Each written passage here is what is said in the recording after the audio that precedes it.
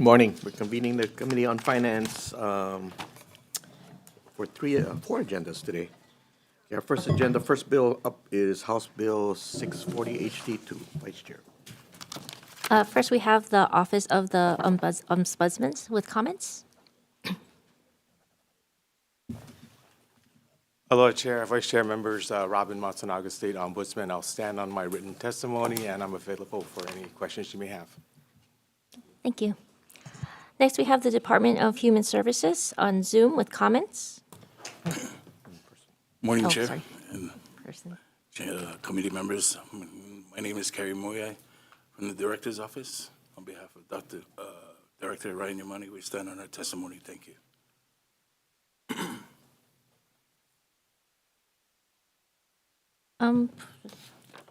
Members, we also received one Hawaii Coalition for Child Protective Reform in opposition and one individual with comments who indicate they would not be here. Is there anyone else in the room wishing to testify? Anybody on Zoom? Any questions, members? Okay, thank you. We'll move on to the next bill, House Bill 619 HT1. Vice Chair. We have Danson Honda in support.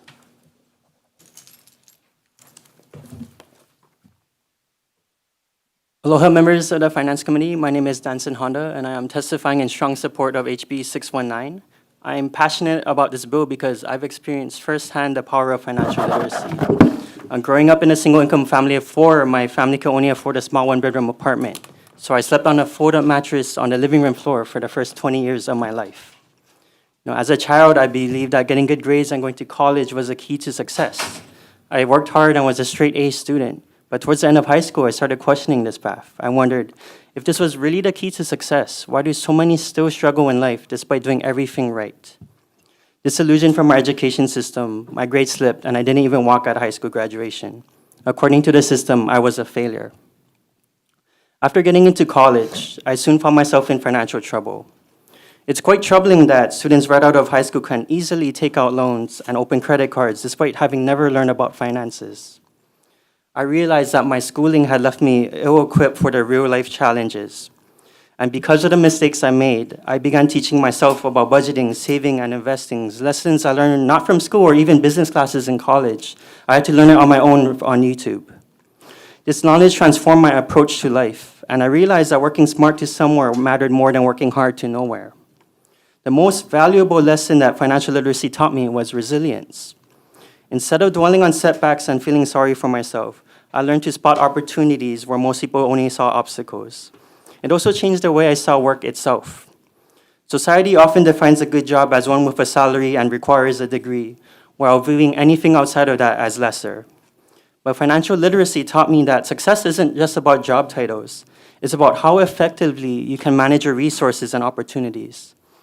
It showed me that any job, no matter the label, can be a stepping stone toward financial freedom if you know how to leverage it. I graduated and began job hunting, but the pandemic derailed those plans. I applied everywhere I could, but hiring freezes meant that no one was calling back. So I became a food delivery driver and applied my newly learned financial skills to make the most of what I learned.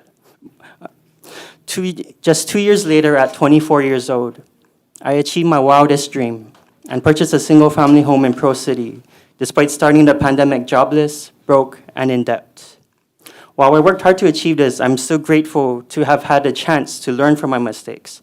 Many people don't have that luxury, and we should not be forcing people to learn about finances through their mistakes when we can equip them with this knowledge ahead of time. The Finance Committee is no stranger to the financial struggles people in Hawaii face. Every session, you hear countless bills designed to improve lives, each one very well intended, but they also are accompanied by a very steep price tag. And you see firsthand how financial hardship drives more and more people to rely on government assistance. But we can't just keep spending more. We must also help people break free from this cycle of dependency in the first place. Instead of continuously expanding safety nets, we also need to be giving the people the tools to climb out of them.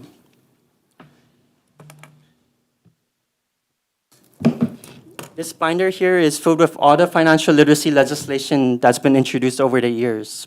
Some of these proposals date back to 2003. I was just a couple years old. To me, these aren't just sheets of paper. They represent the voices of so many of us over time, advocating for a more resilient Hawaii. I sincerely hope that by the time my kids are in school, and for all of our future generations, that they will have the opportunity to receive the education that I wish I had growing up. So let's not delay any longer, and please vote in support of this bill. Let's make this happen. Mahalo. Thank you. We also received testimony with comments from the Hawaii State Board of Education, 3 organizations in support, and 2 other individuals also in support. Anybody else in the room wishing to testify? Anybody on Zoom? Members, questions? Only one person to question. You did a good job. Very good. Okay, thank you. We'll move on to the next bill. House Bill 1169 HD1. Vice Chair. We have the University of Hawaii system in support.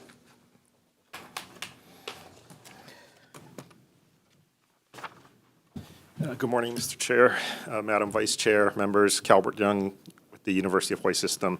University has submitted testimony in support of this measure.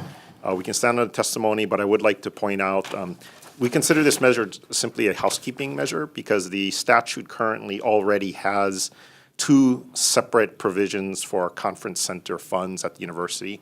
So this bill would simply consolidate them into one single fund. Thank you.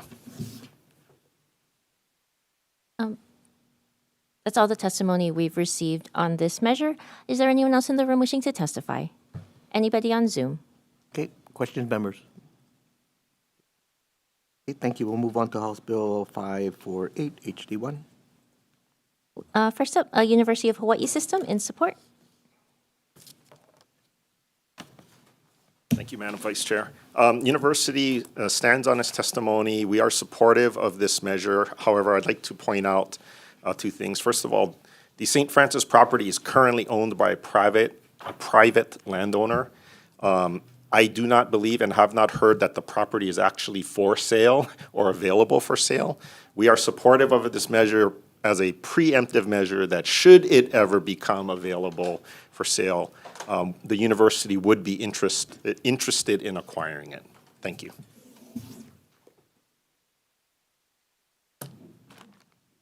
Thank you. We also have 7 individuals in support who did not indicate that they would be joining us. Is there anyone else in the room wishing to testify?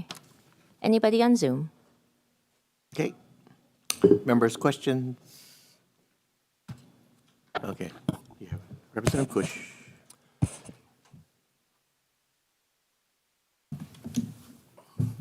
Thank you. Do you know what the sale price was in 2024 when it was sold to Avalon? I believe it was in the neighborhood of 24 million. Thank you. Yeah, while you're up there. This is not new. This is something that we have talked about in the past. And I know you've done an appraisal in the past. You know, the original appraisal was...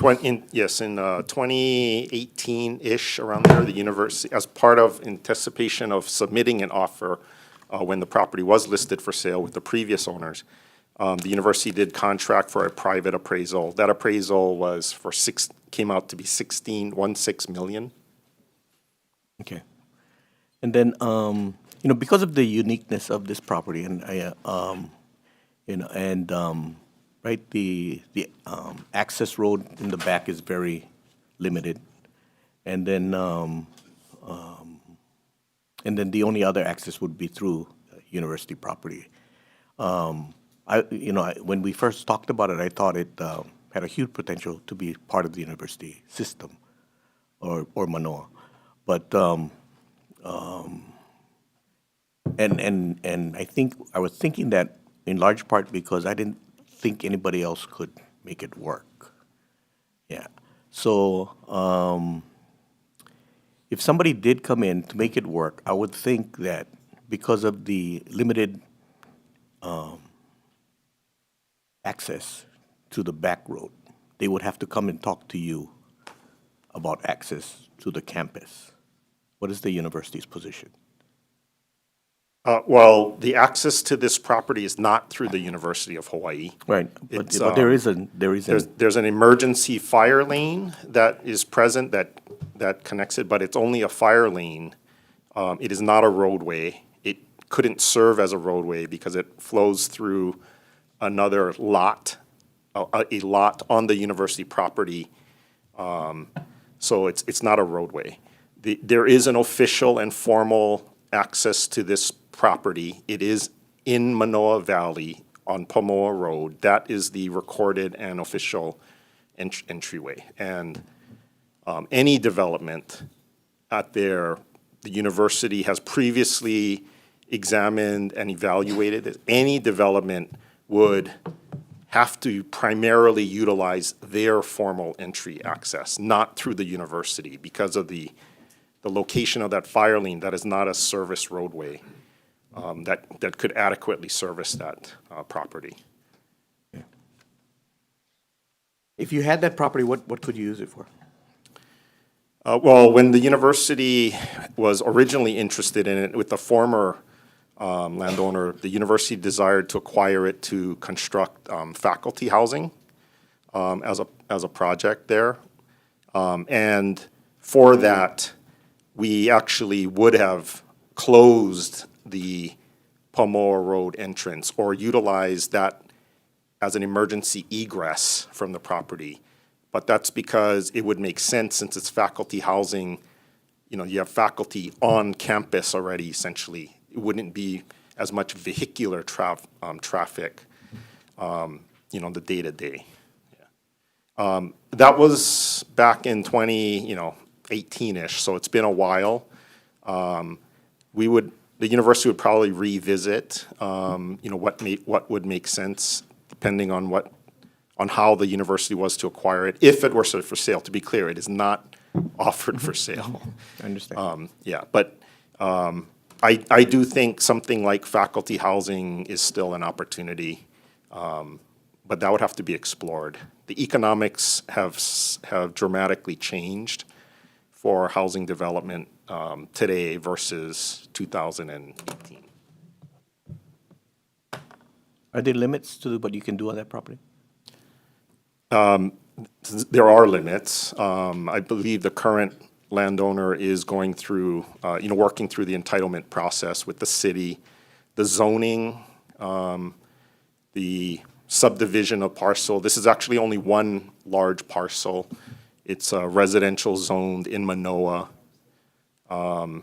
It's bordered on two sides by the university, one side by Manoa Stream, and then the access roadway. So, all of those things, depending on the type of development that you would build there, or that the current landowner plans to build there, there are a number of things that would have to be addressed entitlement-wise.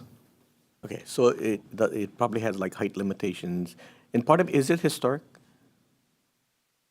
There are some historic structures on there. I'm not sure if they would be considered historical, meaning in the sense that they're on some register.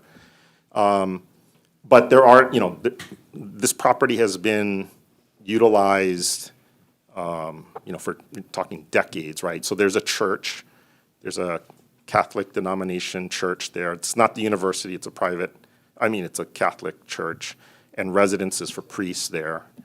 And there are some buildings that have heights that are beyond what is zoned for residential.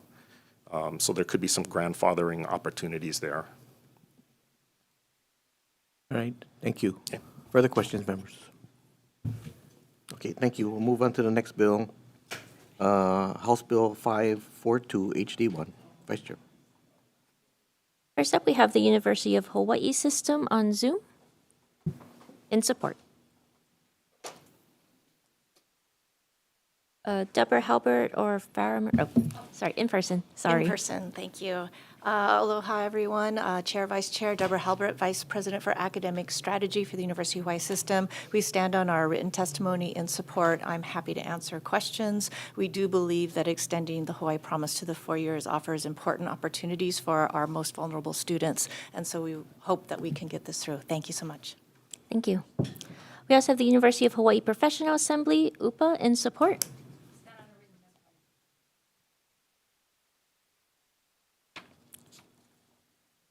We also received testimony and support from the University of Hawaii Student Caucus. That's all the people I have on the list. Is anyone else in the room wishing to testify? Anybody on Zoom? Okay, questions, members? Okay, moving on to House Bill 1345, HD1. First, we have the Department of Education in support.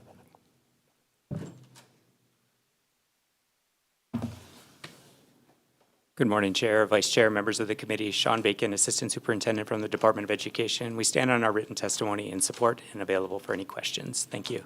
Thank you. And we have the University of Hawaii System with comments.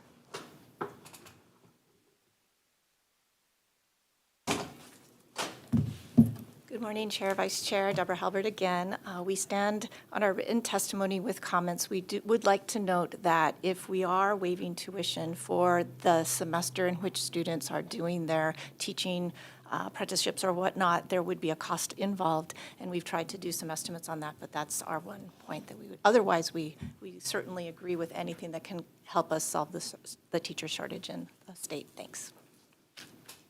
Thank you. We also received testimony and support from the Office of Hawaiian Affairs and the Hawaii State Teachers Association. Is there anyone else in the room wishing to testify? Anybody on Zoom? Questions, members? Okay, House Bill 11, we'll move on. House Bill 1170, HD1. First up, a University of Hawaii System in support.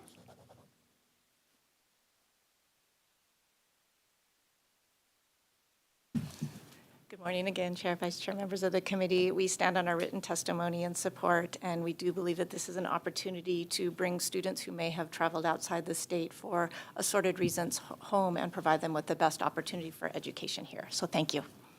Thank you. Next up, we have the Department of Education in support.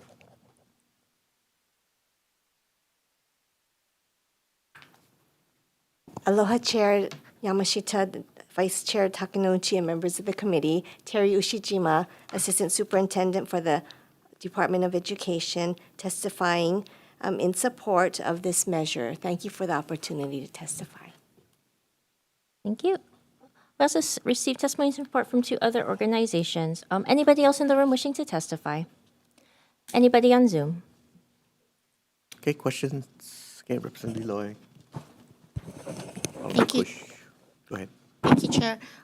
For university, in support of this, but I also understand that the university has a program for seniors. That if they wanted to enroll in classes, they also have a tuition waiver. And I just want to understand how these two complement each other. Because I know of so many classmates who started school and then life happened. And so they had to put down their education to start working and caring for kids. And now, they're at 55 or older and wanting to go back. And I just want to understand how this actually complements some of that's already available at the university. You're right. There are a lot of different programs for different students. This particular bill for the Hawaii resident tuition fee is for students or former students from Hawaii high schools who may have left the state and now are residents in other states for any number of reasons and want to return.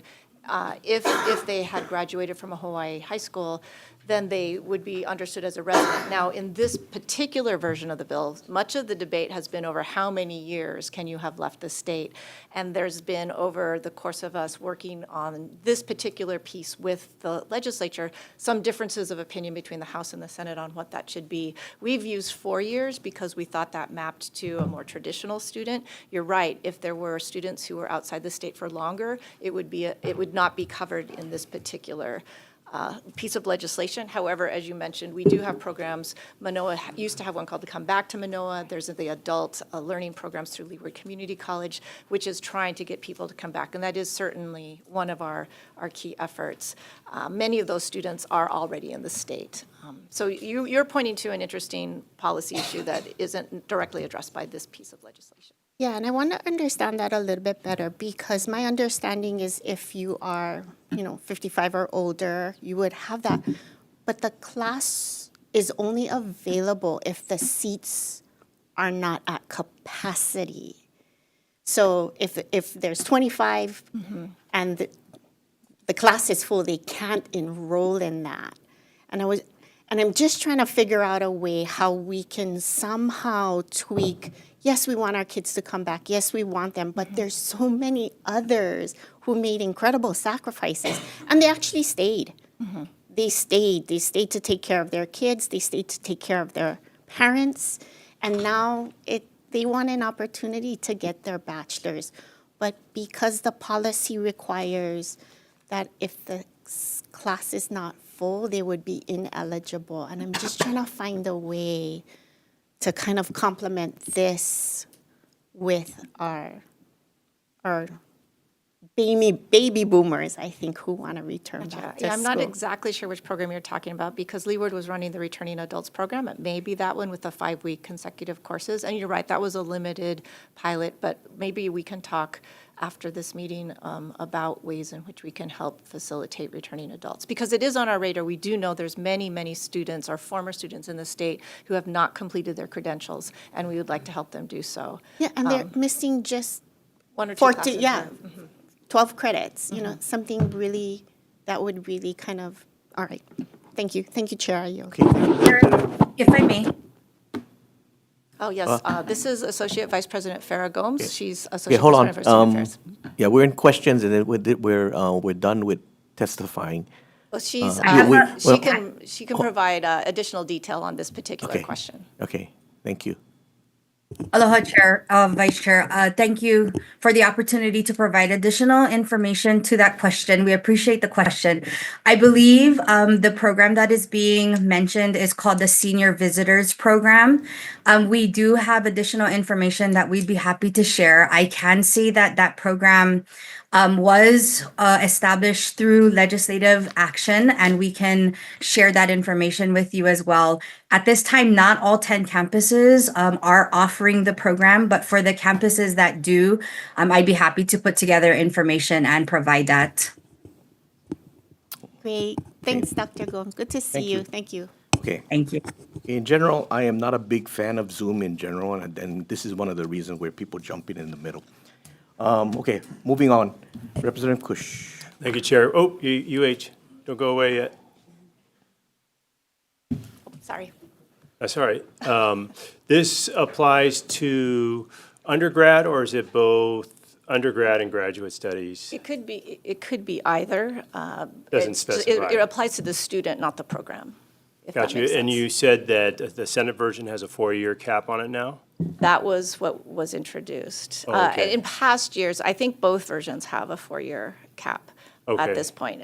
In past years, there have been different permutations, let's just say that, from no cap to 2 years, 4 years, et cetera. Okay, and do you have a specific carve-out for like people who deploy military or, take So in a- executive policy, we do have different ways of treating military students in a variety of different capacities in our EP for the purposes of tuition. And again, we have Associate Vice President Gomes online, who's a student affairs, so she can help fill in the details. Okay, well, that's all I needed to know. Thank you so much. Thanks. Appreciate it. Okay, thank you. Okay, Vice Chair. Quick question for UH. Oh, yes. Have you run initial, understanding that this is probably going to be more of an incentive program, Right. especially after COVID, like you mentioned, but have you run any initial numbers on, current students who would have been impacted and, who are within this gap year who would have qualified, because you have the graduation information, Right, right? these are always really challenging counterfactuals. In terms of all of the different proposals for what ifs, what if we do this kind of thing. Farah, I'm not sure if you No, I have mean for some current, have you run the specifics. numbers on current students? Current students. Who left, and then did not qualify for Gotcha. residency, but did graduate from a local high school who would have benefited from this program. Are there any current numbers? Sarah? Yes. So we do have current numbers, and we did just run this for, if we looked backwards for 4 years from today, the total number is actually 66 students. 48 of those students would have entered back to a community college, and 18 of those to a 4-year institution. So the numbers are relatively small in terms of what we're talking about. Yeah, thank you. Understood. They're small because this is going to, hopefully be the carrot to get all our kids home. Thank you. Okay, thank you. Further questions, members? Okay, thank you. Moving on to the next bill, House Bill 442, HD1. First up, we have the University of Hawaii system.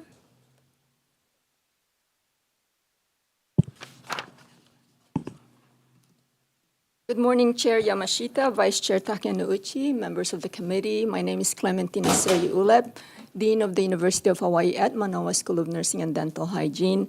So this testimony is presented on behalf of the University of Hawaii system, in particular the University of Hawaii School of Nursing and Dental Hygiene at Manoa, UH West Oahu, and UH Hilo. So I'll give further details for UH Manoa, and Rebecca Rumine will provide testimony for UH West Oahu and Jeanette Ayers Kawakami for UH Hilo. So for UH Manoa, we're asking for funding for the Phase 3 of the UH Manoa and UH West Oahu collaboration for 4 faculty and 1 online RN to be as faculty. Okay, thank Rebecca? you.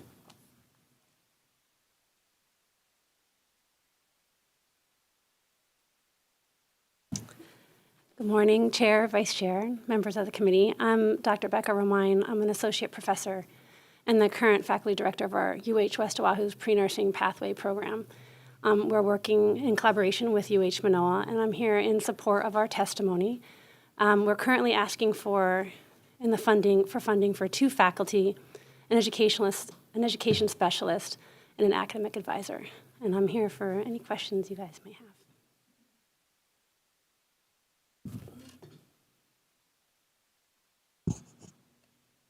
Okay, thank you. We also have Aloha Care on Zoom in support.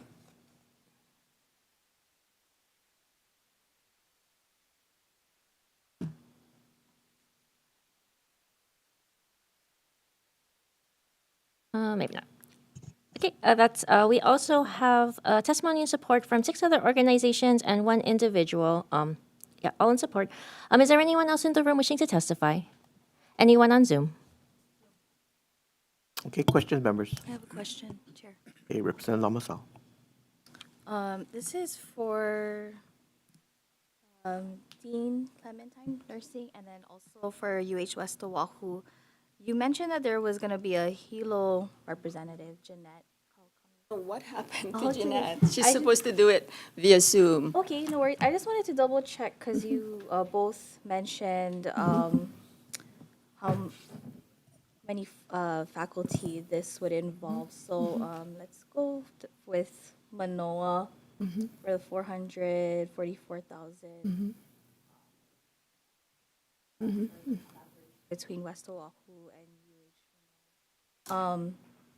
What is the current enrollment at West Oahu? For the pre-nursing pathway program? Currently, we have 2 groups of students at different levels within the pathway program, and total, it's a little bit under 100 students combined.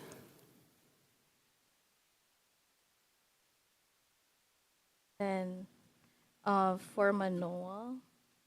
We have, so the first cohort was admitted in spring 2024.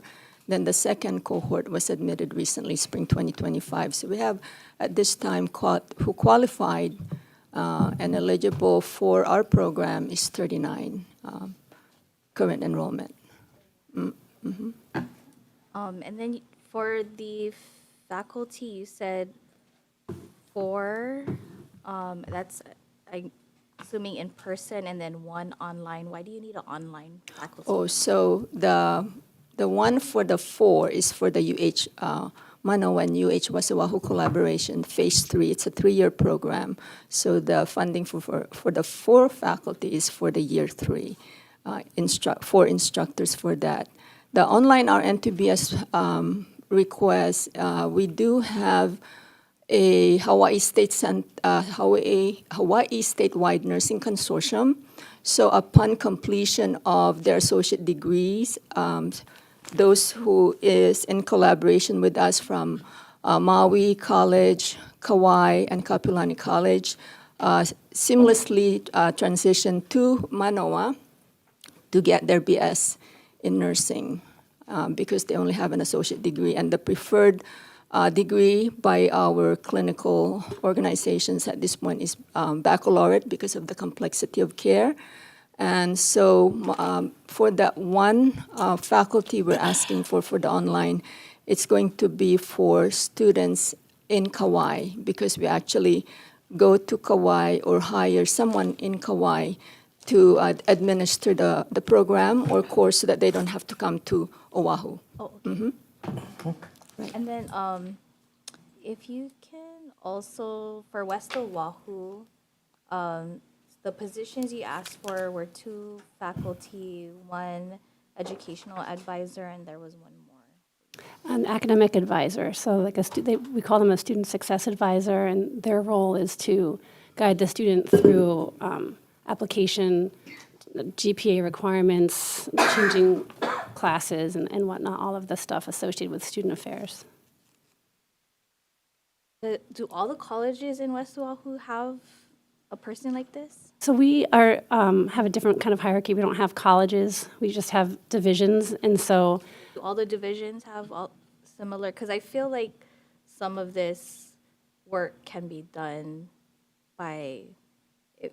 in collaboration with other divisions. yeah. So we have a student success advisor for each program or degree program, and currently there are a few that double up and cover more than 1 degree program.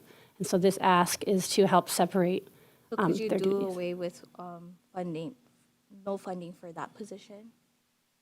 Well, we're asking for it because it would really help the success of the program.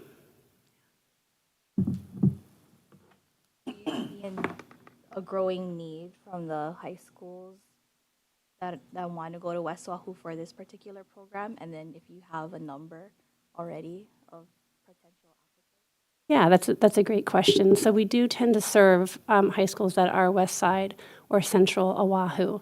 And over the past several years, the first group of students, we had about 11 initial direct entry from high school. And then as that semester went on, it increased to 20, and so we took some students in our spring semester. And then once we were able to adequately kind of advertise our program, we had, double, triple the amount of applicants that applied to our pre-nursing pathway program, especially a lot from Waianae, Nanakuli, Waipahu. And they're strong students. Right now, so the way our cycle is, we accept students into our fall entry program, and they are applying now. Most of our demographic students tend not to apply until like February, March, April. And we have a March 1 priority deadline and then a July 1 deadline. Right now, we have about 40 students in queue. The way that we have the application process is they have to come to an information meeting. They meet with us. Then we go through their application to make sure that they understand the process of what pre-nursing is, and there are a set number of courses they have to take in a specific order. And then we admit them if they meet the UH West Oahu admission criteria. Right now, we're at about 40. Last year at this time, we were about 20. And so we are definitely increasing. And usually the increased number of student applicants comes between April, May, and June. So we're anticipating well over 100 applicants this year. I'd love to hear more about that and your collaboration with the high school. Thank you. And then, too bad Jeanette isn't here. Yes, So I yeah. wanted to, she's online? Oh, okay. I'm sorry, I'm here. Yeah, so if you can talk about the amount that will, or the faculty that will be funded for the amounts that you are requesting. Yes, aloha. I'm Jeanette Ayers, Kawakami Director here at the School of Nursing UH Hilo. We're requesting for 5 additional faculty positions. This will to assist in increasing our enrollment in each of our cohorts, both of our junior and seniors from a current number of 30 students up to 50 students. It will increase our size by 67%. So those are all professors as well. Yes, some may be instructors or professors. Okay, thank you. Further questions, members? Okay, thank you. Thank you. Okay, I'm going to make a brief comment, and this is, on decorum, right? So normally, the chair needs to recognize whoever is going to speak. If you want one of your colleagues to speak on a certain issue, that you would have to ask for that person to speak.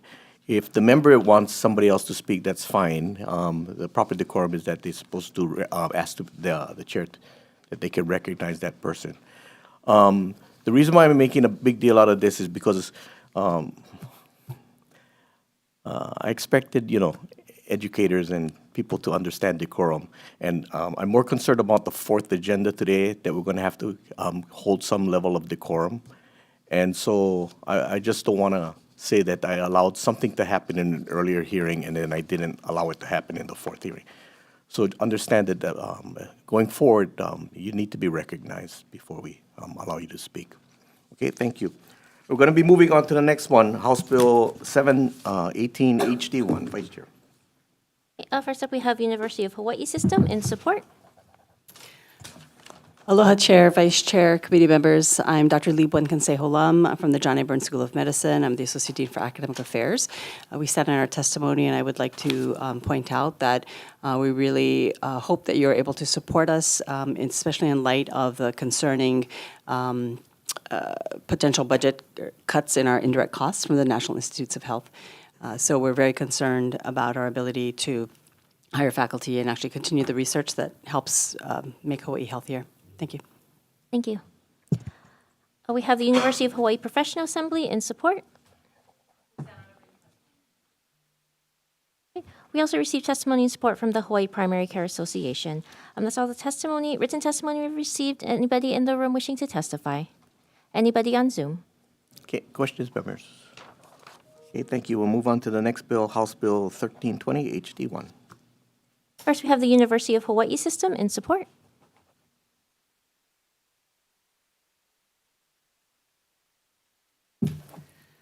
Good morning, Chair, Vice Chair, Deborah Helber, Vice President, Academic Strategy. We stand on our written testimony. I will note that you can see links to some of our existing postgraduate outcomes in the testimony that we submitted. Thank you.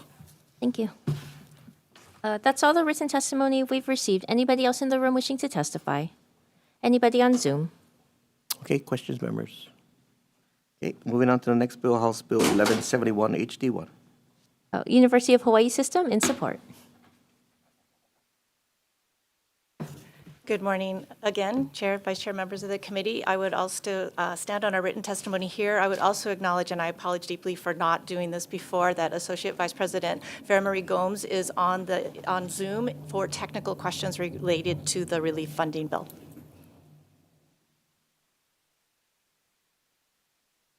Okay. Oh, thank you. We also received one piece of testimony from the University of Hawaii Student Caucus in support.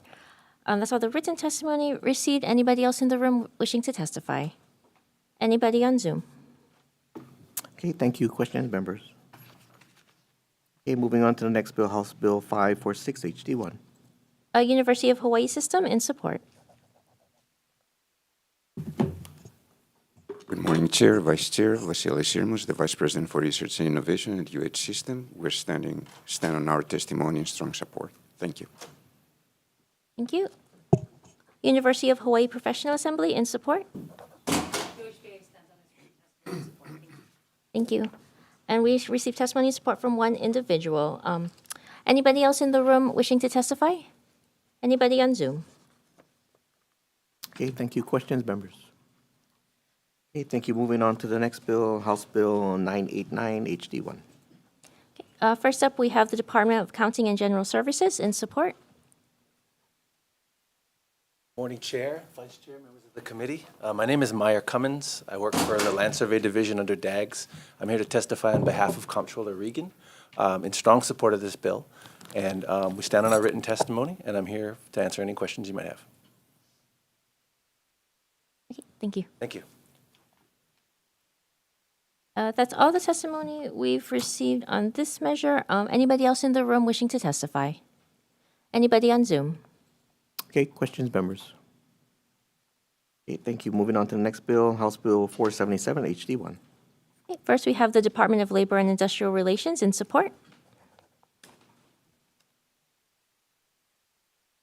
Hello, Chair Yamashita, Vice Chair Takenouchi, members of the committee. David Rodriguez with the Department of Labor and Industrial Relations. I do apologize, Director Butai had to step out for another meeting. But yes, we support this measure and the modernization of the UI system while also improving services, and would respectfully request amendments to clarify the intentions of the bill. Again, thank you for hearing this bill. And Pereira Estacio, the Administrator of UI, is available to answer any questions you may have. Thank you. Thank you. Also received one other testimony in support from one organization. Anybody else in the room wishing to testify? Anybody on Zoom? Questions, members? Okay, moving on to the next bill, House Bill 202 HD1. First, we have DLIR in support. Hello again, Chair, Vice Chair. David Rodriguez, the Department of Labor and Industrial Relations. We stand in our testimony of support, in strong support, as it safeguards the health and long-term stability of the Unemployment Compensation Trust Fund. We're available to answer any questions. Thank you. Thank you. We also have Tax Foundation of Hawaii on Zoom.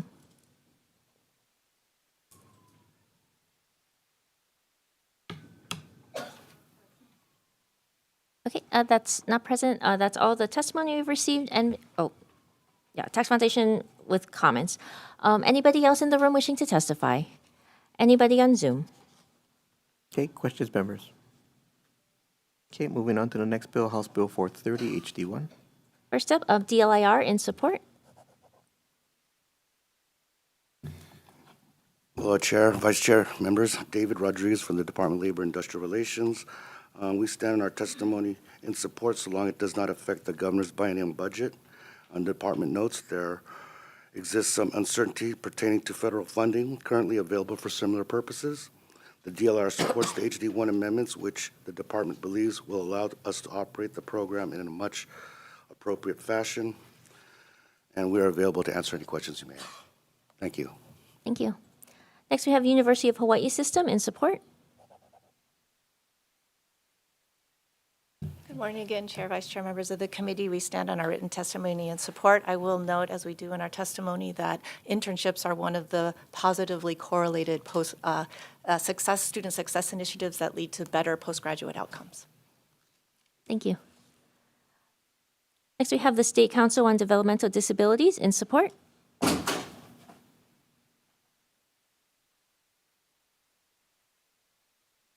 Good morning, Chair, Vice Chair. My name is Sumay Gorham. I am an intern at the Hawaii State Council on Developmental Disabilities. We are here to stand in our strong support of this testimony, this bill. I'm an intern. This is a great program. I'm with the Hele Mua program, and it's really broadened my perspective on a lot of different things and shown me what I can do, with my life and with my future. So I think these kind of internship programs are really important to personal development and for also your career development for the future. So thank you. Thank you. We have Department of Education in support. Hello, Chair Yamashita, Vice Chair Takenouchi, members of the committee, Keith Hayashi, Superintendent, testifying on behalf of the Department of Education. We stand on our written testimony in strong support of this measure. Thank you for the opportunity. Thank you. We also have the Hawaii Food Industry Association in support on Zoom. Okay, not present. Members, we also received about a dozen other pieces of testimony from various organizations, all in support.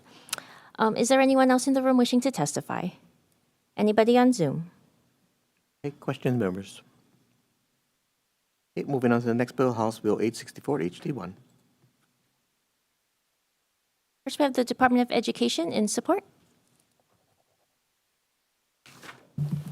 Hello, Chair, Vice Chair, members of the committee, Keith Hayashi, Superintendent, testifying on behalf of the Department of Education. We stand in support of this measure. Thank you for the opportunity to testify. Thank you. We also have testimony support from the Maui Chamber of Commerce and one individual. Anybody else in the room wishing to testify? Anybody on Zoom? Okay, thank you. Questions, members?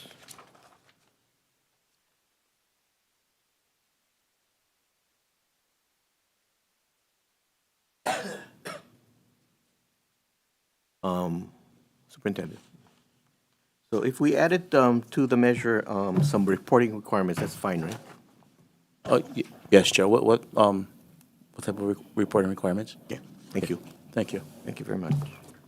Okay. Further questions? Okay, moving on to the next bill, House Bill 480 HD1. First up, we have Department of Labor and Industrial Relations in support.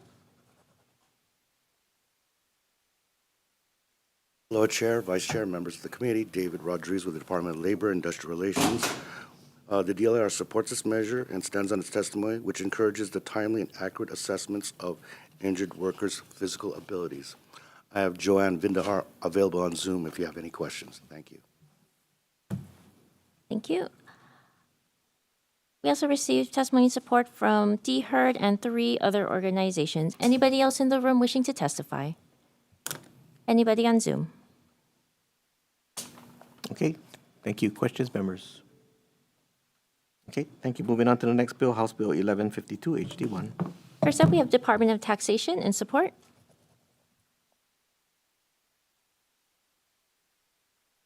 Good morning, Kristen Sakamoto, Deputy Director of Taxation. The department supports this measure, which would allow us to exempt 3 specific positions from civil service. These are very specialized positions that require specific knowledge and expertise that go beyond the current civil service regime. Just very briefly, the first one is a data privacy officer, which comes about from an IRS requirement that we hire a senior official in charge of data privacy requirements. The second one, a tax business analyst, which would allow us to take on large projects such as direct file or other tax law changes that come about every year.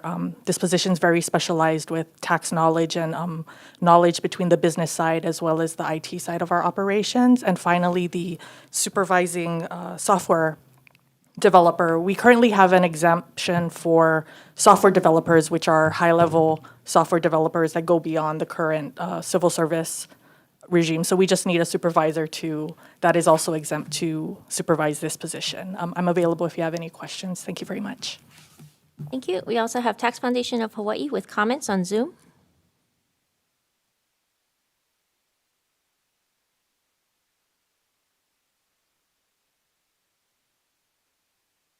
No, not present.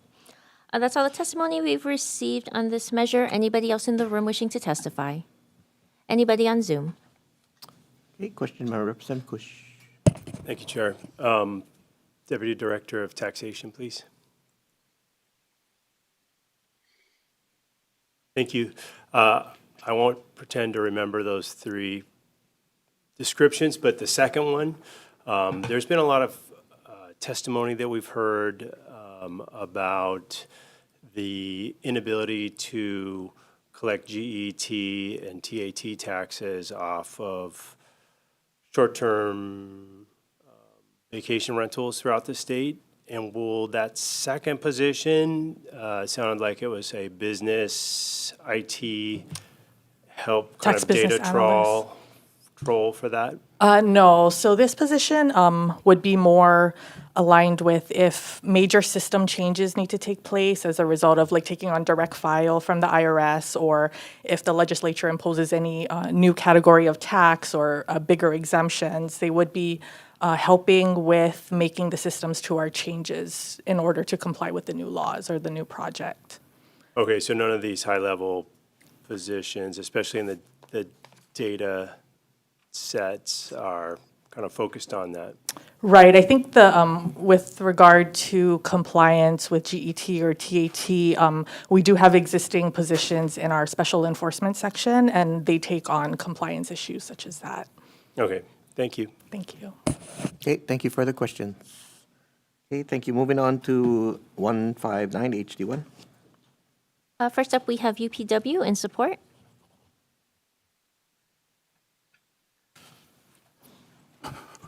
Aloha Chair, Vice Chair, members of the committee, Kamakana Kaimaloa, United Public Workers. You have our written testimony in strong support of this bill.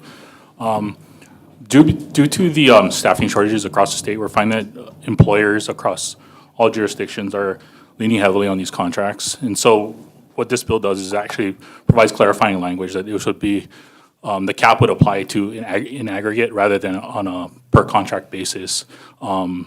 We feel this is necessary as we move forward because of the reliance on these contracts. Happy to answer any questions you may have. Thank you. Thank you. We also have HGA in support.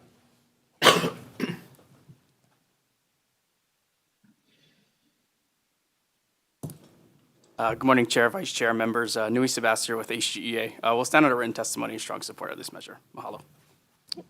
Thank you. We also received testimony support from Hawaii State AFL-CIO.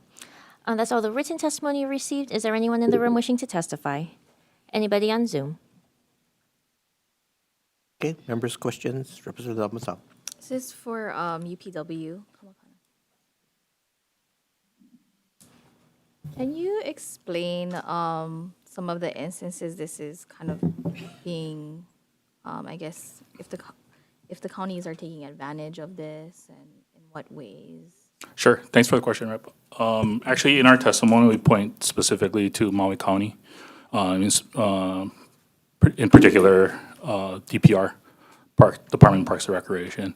So what they're actually doing is they're carving up the contracts rather than one master contract for all of the department. They're carving it up by district so that in the aggregate, it's actually around $1.8 million. Rather than if they carve it up, it would fall below the threshold. That's the biggest, what we would call abuse of the interpretation. Okay, further questions? Okay, moving on to the next bill, House Bill 164 HD1. First up, we have the Department of Accounting and General Services with comments.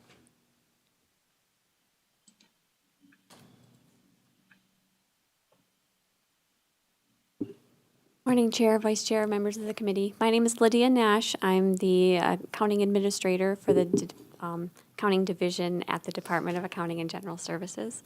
I'm here to testify on behalf of Keith Regan, Comptroller, and we stand on our written testimony and are here for any questions you might have.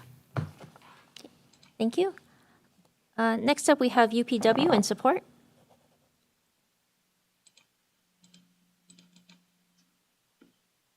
Chair, Vice Chair, members, again, Kamakana Kaimaloa, United Public Workers. You have a written testimony in strong support of this bill. We feel that this is more in step with the rising costs of living in Hawaii. Our biggest issue is actually in current statute, the $1,000 swipe. So if the debt is $1,000, less than $1,000, they can take it in one pay period. We know that there may be policies that run contrary to that, but in practice, that's what we're seeing from some of our members. Happy to answer any questions you may have. Thank you. We have HGA in support.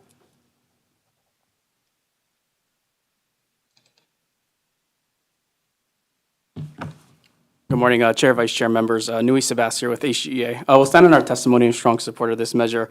I do want to emphasize that this bill is really intended for employees on the lower end of the salary schedule, specifically for folks that make less than $3,000 per pay period, or effectively $72,000 a year. Thank you. Happy to answer any questions. Thank you. We also received comments from the Hawaii State Public Library System. That's all the written testimony we received. Anybody else in the room wishing to testify? Anybody on Zoom? Questions, members? Okay, thank you. We'll move on to the next bill, House Bill 1424 HD1. First off, we have Department of Budget and Finance in opposition. Good morning, Chair, Vice Chair, members. Louis Oliveira, Director of Finance for the State of Hawaii. You have our testimony. We'll stand on our position of opposition on this particular bill. We do appreciate the intent on what this bill is trying to accomplish, but what we would like to express is that we are currently, the State of Hawaii is going through a process of modernizing our existing budget process and our budget system, and we believe that transparency and accountability with regards to the expenditure of legislatively appropriated funds is appropriate, but we would like to go through the process of actually implementing that system forward. Given our current processes and the tools that we have right now, something like this and the inability for a department to have some degree of flexibility between payroll and OCA could result in some significant difficulties for the department. And I'll be happy to answer any questions if you may have, Chair. Thank you. Thank you. We have the Department of Accounting and General Services with comments.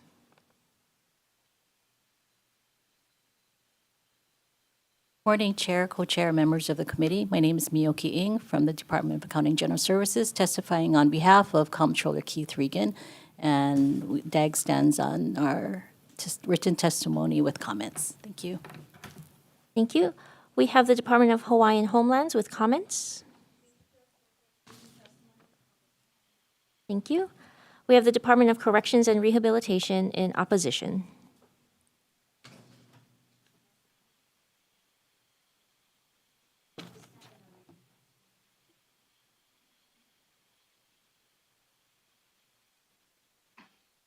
We also received comments from the Department of Human Services, Department of Agriculture, and the Department of Labor and Industrial Relations, opposition from Department of Defense, and support from the Grassroots Institute of Hawaii. Is there anyone else in the room wishing to testify? Anybody on Zoom? Okay, questions, members? Okay, Representative Liloy. Thank Sorry. you, Chair. Let's see. Sorry. Yes, it's Mr. Salaveria. You mentioned, thank you for being here, by the way. I wouldn't miss it, Representative. Wouldn't miss it. Absolutely understand the intent of the bill, but it sounds like you guys are kind of moving forward with a modernization and basically a accounting system that would actually kind of capture some of these internal transfers within the department so that they can be kind of trigger ready. And I understand that. What is the timeline on that modernization? So we are currently, we have issued the RFP. The bids for that RFP are expected within the next week.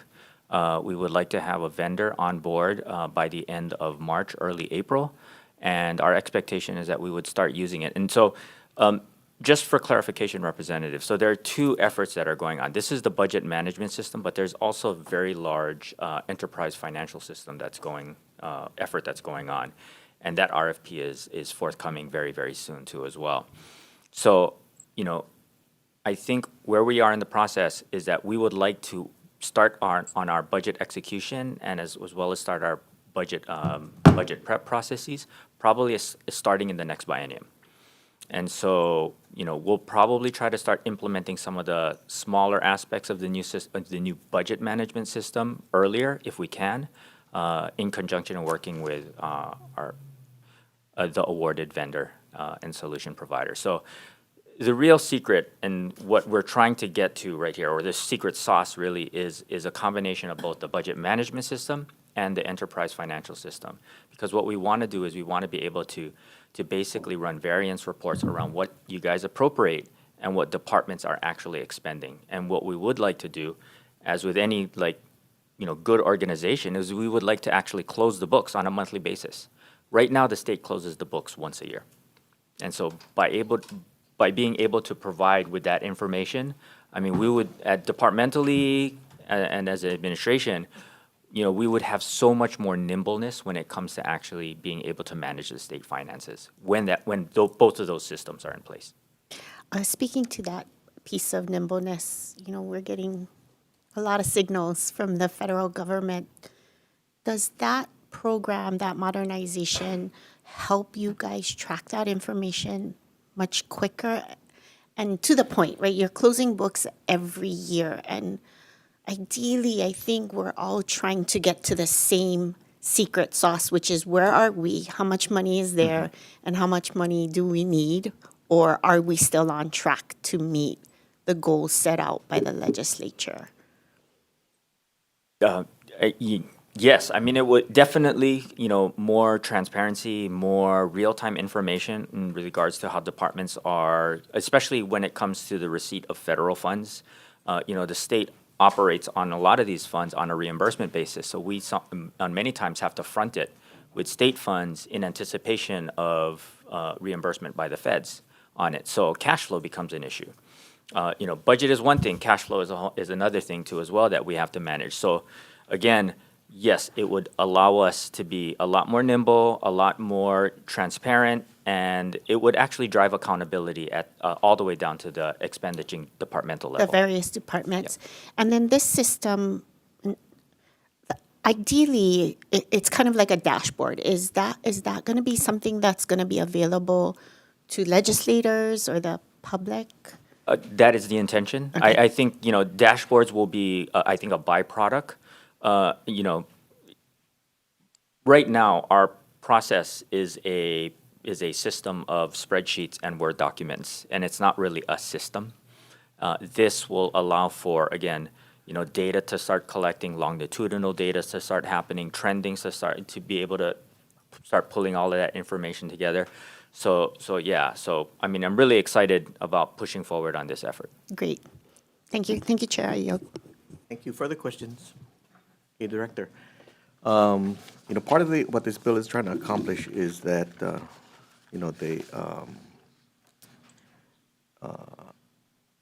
some of these transactions and tracking of them are currently being done by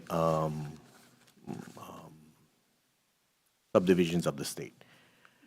Okay, and I think what we need to, what would help this committee understand this is the complexity of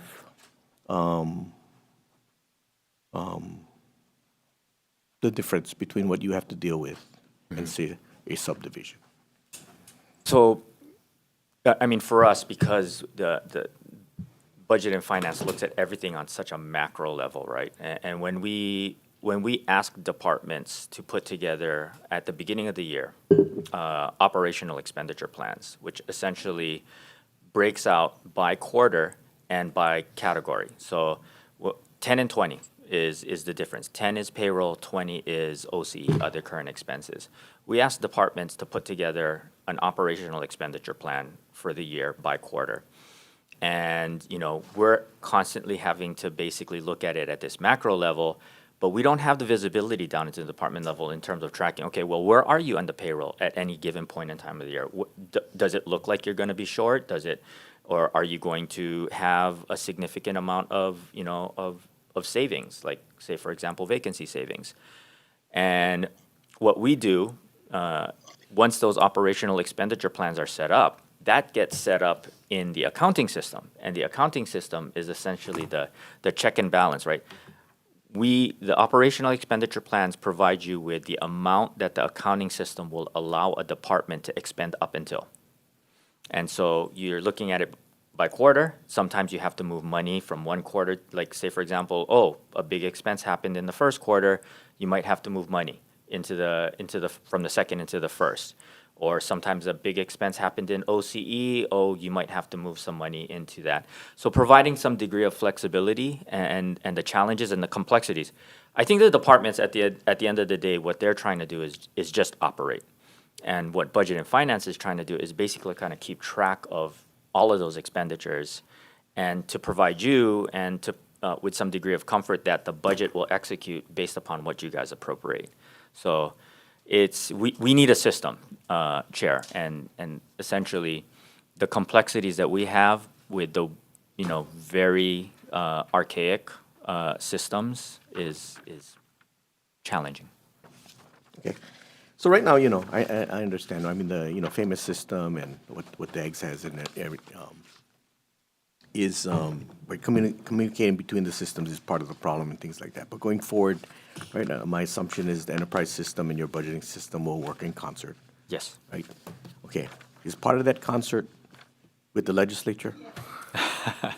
So, I know there's the separation of powers and, and stuff like that. But yes, our intention really, what I would love to see is one system that the executive branch would have and the executive branch would have with the appropriate firewalls, of course.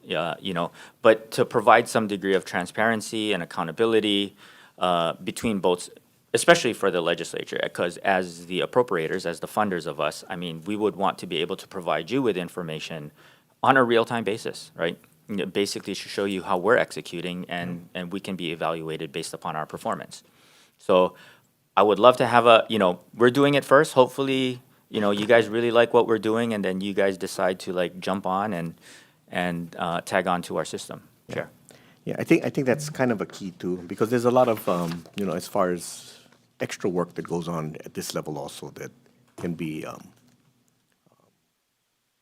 streamlined, right? If everything. And even from the budget development process, right? I mean, if we're able to use the system to prepare that, I mean, we could basically give you the file.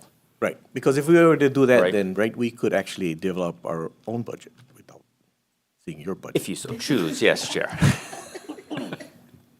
Yeah. Yes. But anyway, okay, thank you very much, I appreciate it. Thank you. Okay, further questions, members? Okay, we're gonna, you know what we're gonna do? We're gonna break, and come back in about an hour, and then we'll have decision-making at that time, and then move into the next agenda. Okay, thank you. We're in recess.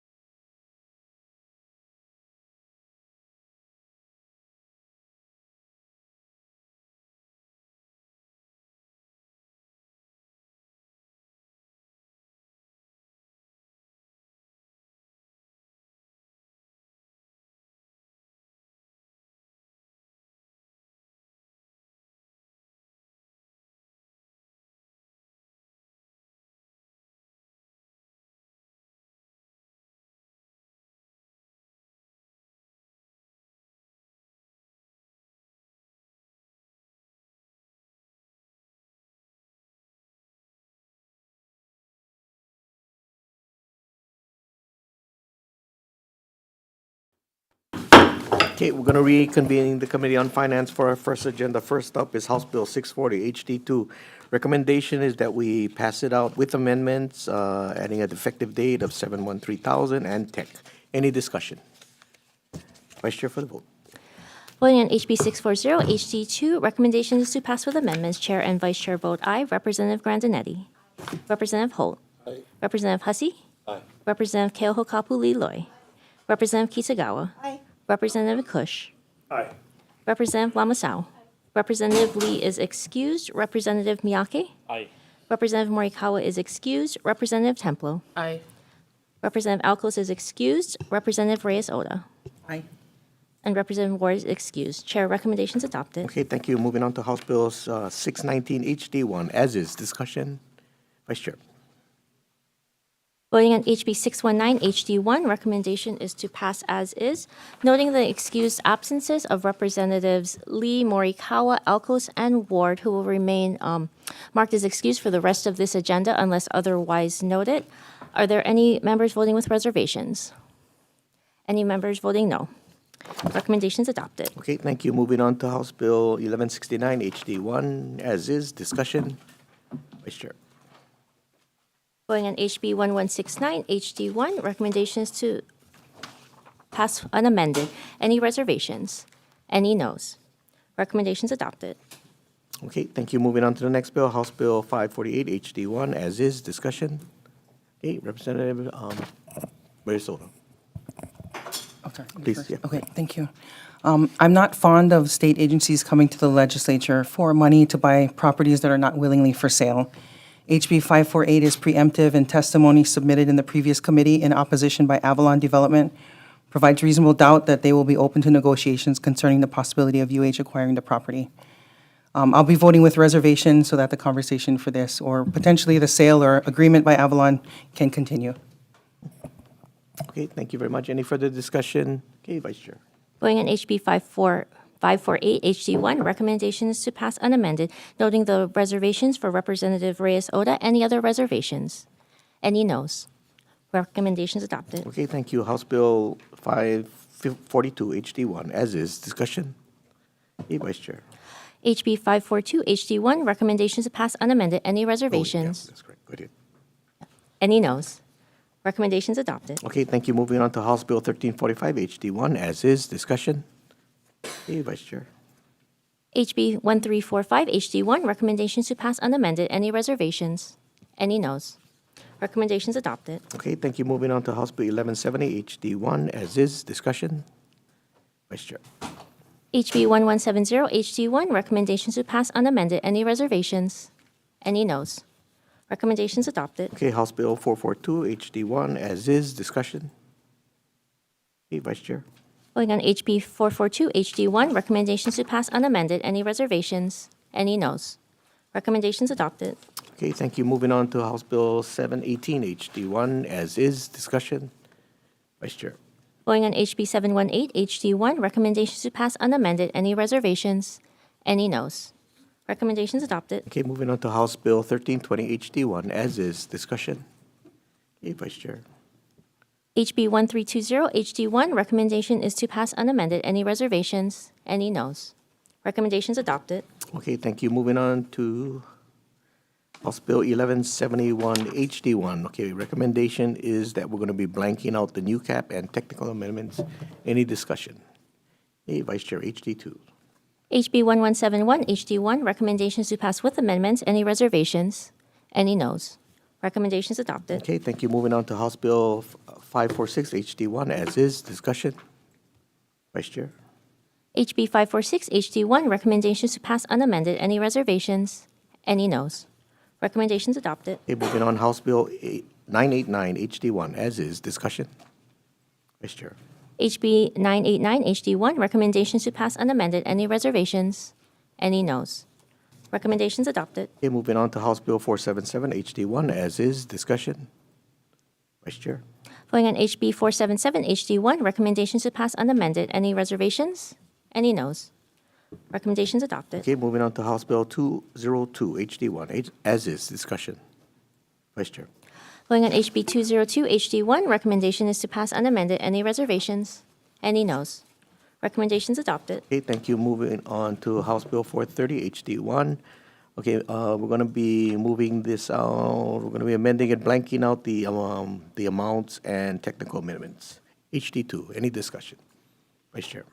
Moving on HB 430, HD1. Recommendations to pass with amendments. Any reservations? Any noes? Recommendations adopted. Okay, thank you very much. Moving on to the next bill, House Bill 846, HD1. Moving it out with amendments. Okay, this is, we're going to be moving out with prior concurrence, adding the reporting requirements that I talked to the superintendent about, and it'll be on page 3, line 6, and it should read as follows. The department shall submit an annual report to the legislature no later than 20 days prior to the convening of each legislative session that shall include, 1, the number of students participating in the school-approved work-based learning program sponsored by the department or the University of Hawaii. 2, the number of workers' compensation claims filed pursuant to this section, and number 3, the number of students who continue to participate in the school-approved work-based learning program sponsored by the department or the University of Hawaii after graduating from high school.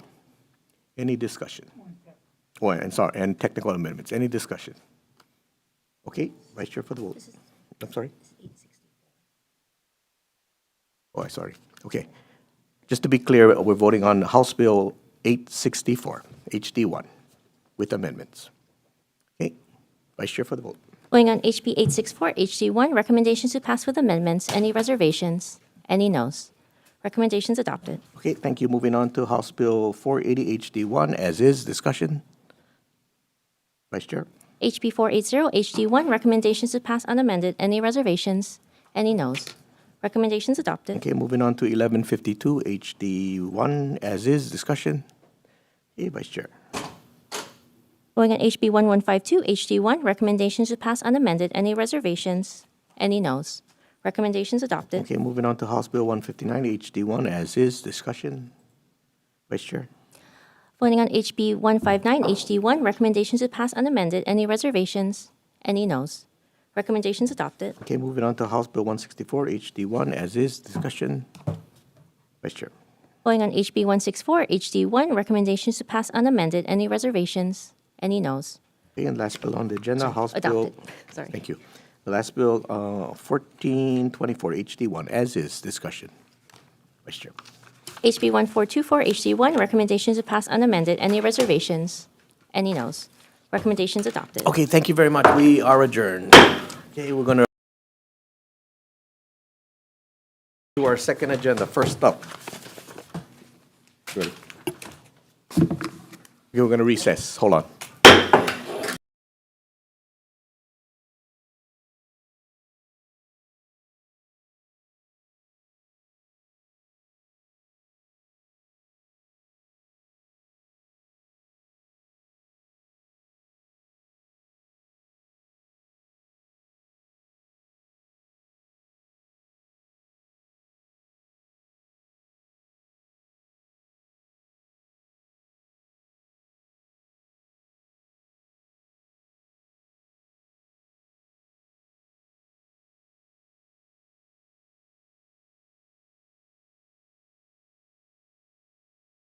Okay, we're going to reconvene the second agenda. First up is House Bill 1167, HD1. Vice Chair. Okay, first up, we have the Department of Transportation in support on Zoom. Hello, Chair, Vice Chair, members. Ed Sniffen with Hawaii DOT. Stand in support. Thank you. We also received testimony and support from Hawaii Transportation Association. That's all the written testimony we received. Anyone else in the room wishing to testify? Anybody on Zoom? Okay, members, any questions?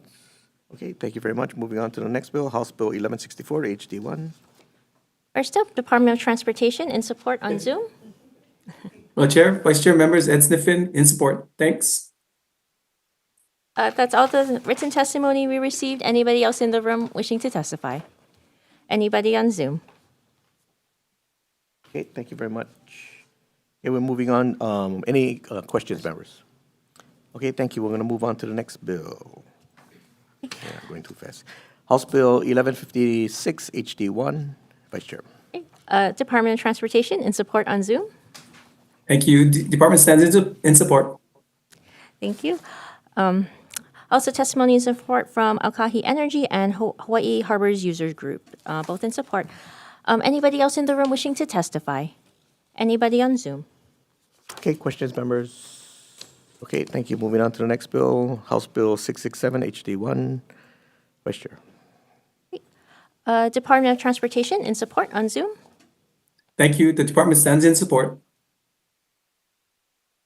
And then we also received testimony in support from 4 individuals. Is there anybody else in the room wishing to testify? Anybody on Zoom? Okay, questions, members? Okay, moving on to the next bill, House Bill 177 HD1. Okay, first up, we have the Department of the Attorney General with comments on Zoom. In person, sorry.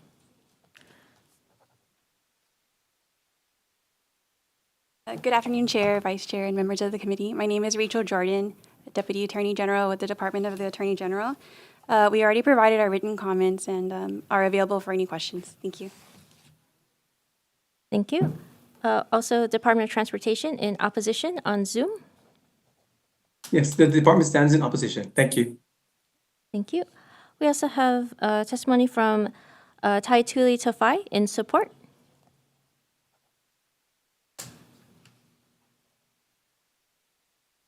Good afternoon, Chair, Vice Chair, members of the committee. I wish Department of Transportation would have supported it like the last 4 measures, but it's okay.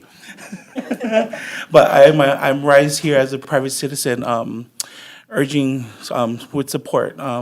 State IDs have become a basic necessity in life. You need it everywhere you go. To enter here for me to testify, I need a state ID, and so this is measured. This bill is aimed to for those who are poor, and we forget about those left in the gaps. And so this bill, I've seen the testimonies that's been supported, that have been submitted to support, that it benefits a lot of people. And, it's a minor drop in the bucket as far as finances, but it'll make an immediate impact in the lives of the people we serve in every community. So I urge passage of this measure. Thank you. Thank you. We also received testimony in opposition from the County of Honolulu Department of Customer Services, testimony in support from Waianae Coast Comprehensive Health Center, and testimony in support from 8 individuals. Is there anybody else in the room wishing to testify? Anybody on Zoom? Okay, thank you very much. Members, questions? Okay, Representative Kush. Thank you, Chair, for Department of Transportation. Mr. Schniven, do you have any data on how many people or the origins of people who get ID cards? What I'm trying to suss out is, obviously there's a big need for the houseless population, and I know this is a recurring issue for them, and they probably go, maybe multiple times during an episode. But do you have any data to support who is just getting an ID card because they're not driving, and who is getting these just for basic? And is there any programs out there to help fund these for them? We can, Representative Kush, thanks for the question. We can get data on the breakdowns of those who use the state ID programs and the reasons that we see for them. I don't have it with me, but I can send it to the committee if you'd like. For us, the reason for the opposition is it's 1.2 million that we're going to have to make up someplace. That's the only thing. Yeah, no, I understand that. And that's what I'm wondering is if it's 10% to help this body of people who are in need, then maybe there's another route other than changing the whole law to accommodate a minority situation, which I'm loath to do. But anyway, that would be great if that information, if that's something you can get quickly, that would be great. Thank you. Absolutely. We can get that over by Monday morning at the latest. Okay, thank you, sir. Okay, thank you very much. Any further questions, members? Okay, thank you. We're going to move on to the next bill, House Bill 228 HD1. Okay, Department of Transportation in support on Zoom.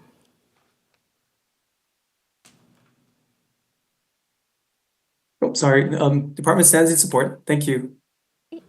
Thank you.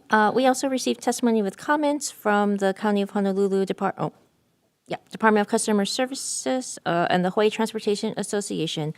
One individual in opposition and 3 individuals in support. Is there anybody else in the room wishing to testify? Anybody on Zoom? Okay, members' questions? Okay, thank you. We're going to move on to House Bill 1161, HD2. Okay, first up, Department of Transportation in support on Zoom. Thank you. The department stands in support. Thank you. We have the Hawaii State Energy Office in support.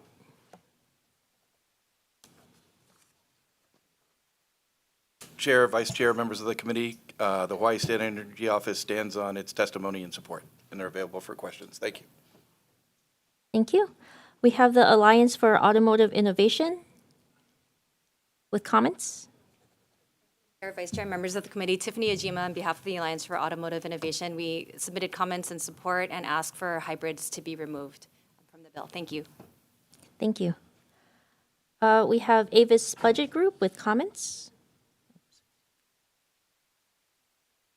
Good afternoon, Chair, Vice Chair, committee members. Lori Lum on behalf of Avis Budget Group. We are requesting an amendment to allow rental cars to pay a flat fee rather than the miles traveled formula, which would be very difficult for us to process. Thank you for your consideration of this amendment. Thank you. Ulupono Initiative in support.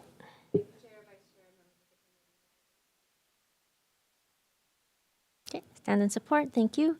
And Enterprise Mobility with comments. Thank you.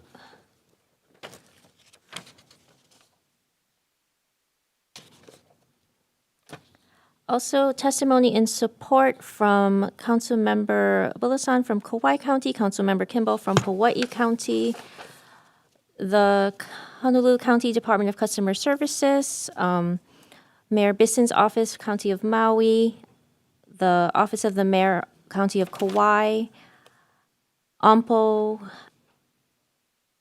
and then with comments, we also have Hawaii Electric Vehicle Association, Servco Pacific, Tax Foundation of Hawaii on Zoom with comments, if they're available. Sorry about that. No problem. Good afternoon, members of the committee. This is Dave McMillan on behalf of Tamiyama Chika for the Tax Foundation of Hawaii. We've submitted some comments on the measure, just noting that there have been some inconsistencies regarding policies regarding electric vehicles and their the rate that they're being charged for use. Thank you. Okay. Thank you. Also, Councilmember Sugimura from Maui County in support, one other individual in support, and one with comments. Is there anybody else in the room wishing to testify? Anybody on Zoom? Okay, members' questions?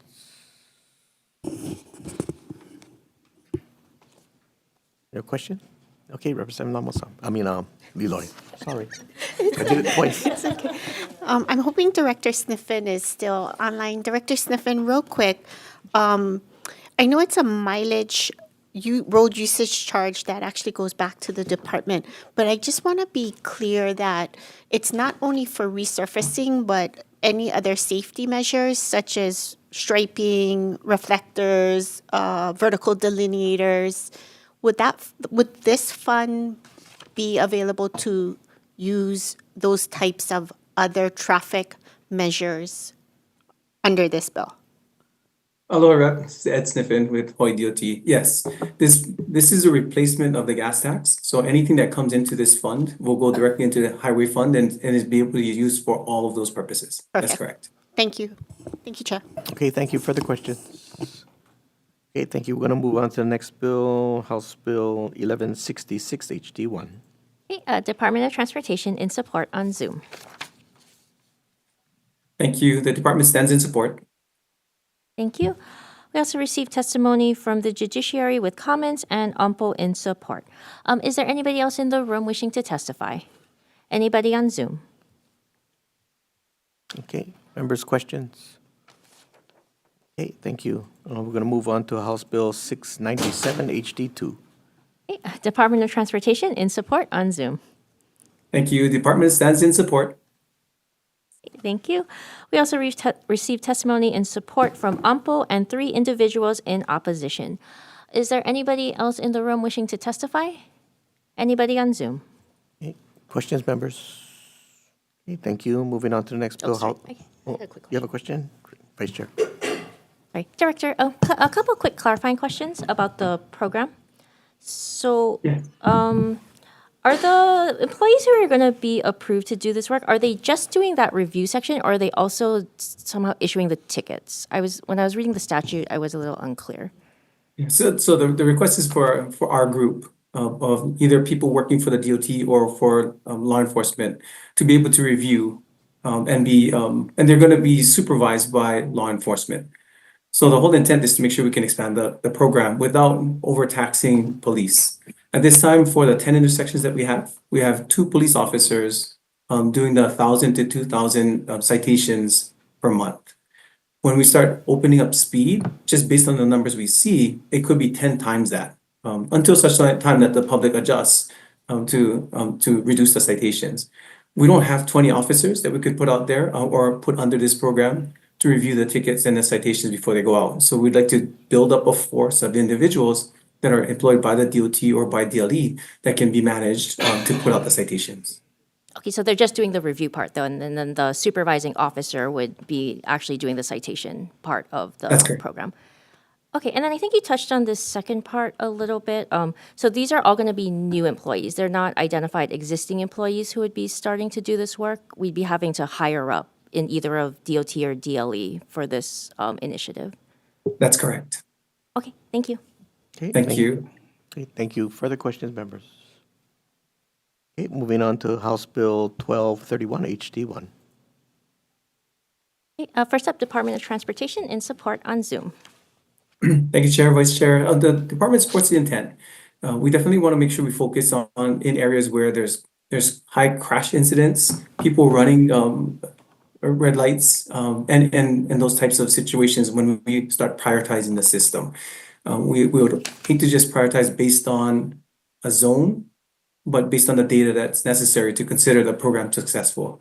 And second, considering removal of funding from the program that should be going into a red light and speed enforcement program would make it difficult to expand the program into other areas. Thank you very much. Thank you. We have Ulupono Initiative in support.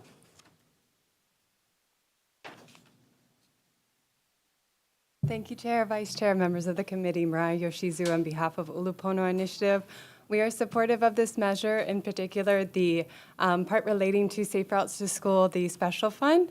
There's an analysis of Hawaii EMS calls found that pedestrian and bicycling injuries to children are most likely to occur when they're traveling to and from school. So we think that building out, proper infrastructure so that they can do that safely will help reduce those risks and have, parents not have to worry when they send their kids to school.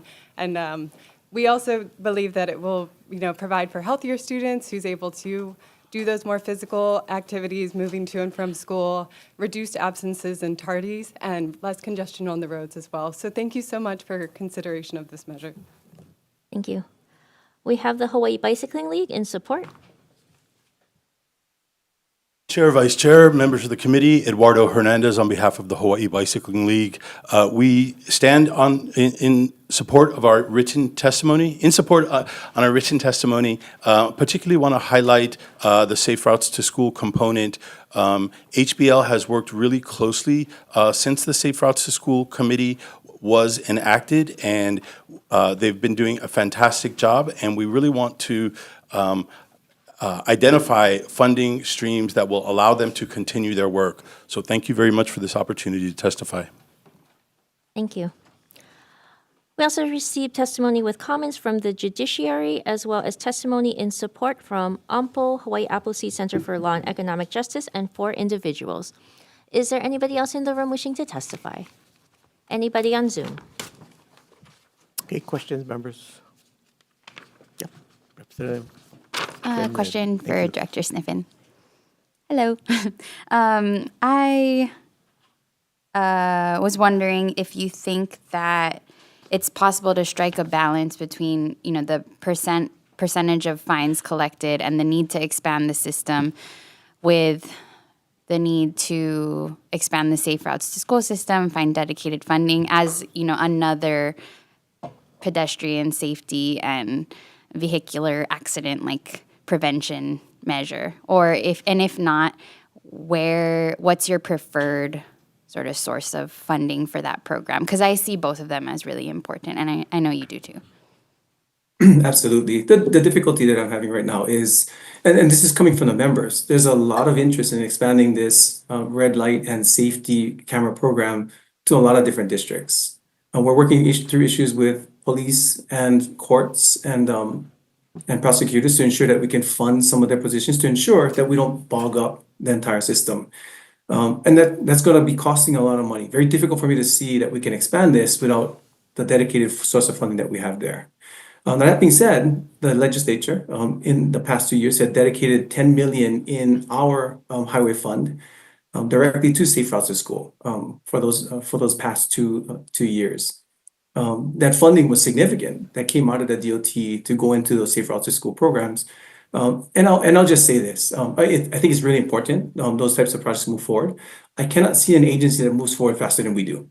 So it's very difficult for me to support moving money out of the DOT, who's delivering on these safety issues for the communities, rather than finding other sources that are not moving at this time. If that makes sense. Thank you so much. Okay, thank you. Further questions? Okay, Director. Many years ago, when I first took a look at Safe Routes to School, it was primarily federally funded. Right, and then over the years, we general funded some, and then now we're kind of using, the special fund as well. So right, it's evolving and it's moving and things like that. But at the same time, I think, in light of what's happening at the federal level, it's unclear as will the federal money ever return. Is there any talk at that level? Yeah, for Safe Routes to School, there's two sources of funding. There's one federal source and there's one state source. The federal source has always been a source of funding that communities had used for pilots, to start a pilot.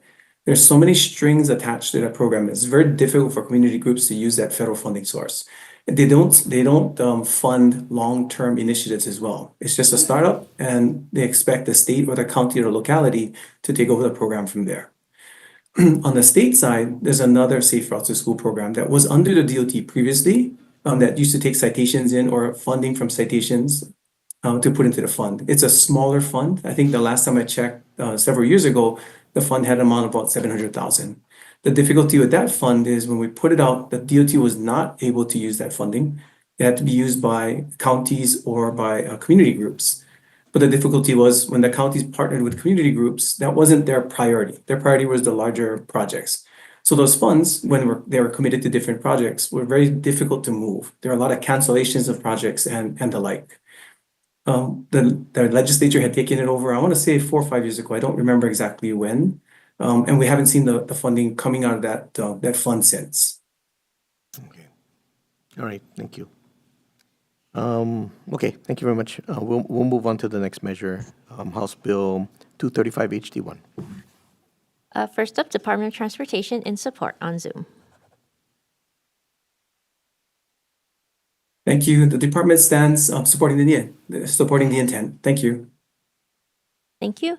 We also received comments from the judiciary and support from OMPO. Anybody else in the room wishing to testify? Anybody on Zoom? Okay, thank you. Questions, members? Okay, thank you. Moving on to House Bill 1260 HD1. Okay, a Department of Transportation in support on Zoom. Thank you. The department stands in support. Thank you. We have the Department of Health in support.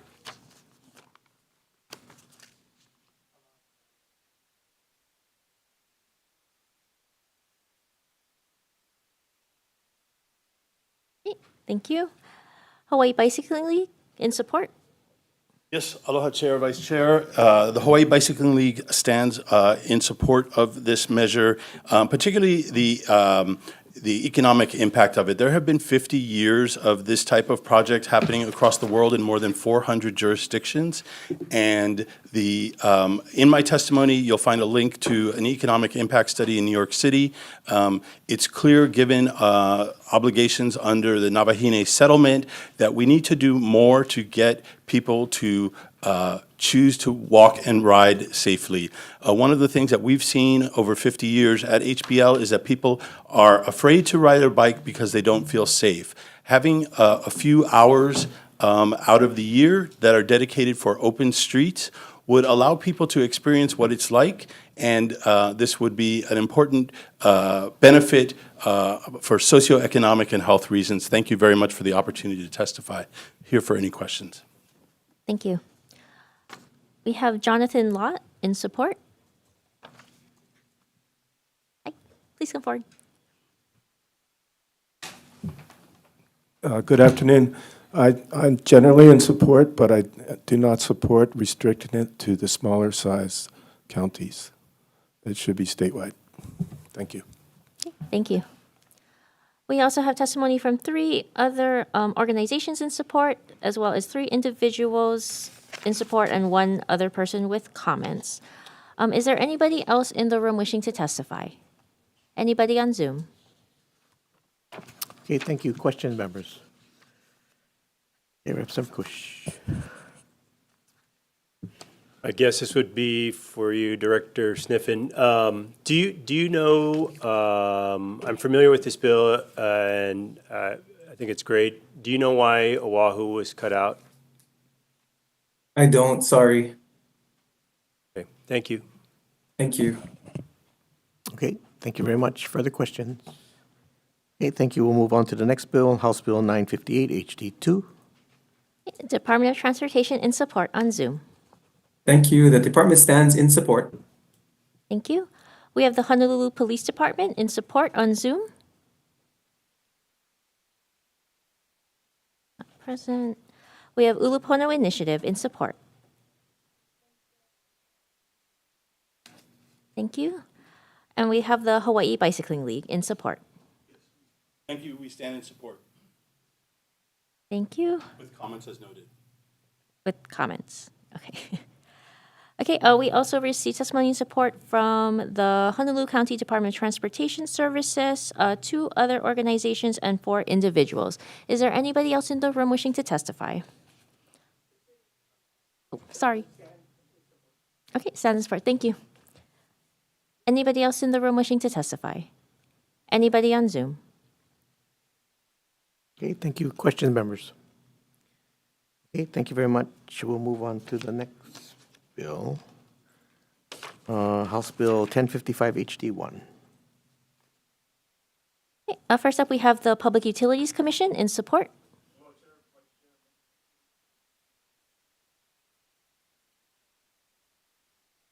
Thank you. We also received testimony and support from Hawaiian Electric. Is there anybody else in the room wishing to testify? Anybody on Zoom? Okay, questions? Okay, moving on to the next bill, House Bill 1052 HD1. Okay, first up, we have DCCA, Division of Consumer Advocacy, in support.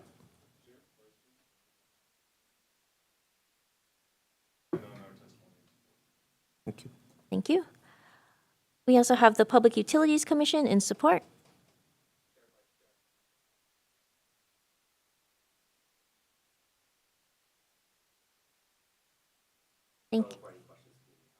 Thank you. We have the National Federation of the Blind of Hawaii in support.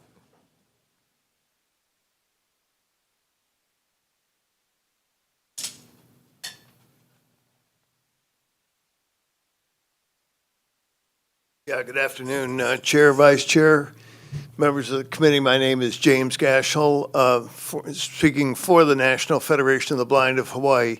It just strikes me that looking at the title of this bill, it looks like kind of a bureaucratic or governmental bill. There are real people that are behind this bill and benefit from the program that's operated under this bill. That program is described in our written testimony, and it came about as a result of Act 247 passed in 2023. This bill proposes to extend that program on out into the future with implementing the Public Utilities Commission's Universal Service Program. Mahalo for their efforts in regard to this, and we support this bill. Thank you very much. Thank you. We also received testimony and support from the State Council on Developmental Disabilities and the Department of Human Services. Is there anybody else in the room wishing to testify? Anybody on Zoom? Okay, questions, members? Okay, thank you. Moving on to the next bill, House Bill 108 HD2. First up, we have Maui Brewing Company on Zoom in support. Garrett Marrero. Aloha, Chair Yamashita, Vice Chair, members of the committee. Thank you for the opportunity to testify. I'm going to stand on my testimony. There's a lot of great facts in there about the consumer sentiment. Over 82% of drinkers do support updating the laws for direct to consumer. I'd like to focus a little bit on the fear mongering that the Wholesalers Association and others put out there. First, it's just not possible that minors are going to get this easy access to alcohol. First and foremost, what we're talking about shipping here are not beers that you normally would run to ABC and pick up. We're not going to put, in our case, say Bikini Blonde Lager in the mail to ship to another island. These are going to be beers that the wholesalers who are opposing this specifically refuse to carry. And what I mean by that are these very esoteric small batch beers that frankly there's just not enough money in them for the wholesalers to sell. The very same arguments the wholesalers used 20 years ago when wine sought the opportunity to sell direct to consumer are the exact same arguments that are being used today. It's minors are going to be drinking alcohol. That's not the case. You figure if you did buy a six-pack through the mail, it's going to be at least a $30 six-pack. And I don't know about you, but when I was a minor, I was not spending anything like that to get anything illicit. Beyond that, common carrier reporting is done every day by the common carriers who are allowed to ship. This is for wine, and there's a perfectly auditable process that happens regularly. I'd also point to Mr. Takase's supporting testimony from the County of Hawaii Liquor Control that the system works very well, and he supports the right of brewers and distillers producing local products to be able to have the same rights that wine does. The wholesalers will also contend that there'll be this massive loss of jobs. Wholesalers in our country have declined by over half in numbers over the last, say, 20 years.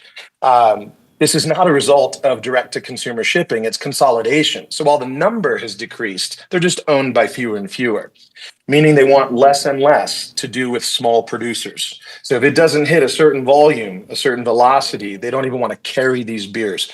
So I actually challenge the wholesalers to come and testify that they will agree to carry 100% of any beers produced by our local brewers and distribute them across the state. And if they can do that, maybe there's a conversation to be had. But these are beers that they refuse to carry. They just don't want to share the world with the small producers. Now, I work very closely with several wholesalers, 26 wholesalers at least. We have great relationships. We, of course, are opposing ideas around this issue. However, the three-tier system is not as old as they may contend. It does work well, and we support the three-tier system. However, direct-to-consumer is modernizing our laws to fit right in where wine does currently.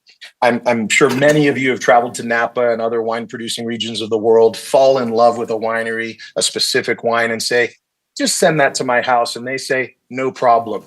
But if you go to Lanikai Brewing, if you go to Maui Brewing, if you go to Ola Brewing, if you go to any of our local breweries and fall in love with a beer and you're visiting from the mainland, we have to say, no, I'm sorry, our laws don't allow us to do that. And why? With beer being the beverage of moderation, low ABV compared to even wine, are we denied that right? This is about expanding the economy and expanding access to market for our smallest producers. And I'll be available for questions. Thank you so much. Thank you. We have testimony from the Brewers Association in support on Zoom. Sam DeWitt. Aloha, Mr. Chair, members of the committee. My name is Sam DeWitt, State Government Affairs Director for the Brewers Association. We're the 501c6 national trade organization dedicated to promoting and protecting America's small and independent craft brewers. I'm thrilled to join you today to enthusiastically support moving House Bill 108 forward. as this legislation will make a tangible difference for brewers in the islands, bringing them to parity with the winemakers in the state and helping to expand the customer base for great Hawaiian beer. I have submitted written testimony and will lean on that, but a couple items I wanted to point out for your consideration. First, the beers, as Garrett said, that we are trying to ship are not available through the three-tier system. That's an important point, as you're going to hear that this will cost wholesaler jobs. It will not. Beer available currently through normal distribution channels will remain available. Routes served by wholesaler trucks will continue to run those routes as currently scheduled. The beers shipped will be to consumers who are otherwise unable to get these short-run and specialty products. Second, according to the National Beer Wholesalers Association, or NBWA, which puts out an annual beer purchasers index, wholesalers are scaling back on their craft beer purchases. There's limited space on those trucks, and competition for that space builds almost daily, from non-alcoholic brands to beyond beer products like canned cocktails and seltzers. As wholesalers carry fewer craft brands, those brewers will be forced to find other routes to market. House Bill 108 opens up one of those routes. Finally, long-term direct-to-consumer shipping of craft beer builds opportunity for wholesalers. By seeding new markets without that wholesale partner, craft brewers are able to build a reputation in those markets, build buzz in those markets, and build those products up to be something wholesalers actually want to carry. The Brewers Association enthusiastically supports this and all direct-to-consumer legislation as a way for our members to survive and thrive during a complicated era for this segment of beverage alcohol. HB 108 is a good bill, and we urge a yes vote to the House floor. Thank you for your time and consideration. I am happy to stand for any questions. Thank you. We have Lanikai Brewing Company in support. Hi, Chair, Vice Chair, members of the committee. I'm Steve Humschild, the founder of Lanikai Brewing Company. I stand on my testimony. I just want to take this opportunity to do what Mr. Marrero and Mr. DeWitt did already and just kind of highlight some of the opposition real quickly. Direct shipment of alcohol is not groundbreaking, as they've mentioned. This isn't something new that we're creating out of nowhere. It's already existing. So the purpose of this bill is simply to put parity with wine with other alcohols that are already out there.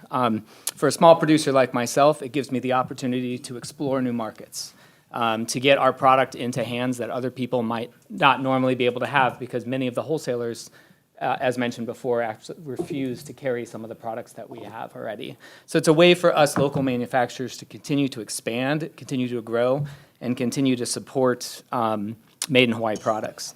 The argument against the three-tier system is kind of false again. Again, wine has been shipped already. It's proven that wine shipping doesn't violate the three-tiered system any more than shipping of a beer or a spirit would as well. Finally, I'll just kind of close down. Everybody loves to throw the term around of like supporting local manufacturing, supporting local jobs, local agriculture, and a vote for this bill does exactly that. It's supporting families like mine, the employees that we have that are out there, and 18 to 25 different breweries that are here within the state. Whereas a vote in opposition to this mostly supports the large wholesalers and the conglomerates that are out there. So we continue to, I'm here for any questions you might have, and I urge you to support this bill. Thank you. Thank you. We have testimony from the Hawaii Food Industry Association in opposition on Zoom. Lauren Zerbel. Not present. We have testimony from the Hawaii Liquor Wholesalers Association in opposition. Vice Chair, I'm Kenneth Hu for the Hawaii Liquor Wholesalers Association. Stand on our testimony in opposition, and I'm prepared to answer any questions that you may have to the remarks that the brewers have. We'll take questions at the end. Thank you. We have testimony from Ola Brew in support. Aloha, Chair, Vice Chair, and members of the committee. My name is Naihalani Breland. I'm the president and co-founder of Ola Brew, and we are a community and employee-owned brewery. We have over 4,200 shareholders, and we're super proud that Hawaii truly owns Ola. Our mission is to support the growth of Hawaii's agricultural economy, and we do that by sourcing local ingredients here in Hawaii adding them into our beverages, and that creates a more circular economy here in Hawaii, supporting our local farmers. We've also recently begun resurrecting our Monarch Era Distilled Spirit, Okolehau, and have won over 60 international awards, and we're thrilled that finally we're able to make something that's 100% Hawaii grown and made. I'd like to address some of the concerns outlined by the Hawaii Liquor Wholesalers Association, and I believe they're a bit misleading. In my written testimony, I responded to each of their concerns, but here today I'll just focus on a couple. The first is that direct-to-consumer shipping could get product into the hands of minors, and I think it's always a concern for all liquor license holders that doesn't happen. With the exponential rise of e-commerce in every other industry, though, it only makes sense that this industry does it as well. Of course, regulations and compliance standards to shipping alcohol are of the utmost importance, and those outlined in this bill have been successful with wine manufacturers right here in Hawaii, as well as other states throughout the U.S. That allow direct-to-consumer of all alcoholic beverages. Another argument is that allowing direct-to-consumer shipping will create the possibilities of monopolies within the beer and spirits industry. This bill is not presented as a replacement for the three-tier system, but rather an opportunity for small Hawaii producers to sell specialty items that our distributors will not pick up due to the volume potentials that they see or do not see. So a question to our wholesalers would be, are you willing to distribute every single item that we produce? The answer that many of our Hawaii producers have heard is a resounding no, and it actually makes sense, right? Because the wholesalers are looking for volume. This is where direct-to-consumer shipping comes in and saves the day for not only businesses, but for consumers as well. In fact, it would actually help us vet new products to introduce to our distributor partners here in Hawaii and throughout the continental U.S. Direct-to-consumer shipping would not only bring additional tax revenue to the state, but it would allow for much-needed vetting of new regions. So again, this is not a way doing away with the three-tier system. It's working together to test products so that we can eventually drive more business to our distributor partners. And lastly, allowing direct-to-consumer shipping of alcohol would not affect the livelihoods of our wholesalers or their employees in Hawaii, because the products that we're trying to sell direct to consumer aren't in their catalogs. And it really is just creating more visibility for Hawaii producers in general to thrive. I really appreciate all of you hearing my testimony today, and I'm available for questions. Thank you. We also have testimony from the County of Hawaii Liquor Department in support, as well as testimony in support from another 13 or about a dozen organizations and one individual. Is there anybody else in the room wishing to testify? Anybody on Zoom? Questions, members? Okay, we're going to move on. The next bill, House Bill 939 HD1. First up, we have Department of Taxation with comments.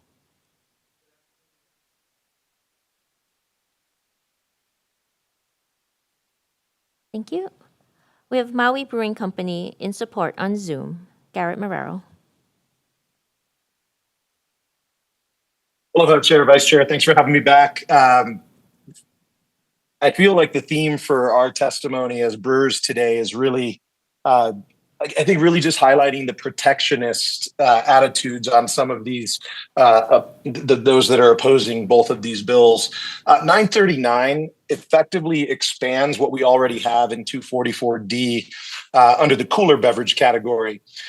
So addressing, for example, the Wine Association, the Wine Institute's testimony, I think they failed to mention that they already enjoy the same benefit that we're looking for in this new category of low ABV beverages. So you have a relatively high wine tax, but if you dilute that wine with mixers and package it, now it enjoys the cooler beverage tax, which is only 85 cents a gallon, which is still high in the country, but we won't get into that. So we're just asking on the distillery side that we're able to dilute those spirits and not tax a vodka soda or a whiskey soda as if that is 12 ounces of alcohol, when in reality, it might be 1 ounce of alcohol and 11 ounces of water or mixer. I think there was some testimony also from another large beer producer that talked about creating a whole new tax category, which again is incorrect. We already have this in 244D. My testimony is to support with amendments that lines it up with 244D, that it's a 7% instead of 5%. This also makes it easier for compliance because all cooler beverages are then 7% and 85 cents a gallon. It just creates a homogenized category. With reference to the large brewer that testified against it, they failed to mention that they own a large cocktail producing company that puts these beverages in cans, however, would not qualify for this legislation, for this new cooler beverage category, because all of their cocktails are 10 to 12% alcohol. So I think it's really important that we highlight the facts here and not just drive the conversation in any one direction. We do have a lot of support in the industry, brewers, distillers, all the local producers. There are no local producers of scale in this category. And I think the reason for that is we cannot compete with these big producers from the mainland. High Noon, for example, is owned by Gallo Wine, one of the largest beverage alcohol companies in the world. We can't compete. And that's why there are no real local players. And I think this creates a better playing field for local producers to create a market. And we believe that when a visitor comes to Hawaii, and even our people in Hawaii, if they see an opportunity to have a locally produced version of something they might have had elsewhere, they're almost always going to choose that, price being the same. Now, when ours are so much higher than these products that are shipped in from the mainland, we are left with I'd like to try it, but it's too expensive, and you end up not having a market. As Hawaii's largest brewer, I totally understand the arguments of the Beer Institute. Brian Crawford's a good friend. However, again, it is a bit protectionist. The beer market has completely changed in our country. Things like seltzer, ready-to-drink cocktails, canned wine. It's really changed how the beverage, any consumers of alcohol are drinking these days. And so we see the need to evolve and to be able to compete in this marketplace. I'd add that although we're the largest Hawaiian craft brewer, that still makes us extremely small on the national scale. But we do see a potential for the local industry to flourish with beverages of these types if we are allowed this cooler beverage category, again, that already exists in 244D for wine and malt-based beverages, to just create that for spirits-based. I'll be available for questions. Thank you for your time. Aloha. Thank you. We have the Tax Foundation of Hawaii with comments on Zoom. Yes, good afternoon. This is Jane McMillan on behalf of the Tax Foundation of Hawaii. Our comment state that we believe that the lower tax rate would be appropriate given that the beverages will have a lower alcoholic content. Thank you. Thank you. We have the Wine Institute in opposition.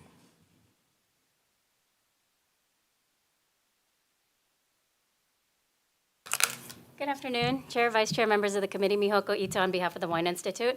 We are respectfully opposed to this measure, and the reason is this. This bill actually creates a discrepancy in the tax code. Currently, alcohol products are taxed as a gallonage tax, and this, which is a certain formula, is applied to create those categories. And this actually creates a discrepancy by creating a new category just solely based on alcohol by volume.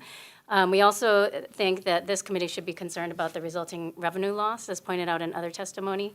Happy to answer any questions, but thank you for the opportunity to testify. Thank you. We have Anheuser-Busch in opposition.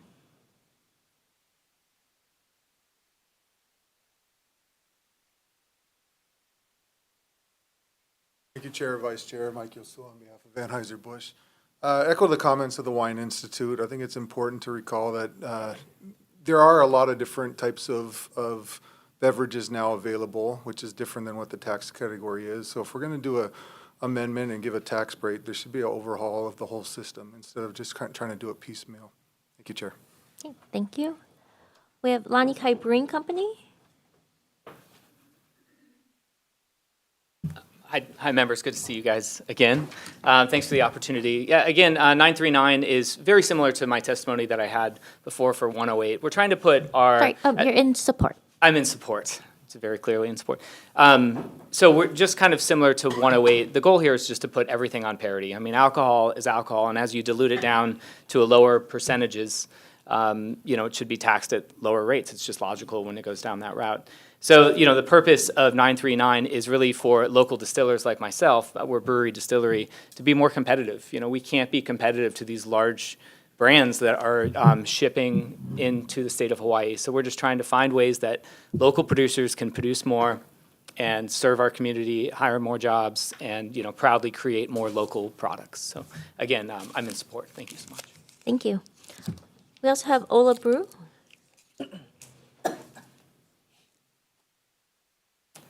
Aloha, Chair, Vice Chair, members of the committee. Thank you so much for hearing our testimonies today.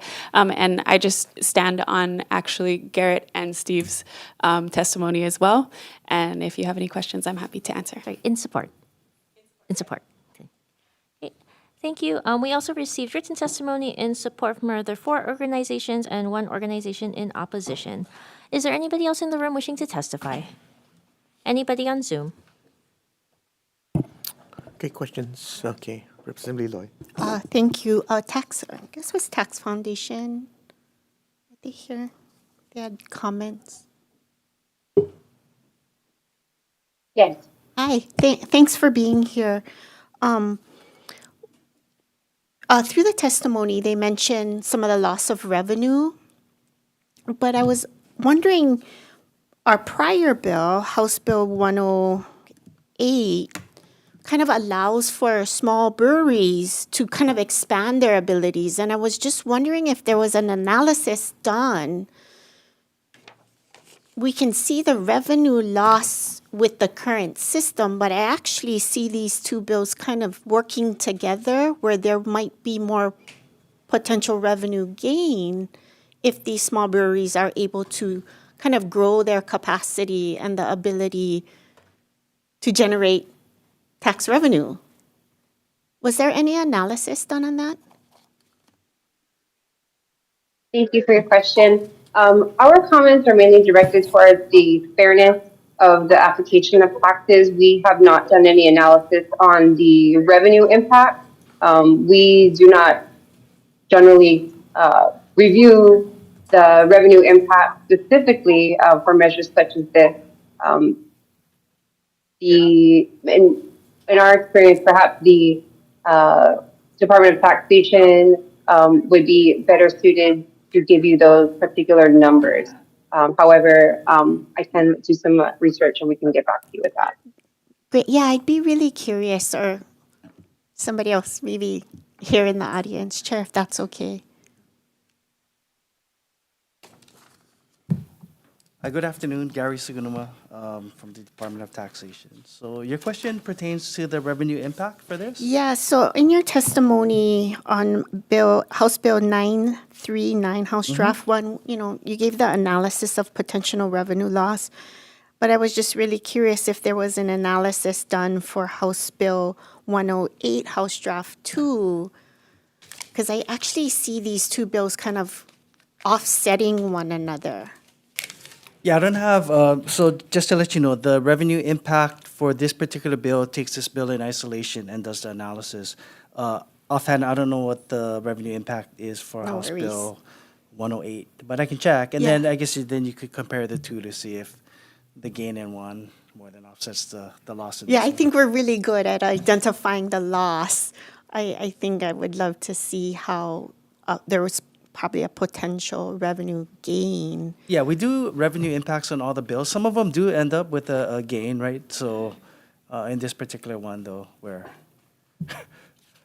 Yeah, and I just know that Gerald Takase, our liquor director over in Hawaii County, he runs a very tight ship, and for him to support some of these bills tells me a lot that there's potential for him to collect more money.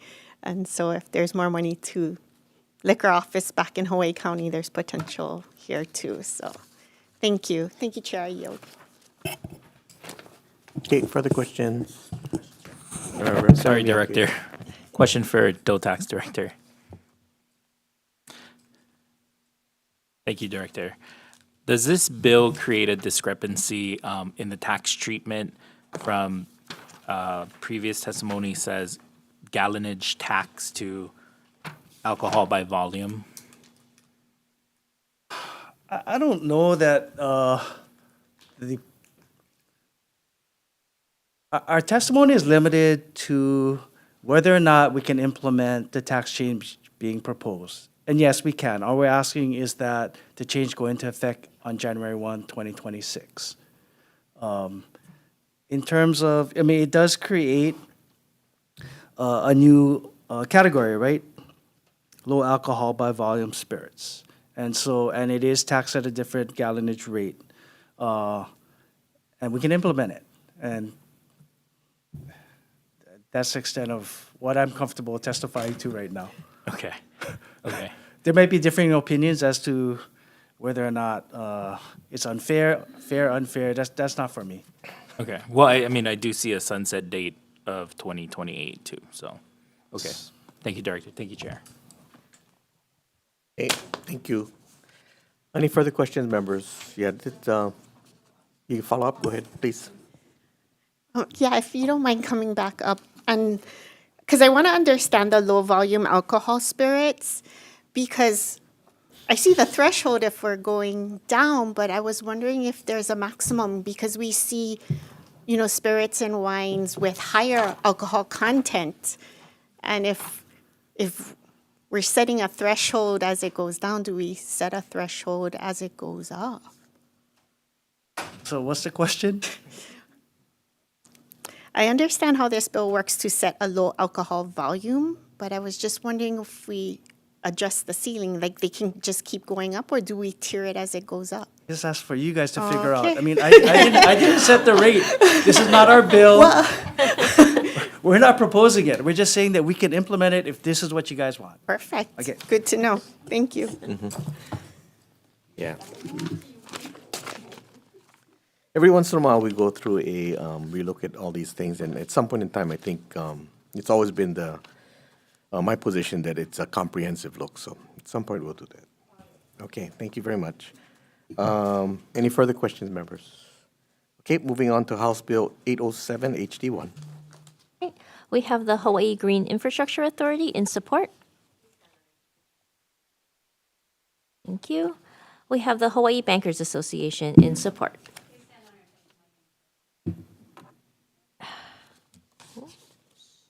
We also received testimony from Department of Budget and Finance with comments, as well as 3 other individuals, all in support. Is there anybody else in the room wishing to testify? Anybody on Zoom?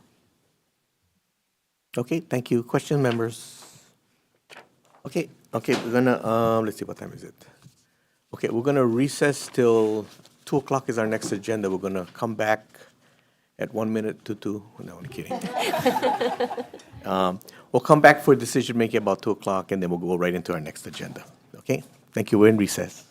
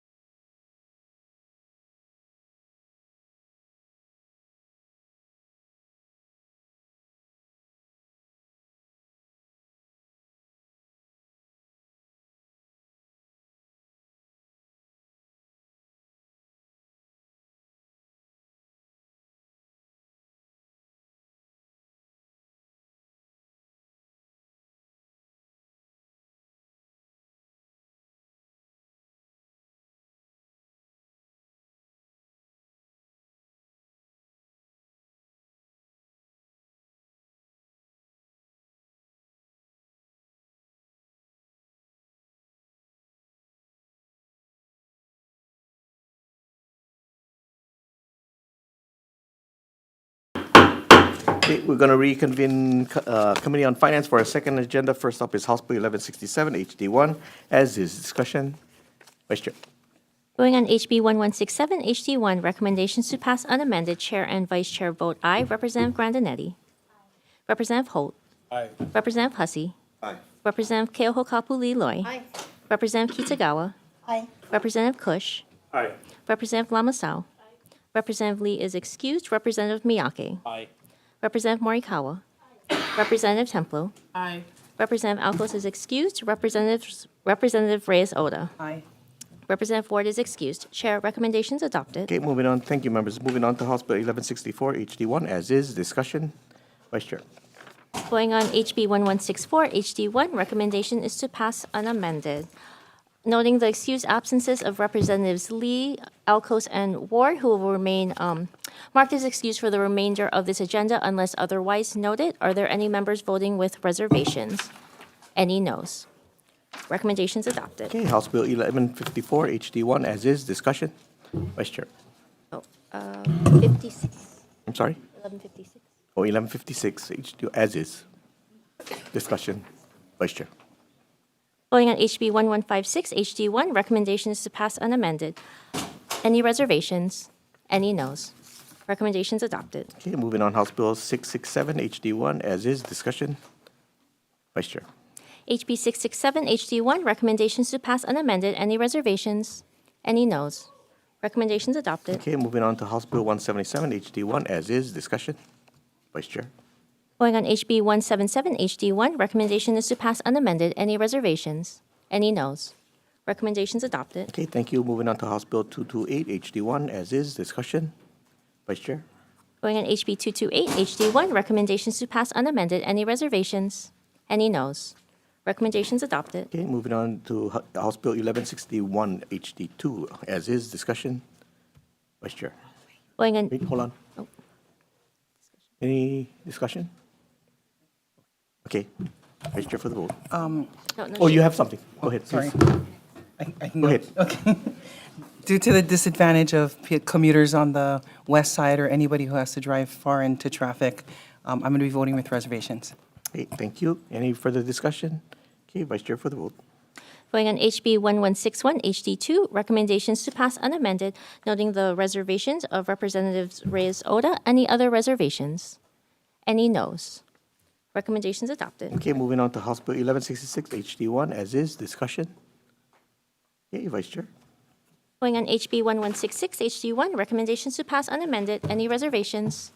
Any noes? Recommendations adopted. Okay, moving on to House Bill 697, HD2, as is discussion. Vice Chair. Going HB 697, HD2, recommendations to pass unamended. Any reservations? Any noes? Recommendations adopted. Okay, thank you, members. Moving on to House Bill 1231, HD1, as is discussion.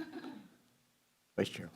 Going on HB 1231, HD1, recommendations to pass unamended. Any reservations? Any noes? Recommendations adopted. Okay, thank you. Moving on to House Bill 235, HD1, as is discussion. Vice Chair. HB 235, HD1, recommendations to pass unamended. Any reservations? Any noes? Recommendations adopted. Okay, thank you. Moving on to House Bill 1260, HD1, as is discussion. Vice Chair. HB 1260, HD1, recommendations to pass unamended. Any reservations? Any noes? Recommendations adopted. Okay, thank you. Moving on to House Bill 958, HD2, as is discussion. Vice Chair. HB 958, HD2, recommendations to pass unamended. Any reservations? Any noes? Recommendations adopted. Okay, thank you. Moving on to House Bill 1055, HD1, as is discussion. Vice Chair. HB 1055, HD1, recommendations to pass unamended. Any reservations? Any noes? Recommendations adopted. Okay, moving on to House Bill 1052, HD1, as is discussion. Vice Chair. HB 1052, HD1, recommendations to pass unamended. Any reservations? Any noes? Recommendations adopted. Okay, moving on to House Bill 108, HD2, as is discussion. Vice Chair. Going on HB 108, HD2, recommendations to pass unamended. Any reservations? Any noes? Recommendations adopted. Okay, thank you. Moving on to House Bill 939, HD1. Recommendation to pass as is discussion. Vice Chair. HB 939 HD1, recommendations to pass unamended. Any reservations? Any noes? Recommendations Okay, adopted. final bill on the agenda, moving on to House Bill 807 HD1 as is. Discussion? Oh, I'm sorry. Oh, yeah, I'm sorry. Okay, I'm sorry. Okay, moving on to House Bill 807 HD1, we're going to be defecting the effective date and putting technical non-substantive amendments in there. Any discussion? Okay, Vice Chair for the vote. HB 807 HD1, recommendation is to pass with amendments. Any reservations? Any noes? Recommendations adopted. Okay, thank you very much, members. We are adjourned.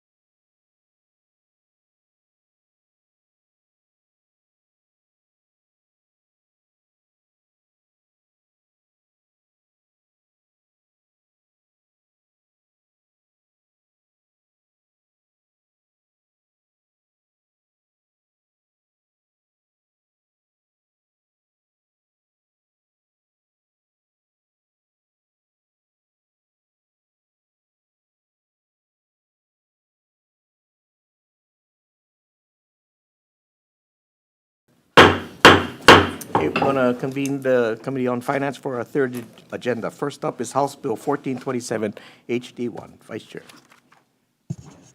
First up, we have the Department of Health and Support.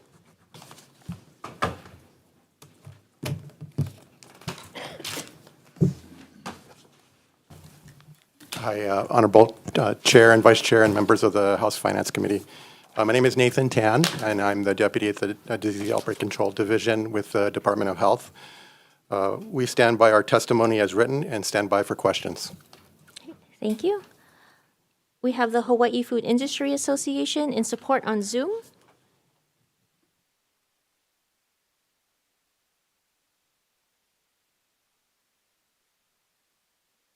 Sorry, we have the State Health Planning and Development Agency in support. Aloha, Chair, Vice Chair, members. We stand on our testimony, and thank you for your support of this legislation. Jack Lewin here. Thank you. We also have testimony and support from DLNR and the Department of Agriculture, 2 organizations and 2 other individuals, everything in support. Is there anyone else in the room wishing to testify? Anybody on Zoom? Members, questions on this measure? Okay, moving on to the next bill, House Bill 1389 HD1. Vice Chair.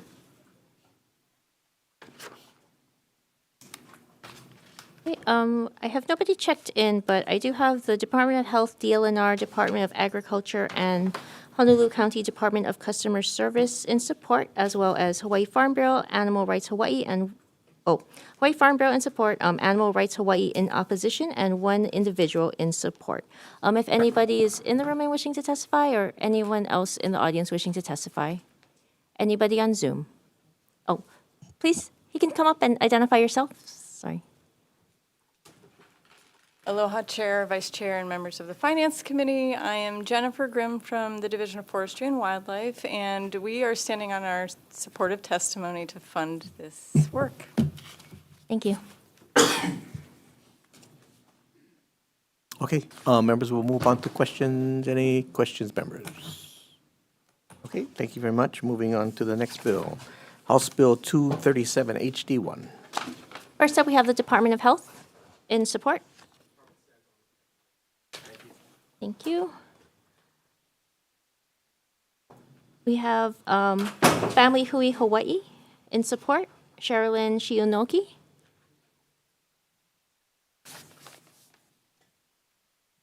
Good afternoon, members of the House Finance Committee. Thank you for allowing us to speak in testimony of the bill. We stand by our written testimony, but I also wanted to highlight one section of it, which is really that the bill is really a smart investment and opportunity in order for us to really partner with the community to advocate for themselves. So in peer-to-peer supports, there's no other way to build strong relationships, no better or faster way to build strong relationships than peer-to-peer, because there's nobody who understands you like a peer. And when these organizations bring peers together and share those meaningful lived experiences, they can help each other and they bond together. And then after they get out of their formal programs, they are able to still connect outside of the community. So your support to do peer-to-peer support, to set those opportunities up for our community members, allows them to take the next step and support each other in the future in their own communities and keep building that way. Thank you for allowing us to testify today. Thank you. We have testimony from Aloha Care in support on Zoom. Not present. We have testimony from Lena Ala Henriquez in support.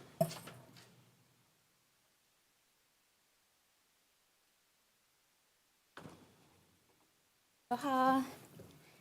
My name is Lena Ala Henriquez of Kona, Hawaii. Mahalo to the Chair, Vice Chair, and honored members of the Committee on Finance for hearing HB 237. I'm in strong support of this bill because it would help families, many of whom may fall through the cracks of other types of programming. I was born and raised in Hawaii, and I'm a proud parent of 2 children who I'm raising in Kona. I have suffered from postpartum depression, and what saved my life was a small group of parents. This experience, along with raising my children in an underserved rural community, I know firsthand how hard it is for parents to find help, support, and basic services. I've worked with families in Kona in the nonprofit human services field since the early 2000s in different capacities. Because of my personal hardships, this work is close to my heart. In my other roles, I would connect families to the limited resources available to them as best I could, but I would frequently worry about them when their time with my program would come to an end. Alternatively, in my current work, I help parents to connect with each other. I see and hear about the joy, comfort, and peace of mind parents get by forming meaningful connections, finding a support system, and creating that village which we all know is vital to parents' mental health and subsequently children's well-being. Every time I get to witness that connection, it's special, and I strongly believe our island communities would be healthier and safer if more parents had access to peer support. Mahalo for your time and consideration. Take care. Thank you. We have Leilani Novak in support.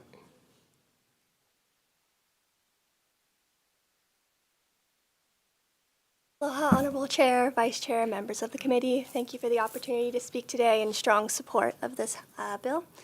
Throughout my work and time in the community, I've truly been able to see the benefits that peer-to-peer support has for our parents and for our families, really as a critical lifeline to those who are experiencing and navigating complex challenges, and through this able to receive emotional support, shared knowledge, as well as practical guidance that only those with lived experience can really offer to others. Research consistently shows that families who engage in peer support experience lower stress levels, improved coping mechanisms, and better long-term outcomes, not only for the parents, but for the keiki as well. And furthermore, these programs often prevent crises, reducing the need for more costly interventions and alleviating the burden on other public services. The financial investment in peer-to-peer support programs yields substantial returns, both short-term and long-term. And by facilitating early intervention and providing accessible support, these programs reduce the reliance on crisis services, improve educational outcomes for children, and strengthen family stability. And this proactive approach leads to cost savings across healthcare, social services, and the judicial system. I urge the committee to prioritize sustained funding for peer-to-peer support programs. This continued investment ensures that families facing hardships have access to resources and communities to help them thrive. And by supporting these programs, we're not only aiding individual families, but we're also fostering healthier and more resilient communities for future generations. And as someone who looks forward to having these programs when I start a family of my own, I just urge the committee to support this bill. Thank you so much. Thank you. We have testimony from Shayna Au in support on Zoom.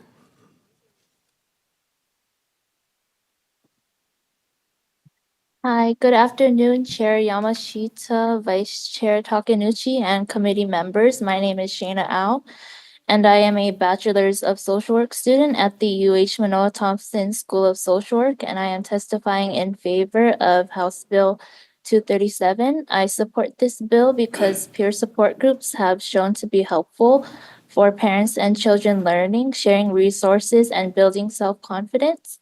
It is also an instant and cost-effective safety net. This bill addresses the issue of child abuse and neglect in Hawaii.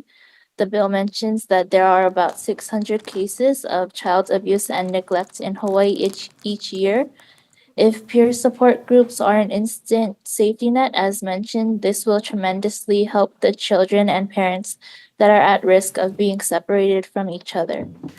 It will also limit the trauma from families being separated.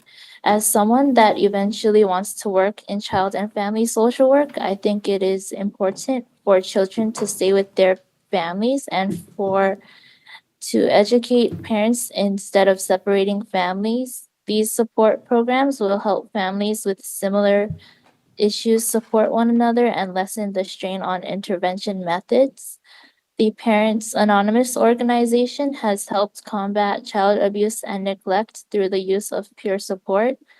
The National Clearinghouse of Foster Care Prevention Programs ranked Parents Anonymous as promising, which is the second highest rank on a 4-point scale evaluating its evidence base. The California Statewide Clearinghouse also rated the support groups as promising in effectively preventing child abuse and neglect. Also, more than 4.5 million parents, caregivers, and children nationwide have participated since going virtual after the pandemic. In closing, I support this bill and hope that peer-to-peer support programs will continue to help families and children in the future. Thank you for your time. Thank you. Next, we have Kiana Cove on Zoom in support. Not present.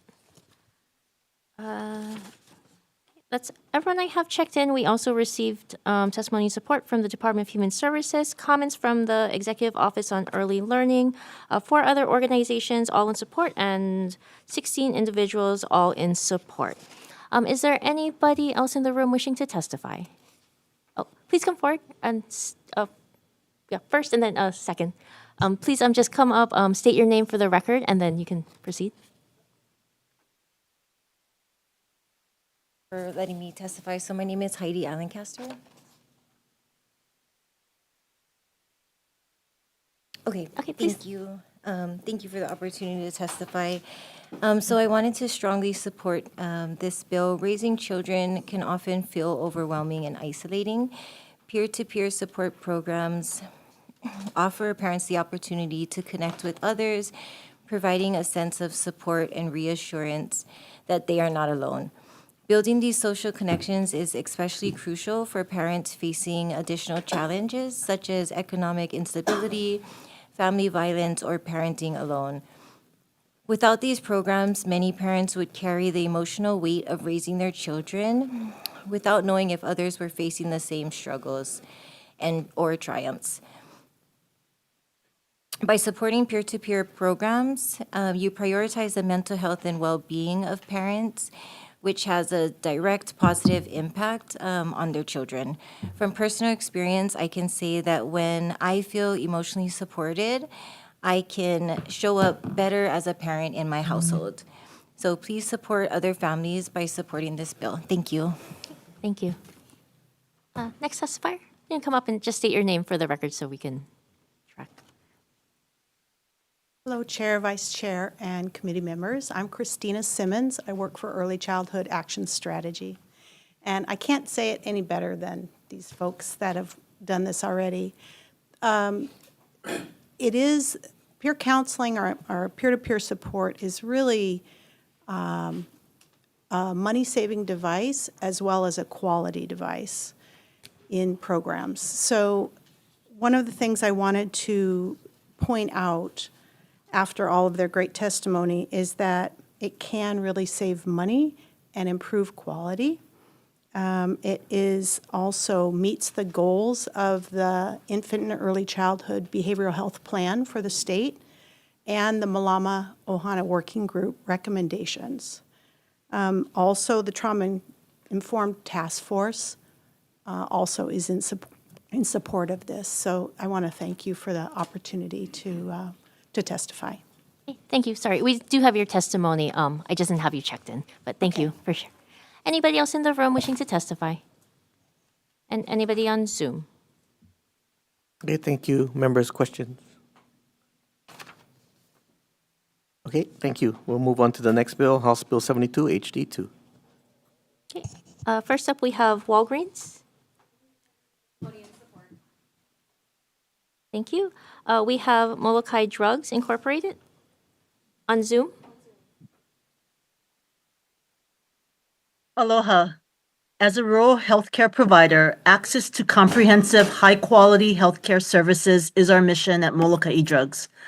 On behalf of our employees and patients, I am testifying in favor of House Bill 72, Draft 2, which will create necessary regulations for pharmacy technicians in our state.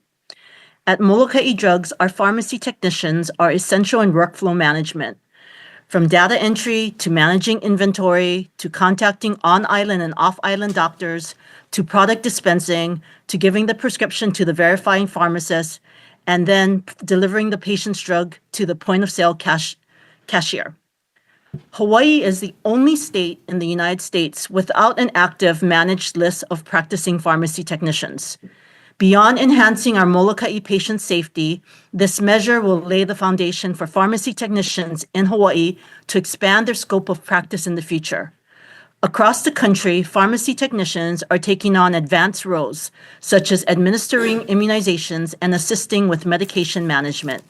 As of today, our pharmacy technicians administer over 50% of our immunizations, including COVID, flu, pneumonia, RSV, and shingles. Without regulation, Hawaii risks falling behind in providing the best possible care to our communities, especially rural communities like Molokai with very limited medical resources. With only one airline, which was shut down for 6 months last month, and no ferry, our sick and/or elderly residents have even more challenges traveling off-island for medical procedures and services. This measure comes at a reasonable price tag, and even small pharmacies such as Molokai Drugs are willing to pay for these regulations. On behalf of our 7,000 full-time residents, we ask that you support this bill and help Hawaii become the 50th state out of 50 to finally align our pharmacy technicians with national standards. Our Molokai-based pharmacy technicians live full-time on our island and know our people. They work hand in hand with our licensed pharmacists. Our pharmacy technicians are essential healthcare employees, and they help keep Molokai healthy and thriving. Thank you. Thank you. We have testimony from Corey Sanders in support. Thank you. Testimony from Dylan Soliday in support.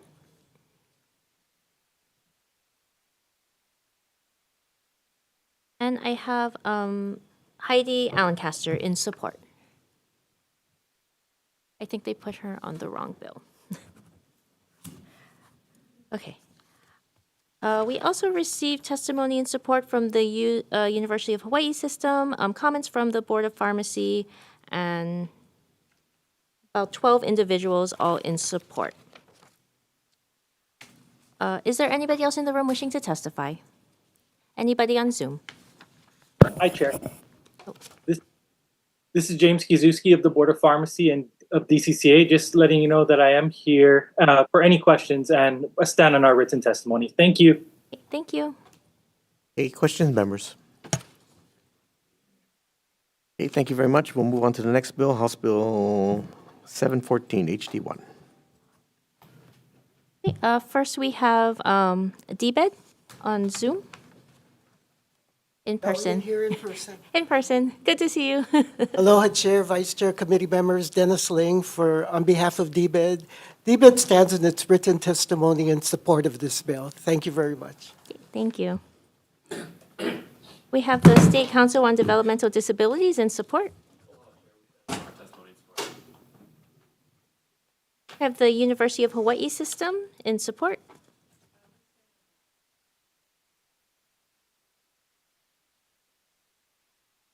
Do we have the Healthcare Association of Hawaii on Zoom in support?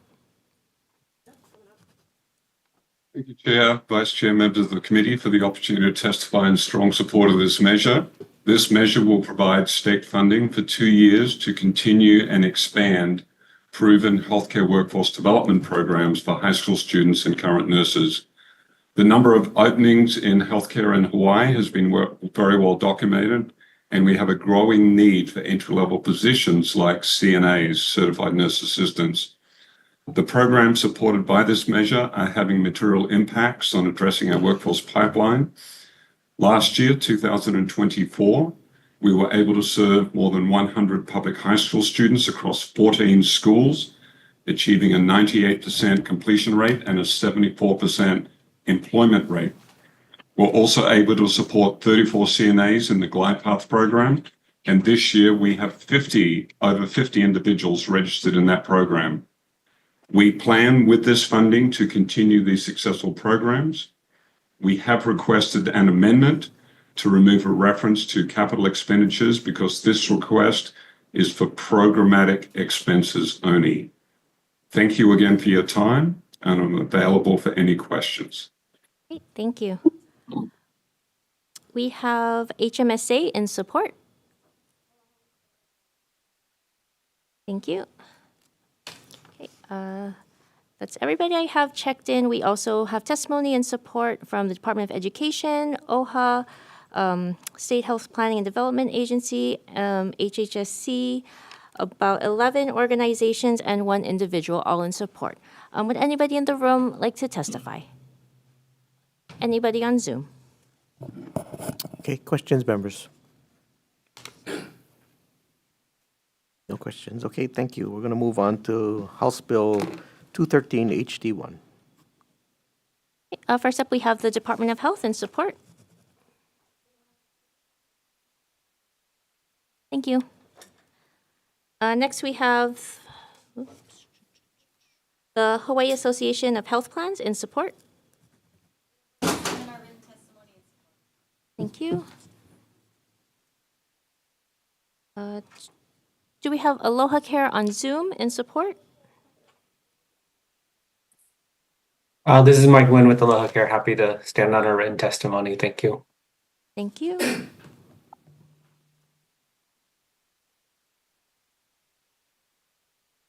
That's everybody I have checked in.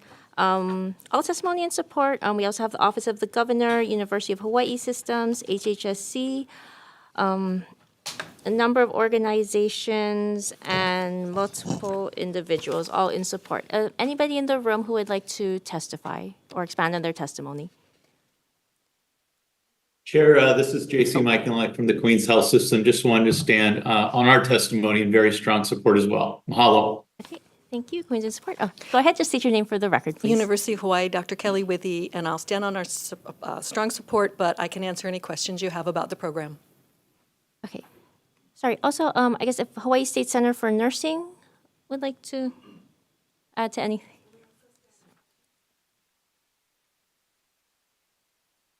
Thank you.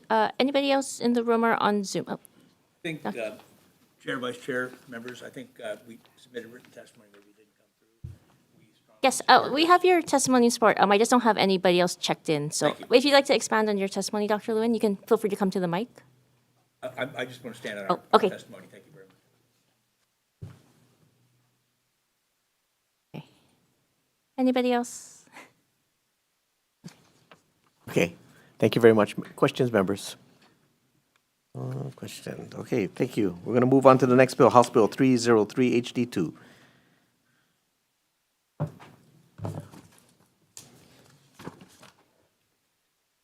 Okay, first up, Department of Health in support.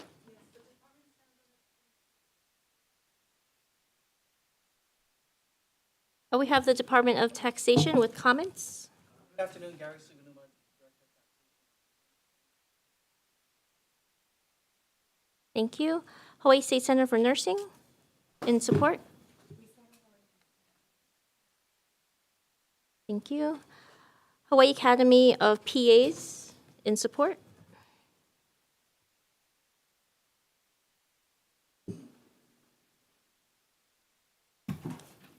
This is for House Bill 303. Leo Katia Conlon, standing on our testimony for support, but would like to expand on it with one of our student representatives. Aloha. My name is Ikaiku Clayton. I'm a student representative of the Hawaii Academy of PAs, and I'm here today to stand on our written testimony in support. And I want to emphasize, as a PA student, the importance of this legislation to provide equitable opportunities for clinical education for PA students in Hawaii and to help support the availability of clinical sites for the PA students. This can allow us to stay at home in Hawaii during our clinical year. This can also increase the chances that we will find healthcare jobs and be able to stay in Hawaii after graduation to serve our communities. Mahalo. Thank you. We have the Tax Foundation of Hawaii with comments on Zoom.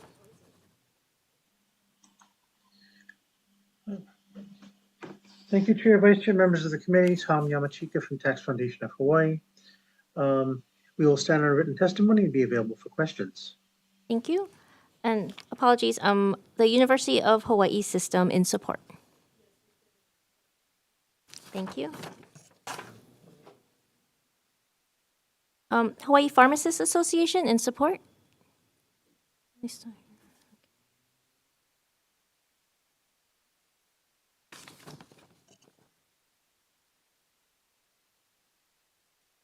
Okay, members, also numerous other agencies with support and then comments, lots of individuals in support and one with comments. Anybody who's here in the audience wishing to expand on their testimony or anyone else wishing to testify? Anybody on Zoom? Okay, members, questions? Okay, thank you very much. We'll move on to the next bill, House Bill 474 HD1. First up, Department of Health with comments. DOH stands by its written testimony. Thank you. Next, we have the Executive Office on Aging on Zoom. Aloha, Chair, Vice Chair, members of the committee. This is Christina Valenzuela with the Executive Office on Aging.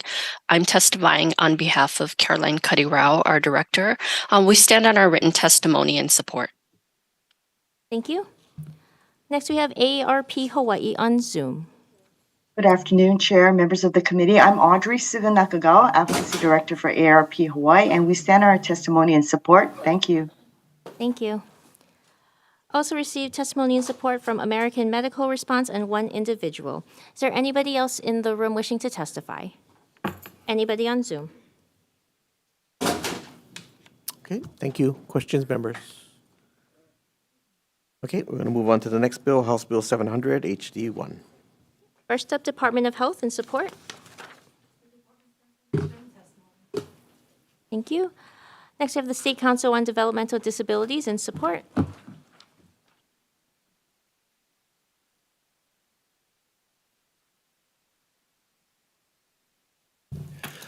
Aloha, chairs, committee members. My name is Jade Silvert. I'm here for Daintre Bartolos, our Executive Director for the Hawaii State Council on Developmental Disabilities.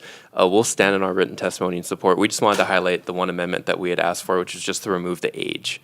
It doesn't necessarily just need to be kapuna. It would also really help our population as well. Thank you so much.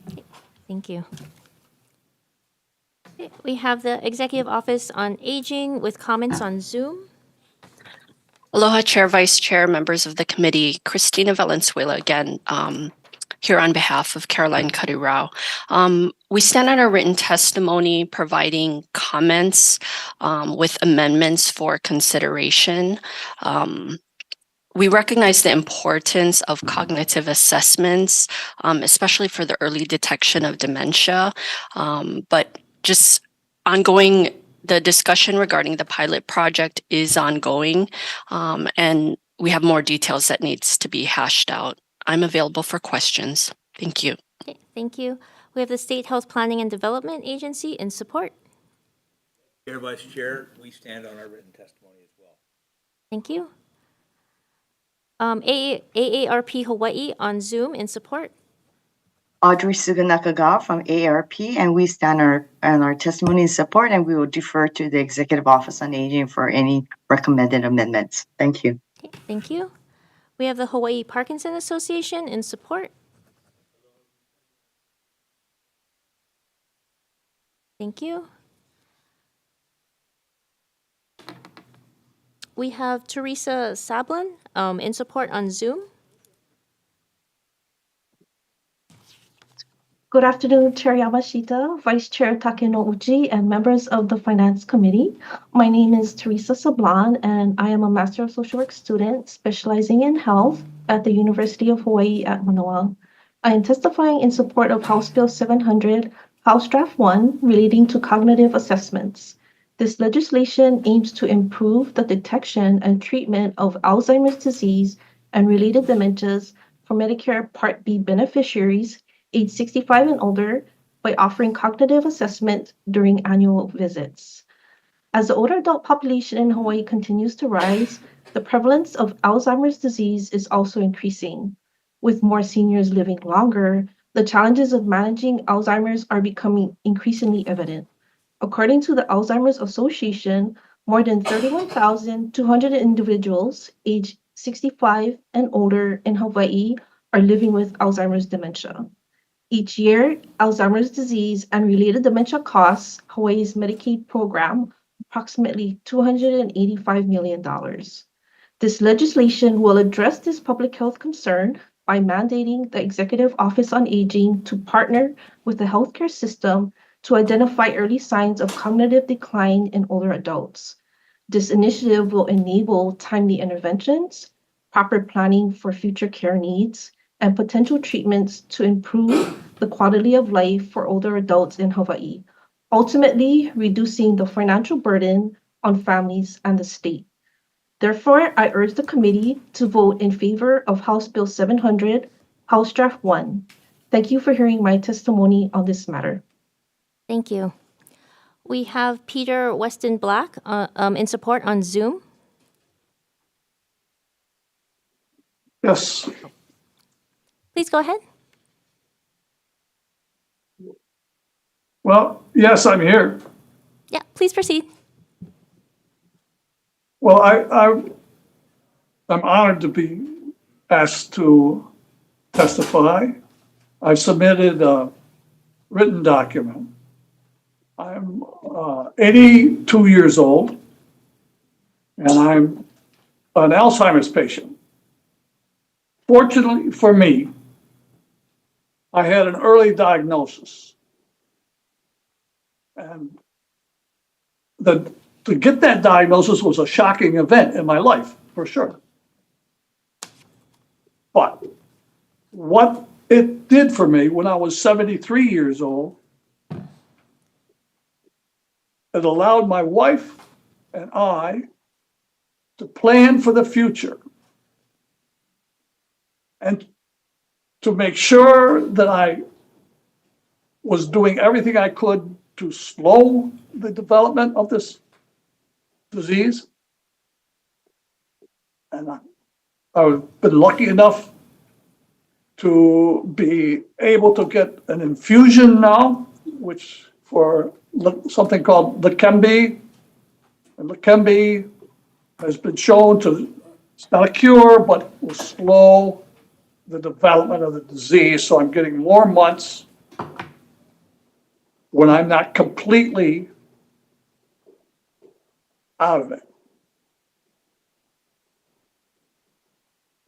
So I strongly encourage this committee to approve the funding for this bill. Thank you very much. Thank you, Mr. Black, and thank you for sharing your story. We also received testimony with comments from the State Council on Mental Health, testimony in support from 4 other organizations and 16 individuals. Would anybody else in the room like to testify? Alzheimer's Association? Yes, please come up. Sorry. We have your testimony. I just didn't have you checked in. Please proceed.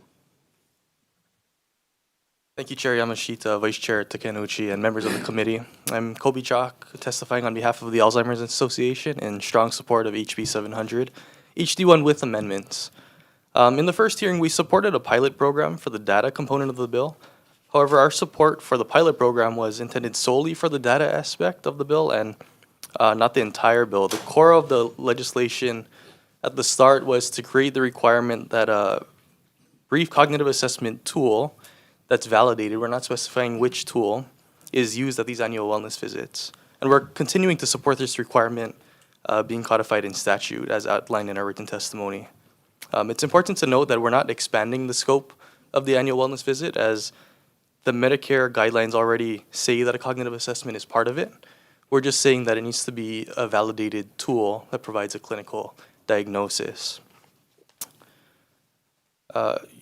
Oftentimes, dementia is not visible until it's too late. You heard from Mr. Black, who was able to catch it early enough where he could access treatment. That's only available if you catch it at a point where a brief cognitive assessment may see it, whereas observation and just looking at a patient may not. In collaboration with various stakeholders, we proposed amendments ensuring flexibility and provider discretion in selecting the cognitive assessment tool. And to highlight some of these tools, I have two of them right here. They're very brief, just 1 page each. They even have instructions, so anyone who is not currently using them can easily learn how to use it.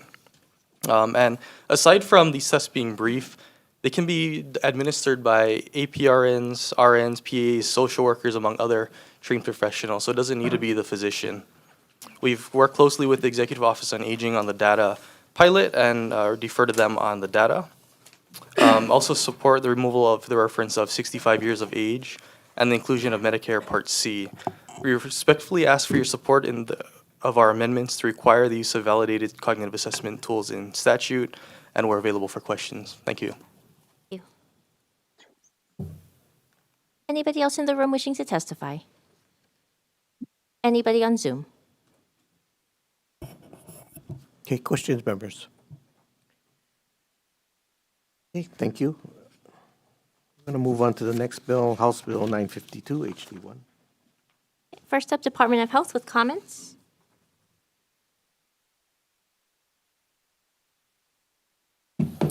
Aloha Chair, Vice Chair, members of the committee, Lauren Kim, Department of Health Planning and Policy Officer. The department genuinely appreciates the intent of this. On a personal note, my own mother passed away from complications due to Parkinson's, and it's a very long journey to endure. So we believe state support would be appropriate, given its prevalence in our state. That said, there are no additional resources for the department to implement this, and I've recommended a minimum appropriation of $750,000, and now that I come to think of it, 2 FTE, that I hope will go into the committee report. There is no existing program within DOH that can do this, so this will be a new and heavy lift. But we hope the conversation continues. So thank you for the opportunity to testify, and I'm available for questions. Thank you. Next, we have the Hawaii Parkinson Association.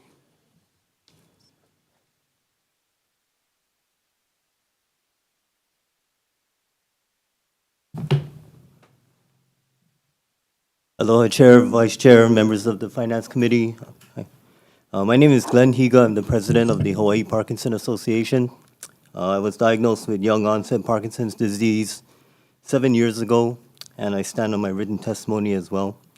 But I would like to expand on my written testimony and also thank the Department of Health for their comments as well.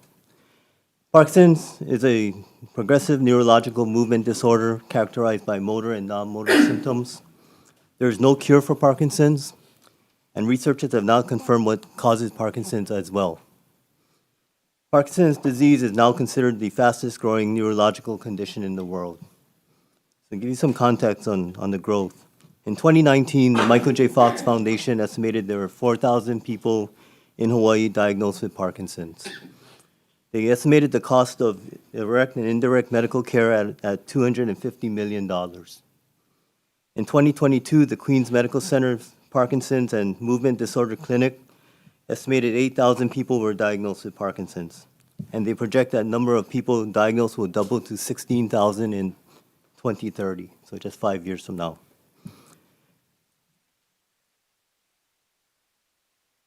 No initiative we have done will have the impact of this bill on the community of over 50,000 people impacted by Parkinson's disease, and we strongly urge your favorable consideration of this important measure. Mahalo for the opportunity to testify on behalf of the Hawaii Parkinson Association, and I'll be here for any questions. Thank you. Do we still have the Queens Health System in support on Zoom? Yes. Hello. Do you hear me? Yes. Hello. Hi. Aloha, Chair, Vice Chair, and members of the committee. My name is Michiko Bruno. I'm a neurologist, fellowship-trained movement disorder specialist at Queens Medical Center and the medical director of the Parkinson's and Movement Disorder Clinic at Queens Medical Center, as well as professor of medicine at UH Jabson Medical School. Queens committed to improving health and wellness of everybody who lives in Hawaii. You just heard about the devastating effect of Parkinson and the chronic progressive nature that affects people's patients as well as family and communities, quality of life, as well as economic toll. So we are really committed in supporting this bill to improve Parkinson care, as well as understanding the disease. Our preliminary research uncovered that there is definitely a racial as well as rural-urban disparity that Hawaii population face when faced with this disorder. In addition, this type of research will help trial recruitment, understand the environmental effect on Parkinson's. Some of the other states' registry has helped uncover the complex etiology of Parkinson's. So we really support this, and I'm happy to take questions. Thank you. Thank you. We also received testimony and support from Hawaii Family Caregiver Coalition and about 15 individuals. Is there anyone else in the room wishing to testify? Anybody on Zoom? Okay, question, members. Okay, thank you. We're going to move on to the next bill, House Bill 139 HD2. First up, we have DCCA Insurance Division.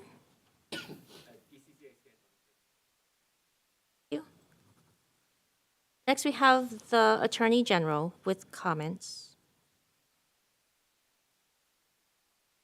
Good afternoon, Chair, Vice Chair, Andrew Kim, and members of the committee, Andrew Kim, Deputy Attorney General. We provided our written comments with several issues we found in the bill and provided also suggestions. I'll be available for comments. Thank you. We have Hawaii Association of Health Plans in support. American Cancer Society Cancer Action Network in support. Thank you. Cynthia L. on behalf of the American Cancer Society Cancer Action Network, or ACS-CAN, we stand in support of this important bill. When patients of childbearing age is given the news that they have cancer, they will shortly have a conversation also with their physician about family planning, and sometimes they don't know that that's going to happen. Fertility treatment becomes an important medical question for many young cancer patients, and costs may be significant barriers without coverage. Thank you for hearing this important bill. Thank you. We also have HMSA in support. Thank you. We also have comments from the Office of the Auditor and support from 7 other organizations and 5 more individuals. Is anybody else in the room would like to come up and testify? Anybody on Zoom? Okay, thank you. Questions, members? The Attorney General.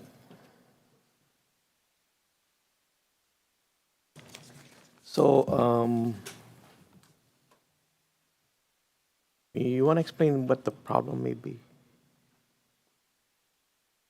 You want to explain what the problem may be? So I guess the first one is the bill is incorporating the American Society of Clinical Oncology, any of future amendments they might make. So it's kind of leaving unfettered discretion for them to determine what sort of coverage insurers are going to be mandated to provide. So, in the Constitution, it says legislative power is vested in the legislature. So it may be considered unlawful delegation of the legislative power to leave it up to the this private organization to determine what sort of coverage insurers are going to have to provide going forward.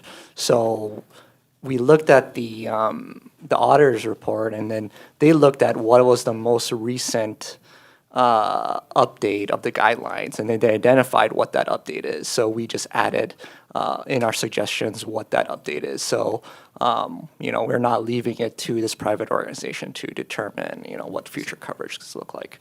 And then we've also provided comments regarding HRS 2351. There's some minor differences between what the auditor looked at in this bill, so we provided language to make it clear that this is not subject to 2351.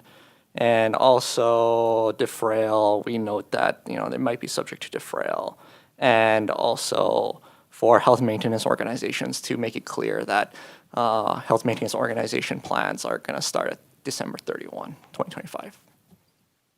Okay, thank you. Appreciate it. Any further questions, members? Okay, we're going to move on to the next bill. House Bill 139 HD2. Oh, I'm sorry, we just did that one. House Bill 1300 HD1. Okay, first up, we have University of Hawaii System, Dr. Ueno.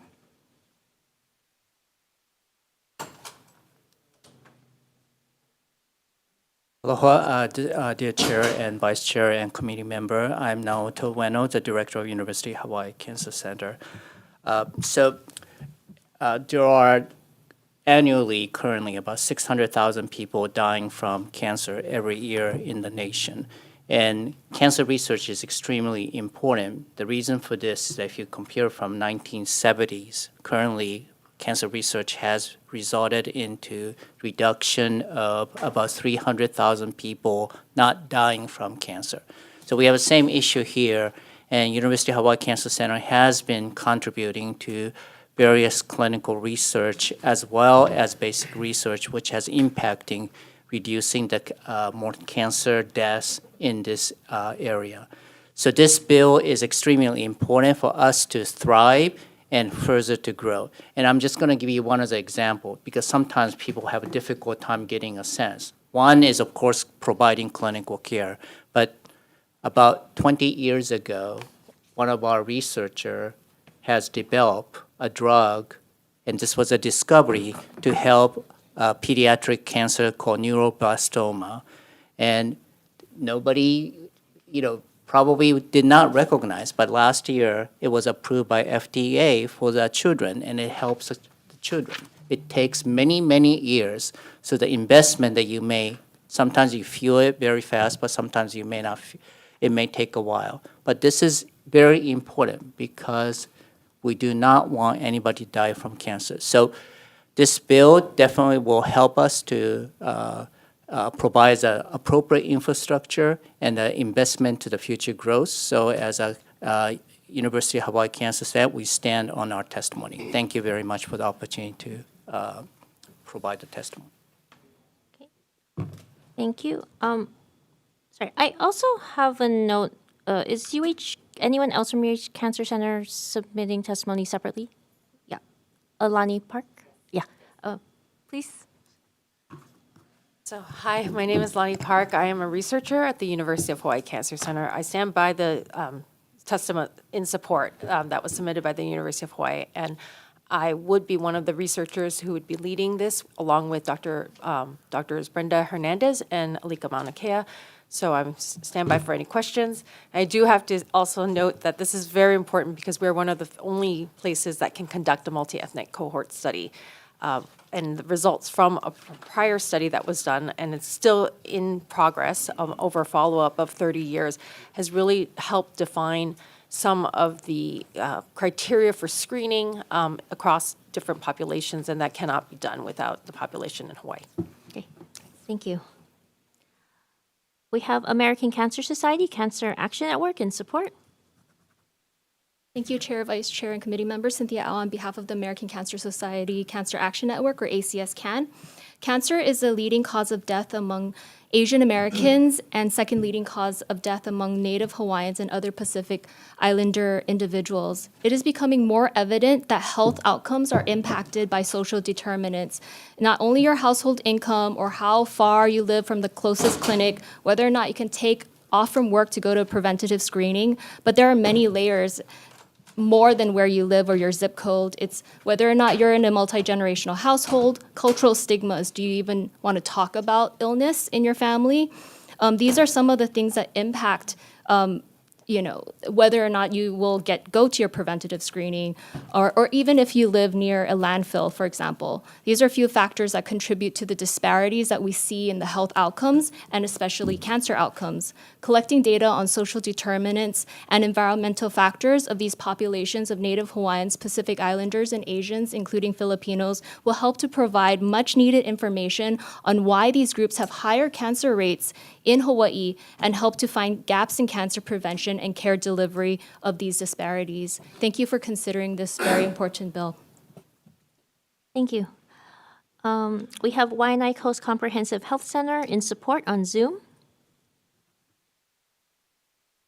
Aloha, thank you very much. Ian Ross with the Waianae Coast Comprehensive Health Center. We stand on our written testimony in support of this measure. Thank you. Thank you. Also received testimony in support from OHA, Hawaii Primary Care Association, Queens Health Systems. Queens Health Systems on Zoom. Thanks, Vice Chair, Chair, members of the committee. J.C. Mike Yelanik on behalf of Queens Health System. Just wanted to stand on our written testimony, but underscore our strong support of this particular bill.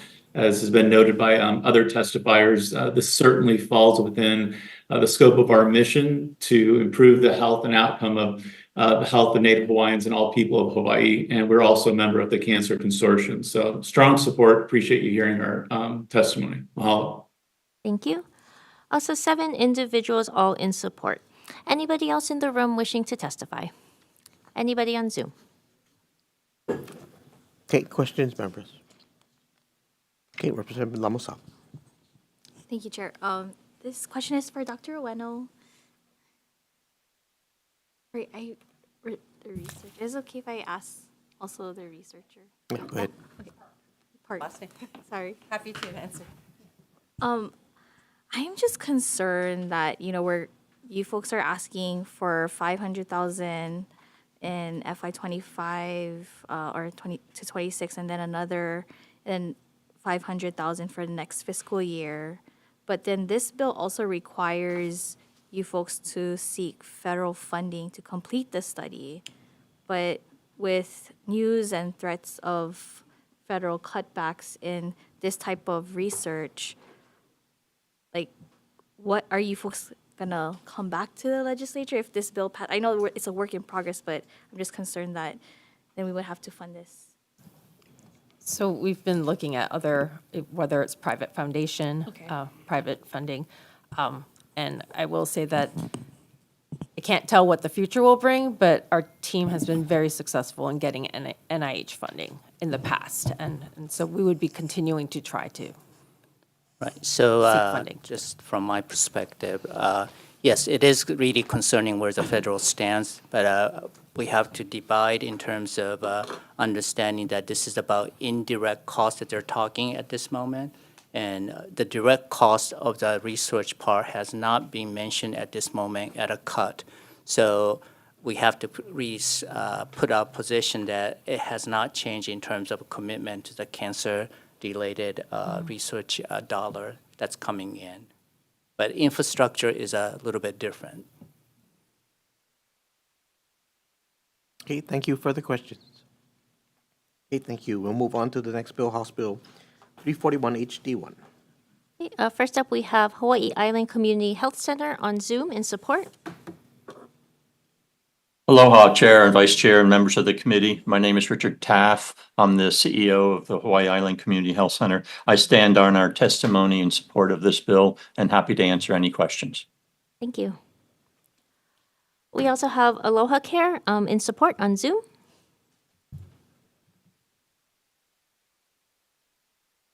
Mike, oh, okay, lost Mike. We also received testimony with comments from Department of Budget and Finance and support from the Hawaii Primary Care Association. Is there anybody else in the room wishing to testify? Anybody on Zoom? Okay. Okay, thank you. Members, any questions? Yeah, BNF's not in the room. Yeah. Thank you. Okay, we'll move on to the next bill. House Bill 784, HD1. First up, Department of Health with comments. Each stands by its written testimony. Thank you. Have the Hawaii State Health Planning and Development Agency in support. Aloha, Chair, Vice Chair Jack Lewin, SHPTA. Our advisory councils on Big Island think this is a very important need. And so here to just underscore the fact that we could use this additional emergency. Big Island, thank you very much. Thank you. Do we have Garrett Nishihara on Zoom in support? Not present. Do we have Kilihea Inaba on Zoom in support? Yes, good afternoon. Are you able to hear me? Hi, yes, we can. Please proceed. Okay, thank you. Aloha, Chair, Vice Chair, and committee members. My name is Kilihea Inaba. I'm actually going to have somebody else testifying in my place today. His name is David Di Carvalho. He's also in Zoom.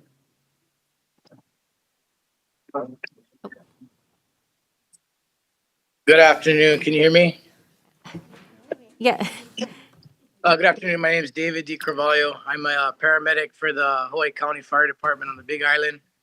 The station that I work at is Kailua Station 7, which borders District 21, Makalea Fire Station. We're the first in medic to that station. In support of this bill, due to the need for a ambulance unit at that station. As it stands right now, Kailua Station is the first in medic to that area. And that area is anywhere from 15 to 28 miles from the nearest hospital, ranging anywhere from 20 to 50 minutes transport time, meaning from on scene to the hospital. It's going to take anywhere from 20 to 50 minutes of driving. And that's with lights and sirens, and depending on the time of day, going through traffic. Kailua is first in to that district due to not having an ambulance at this time. The other two ambulances that would go into that district is District 12, which is Keoho, and District 6, which is Kealakekua. When somebody calls 911, as far as response time, because they have no ambulance unit, for Kailua Station, it's going to be anywhere from 10 to 20 minutes to even access the patient wherever they're calling from in that district. If Kailua is busy in their own district or another district, the next in is going to be District 12, which is Keoho.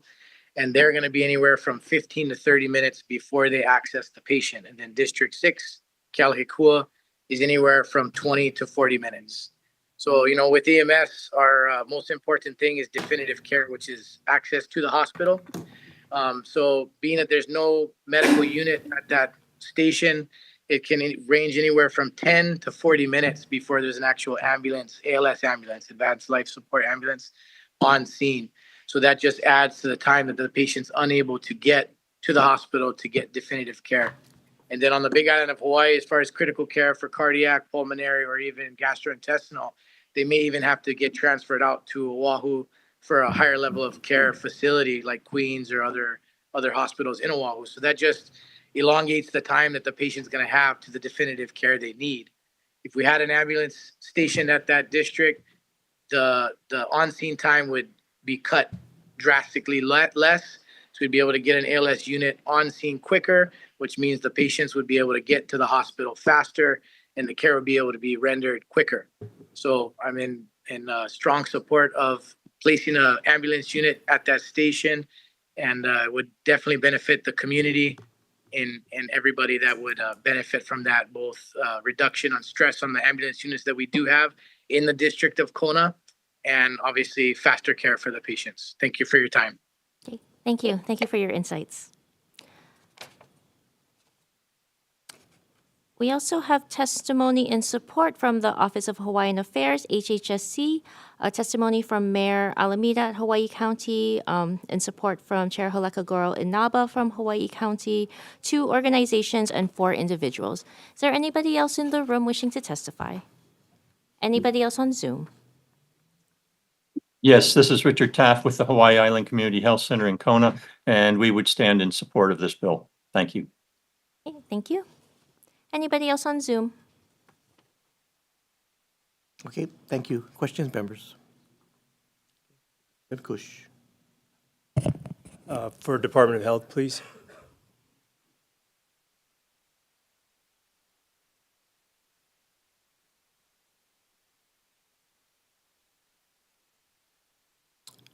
Thank you. I see in your comments that you would prefer a community paramedicine program or a mobile integrated health program. Do you have that in Kalawa, the area of Makale? No. Do you Not have that currently. in Kona? No. Do you have that on Hawaii Island? No, we do not. So would we include like hoping and praying as part of the policy, or? No, it's actually modern practice in the mainline. And so we're looking to do a request for invitation for proposals. We have our draft now. We're about to release it. And what happens in these rural districts is, yes, we agree something is needed, right? They need ALS service. But Yeah, what which but what- neither of those are. Right, that's the paramedic, like the guy that was on, I know. Yeah, okay, so what happens is, if you provide too much of just that one service, then you don't get the rest of the potential services that can be attained. So mobile and integrated health and community paramedicine is just, a proposal where the vendor would be providing 4 ALS runs a day, right? As well as in any excess time doing community paramedicine and mobile integrated health contracts. So just schedule your stroke or No. So myocardial what happens infarction, is, or how what does that happens work? is the local agency, in this case, Big Island Fire, would pick via data analysis, the required date or time, like an 8-hour window where they know, or the busiest peak periods. And other than that, it can address vital other services like services for the elderly,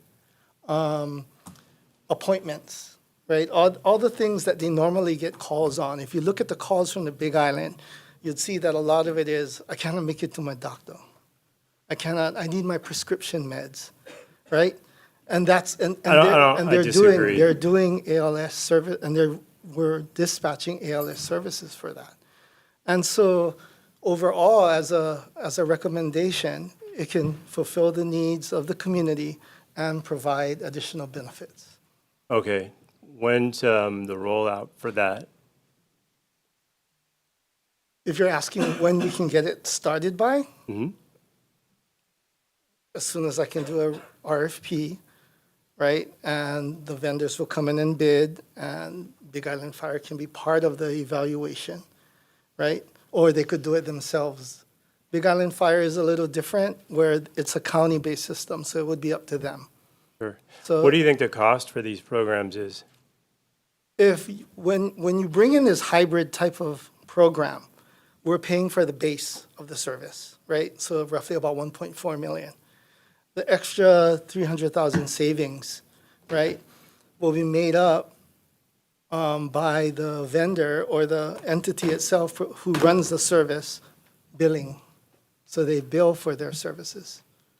And so you end up in an environment where you're providing the ALS and providing the community extra benefits. Right now, these companies have a hard time starting up in Hawaii, right? But if we expand, I guess, the type of services we're willing to issue from the state, because it's all state funded, right?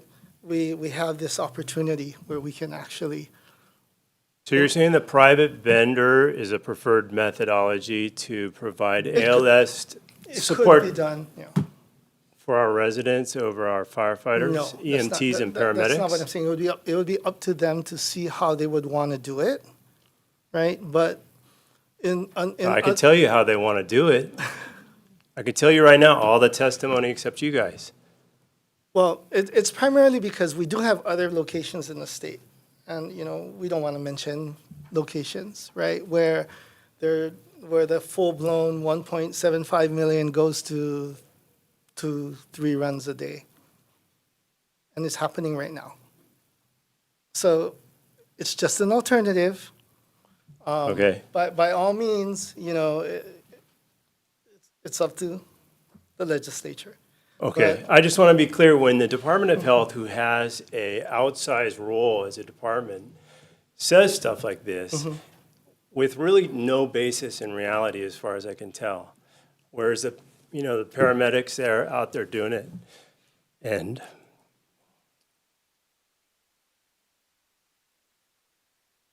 It's an established service across the country. I'm just telling you, I worked that district for a long time. And when HPP's medic got held up, lots of people died because of the wait. 10 years of people dying because of waiting. And that's the same thing happening in Clow. So, anyway, thank you. I just hope you would reconsider your comments. Thank you. Okay. Any further comments? Okay, Department of Health, you have something? Go ahead. Thank you, Chair. I'm going to stand by my colleague from the Big Island who served in the fire department and retired from that department, but also my family members who in the police department are often the first responders to some of these calls and waiting for life safety care to show up. 1 minute feels like a lifetime. So when I'm listening to our paramedics from Kona saying 40 minutes, it's unacceptable. That time transforms people's lives often to their detriment. There's a huge need in West Hawaii. Medical services an hour away. No critical care. They have to get medevaced here. And I'm going to stand by my colleague. I don't know how long we have to wait, but this is a way to get them services quicker and faster. Thank you, Chair. Okay, thank you very much. Department of Health, you can come back. Okay, so what are the things that the legislature has done and that we have looked at in the past? And actually, we started with the city and county of Honolulu as we moved EMS to them. Yeah, the goal eventually is to do that with all counties. Is there anything that you can tell us how the transition when we transferred it to city and county? In terms of? In terms of, was there any kind of hiccups or anything like that?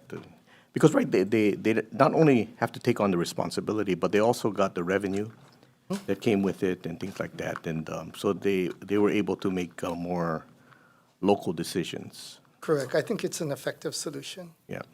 Okay. So is the department looking at that going forward? Yes. So we have reached out to various counties. They know they all have the option because we would totally support that, their independence. So, Yeah. but we were rejected by most of them. Yeah, so, one of my big things is that it's not only the services and, home rule is, one thing where you, probably they can make better decision if it's theirs, but also where the services are paid from. And I've always been a proponent that it should be paid for out of property tax. And it should be, our low property tax rate is what's causing people from out of state buying up our properties. So sometimes it's either the state needs to have property tax authority or services need to be moved, one or the other. Food for thought. Okay, thank you very much. Any further questions? Okay, moving on to the next bill. House Bill 1179 HD1. First up, Department of Health in support. Department stands on its necessary support, and we're working on its Thank you. Next, we have Deborah Cartwright on Zoom in support. Not present. We also have Lynn Fulton on Zoom in support. Aloha. I stand on my testimony, but do want to really stress the value of this for the island of Lanai. This would allow us to be able to better serve. We would, under this mechanism, we would be able to convert 2 of those rooms to long-term care. And today we have a wait list for those beds. It would also bring another $3 million into the island of Lanai and allow us to really better serve the health needs of the folks on that island. Thank you. Thank you. We've also received testimony with comments from the Department of Human Services, testimony in support from Healthcare Association of Hawaii and HHSC, as well as 1 individual. Is there anybody else in the room wishing to testify? Anybody on Zoom? Okay, questions, members? Okay, moving on to the next bill, House Bill 716 HD1.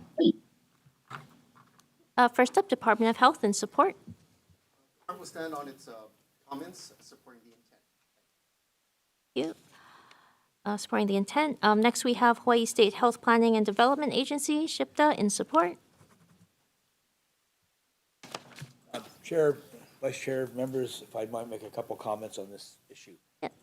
So this is an aspirational program. The Hawaii Infrastructure Grant Program would be administered through SHPTA, but through the Department of Health, to provide electronic health records services to our safety net and rural providers who lack them today.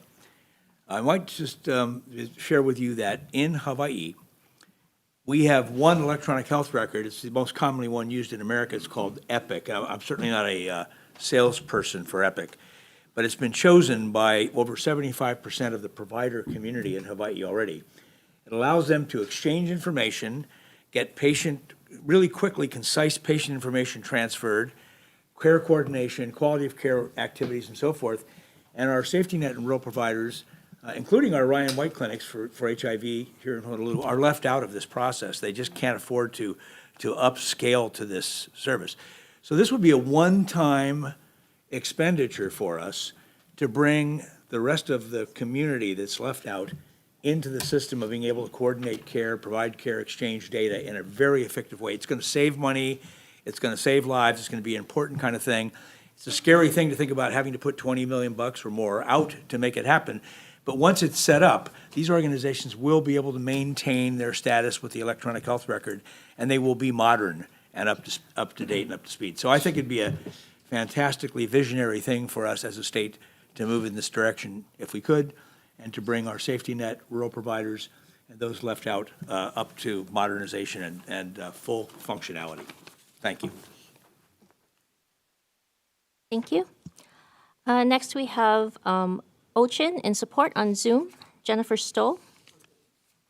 Hi, thank you, members of the Finance Committee, for the opportunity to offer strong support of HB 716 HD1. I'm here in lieu of Jennifer. I'm Sylvia Trujillo. I'm the Vice President of Policy and Regulatory Affairs for Ochin. We're a nonprofit dedicated to providing technology solutions and support to healthcare providers serving communities with the least resources, both here in Hawaii and around the country. Our mission is to improve health outcomes through health IT, data analytics, and other critical innovations that help providers remain sustainable and competitive in what is now a rapidly evolving regulatory environment. And this bill provides really essential upfront investment one time to help rural and underinvested providers modernize their systems so they can drive better health outcomes, they can advance the state's interoperability goals while meeting the increasing demands, and critically important, can have up-to-date cybersecure and data-driven systems. really essential to understand that over time, this is vital infrastructure that powers increased efficiency and cost savings, as well as improved outcomes, which is more critical now than ever in the environment that we're entering into. So for these reasons, we ask for your support. Mahalo. Thank you. Next, we have Waianae Coast Comprehensive Health Center in support on Zoom. Thank you very much, Vice Chair. Ian Ross again with the Waianae Coast Comprehensive Health Center. Hawaii's healthcare landscape is undergoing rapid changes. Safety net providers are the backbone of Hawaii's healthcare system, serving some of the most vulnerable populations. Unfortunately, as you've been hearing here, providers often lack the capital to implement a certified, hosted, interoperable health information technology system. Unfortunately, this actually perpetuates these disparities in quality as the access to the innovative payment models. Without those, there's a widening gap between well-resourced providers and those struggling to meet basic infrastructure needs. House Bill 716 HD1 helps to address this gap, and we testify in support and hope the committee pass this measure. Thank you very much. Thank you. Also testimony in support from Healthcare Association of Hawaii, Waikiki Health, Hawaii Pacific Health, and Hawaii Primary Care Association. Is there anybody else in the room wishing to testify? Anybody on Zoom? Okay. Question, members. Hey, Representative Kush. For Hawaii Health Planning. Thanks. I see there was a price tag guesstimate of around $20 or $25 million, and that would cover kind of everybody who's been left out of the big. I know Hilo Medical Center just upgraded to that EPIC program, and the director was kind of outlining the benefits of it, which is pretty amazing. So would that cover like everybody who's kind of left out of the state, all the big players after that, or the smaller players in this case? Yes, thank you for that question, actually. Hawaii has the highest penetration of a particular electronic health record called EPIC, as I mentioned earlier, of any state. The average penetration of EPIC in the rest of the country is around 39% of electronic health records. It's by far the biggest vendor and the most popular of the types that are purchased. But Hawaii is already a place where, in fact, this kind of care coordination could be much more efficiently occur if we could get EPIC compatible or EPIC systems here. And there are some lower cost ones that can be available. So yes, this would reach to critical access hospitals so that Hilo could talk to Ka'u and Kohala and all the rural health folks out there. And it could happen across the state. It'd be a one-time expenditure, but it would be well worth it if we were to do this. So it's our FQHCs, our rural health providers, the left-out clinics like Ryan White clinics and so forth, and some of the DOH services that are there, and the critical access hospitals would be the target audience. Okay, and before you go, what's any ballpark ideas what the annual maintenance cost is to maintain the software? It's affordable. We've talked to a bunch of folks out there. It might be $20,000 or $25,000 or something like that. But the upkeep part of it, it's really the expense and then the process of training the staff and the implementation, which is the expensive part. And it usually takes a year for that to happen for a hospital to really make it work. So it is a one-time expenditure. We think it's going to be a 2-year process from start to completion within that cost frame if we did it. We could do it over a number of years slowly, but we really think maybe it's worth making this move, making the investment, and getting where we want to be. Thank you. Thank you. Okay, thank you. Further questions? Okay, Vice Chair. Sorry, Dr. Lewin, one quick follow-up. Sorry. Oh, sorry. Sorry, quick follow-up. Dr. Michi, how are you? Hi. Just to follow up on Representative Kush's questions about the recurring costs. So in your talks with all these organizations who would get the startup money if we were to pass this bill, they all indicated that they would also be able to afford, if we were to help them get set up, they would be able to afford the recurring costs fairly easily. We've talked to the FQHCs, critical access hospitals, and they believe that the maintenance part isn't the threatening part. It's the purchase and staff training implementation to be up to speed. Okay, thank you. Okay, thank you. Further questions, members? Yeah. Okay. Thank you. Yeah, okay. I'm Okay, testing. hold on. Usually we don't allow people to just come up and ask, but, okay, thank you. All right, thank you. Okay, but anybody want to ask him a question?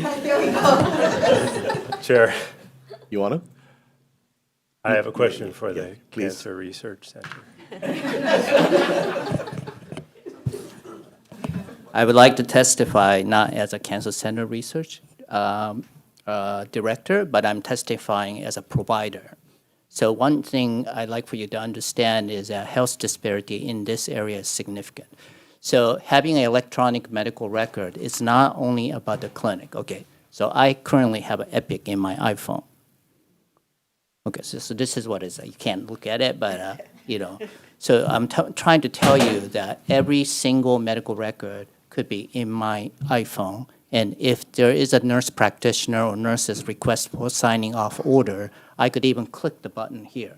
So you could see that there is a significant efficiency improvement which is needed in this area because we are segregated with multiple areas. So please understand, I am also not selling Epic, actually. However, it is very important, and so I strongly support, trying to giving EMR appropriately into the entire state. Okay, thank you. Thank you. Thank you, Okay, Chair. actually, that's not allowed either. You're supposed to ask a question, but okay. Okay, no, so, yeah. Okay, but, okay, members, I'll just make a quick comment. So this is something that's going to be in the budget too, that some of our HHSC hospital will be requesting. So we're going to be, we'll have more information later. Okay, we're going to move on to the next bill, House Bill 250 HD2. First up, Department of Health and Support. Thank you.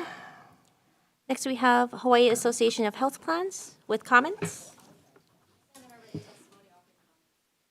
Thank you. Hawaii Medical Association in support on Zoom.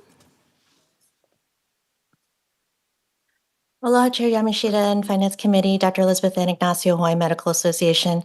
HMA stands on our written testimony, available for questions, Chair. Thank you. Thank you.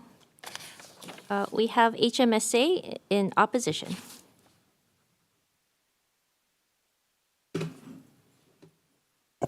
Aloha Chair, Vice Chair, members of the Finance Committee, Don Carisu on behalf of HMSA, thank you for the opportunity to testify.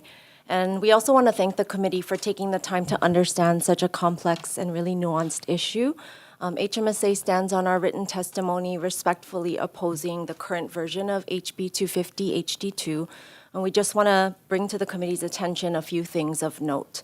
We want to be clear that we're not opposed to improving and strengthening the prior authorization process, and we're really committed to working together to improve the process while also ensuring the highest quality of care, like the providers, and the most affordable premiums for our members and the community at large. However, the unrealistic decision timelines inserted into the measure will further stress the system, cause significant increases in insurance premiums, upwards of $180 million annually for HMSA's membership alone, and to the tune of $22 million for EUTF and $85 million for Quest, respectively. It will also force health plans to go back to negotiate rates with the insurance commissioner. Also of note, HMSA provided comments on the measure, noting that new CMS requirements beginning in 2026 will actually require health plans to adhere to these, and they address many of the concerns raised about prior authorization frustrations. So under these new CMS requirements, PA timelines actually will already be shortened, reducing the burden associated with this process. Transparency around medical necessity criteria and prior authorization reporting will be strengthened, and the adoption of electronic PA processes will also be required. We believe it would be premature to add any new statutory requirements around prior authorization this year, and we're definitely open to continuing the conversation and working collaboratively with stakeholders. We also just want to note, I noticed today that there was a reso that has been scheduled next week that would establish a PA working group. We actually feel that a PA working group would be really productive and the ideal solution to address any improvements collectively. However, should the committee choose to move this measure forward, we do ask the committee to consider the amendments noted in our testimony. And again, thank you for the time. We're committed to working with the various stakeholders to ensure that prior authorization is more efficient, definitely less burdensome, and that it continues to ensure the best care for those we love. Thank you, and I'm available for any questions. Thank you. Next, we have Hawaii Medical Association in support on Zoom. Dr. Gerald Garcia. Hello, everyone, Honorable Chair, Vice Chair, and members. I am Dr. Jerry Garcia, the Public Policy Committee Chair of the Hawaii Medical Association, along with Dr. Elizabeth Ignacio, who gave an earlier testimony. I stand by the testimony submitted by HMA and am available for questions as well. Thank you. Thank you. We have Tania Neal with PCMA on Zoom. Not present. Okay, we also received comments from EUTF and 3 other organizations in support. Is there anyone else in the room wishing to testify? Dr. Lin? Aloha again, Chair Yamashita, Vice Chair Takanuchi, and honorable members. At the risk of overexposing myself to you, I would just want to share that this bill is something that we at SHPTA really think is very, very important. It contains 2 basic features. The first is transparency and prior authorization. That is, getting information. As you all know, a guy named Brian Thompson was tragically murdered in New York because the whole nation is concerned about this issue. It's a very important issue for our subacute advisory councils around the state. So it's become a consumer issue as well as a frustration for doctors and hospitals. And insurers, it's a frustration for them too, quite frankly. But the issue here is that if we can get the transparency to understand what are the triggers for it, what are the frequency of those triggers, and understand what the actual process is here, so that it's clear to us, we can then look at solutions. The second part of HB 250 is the solution.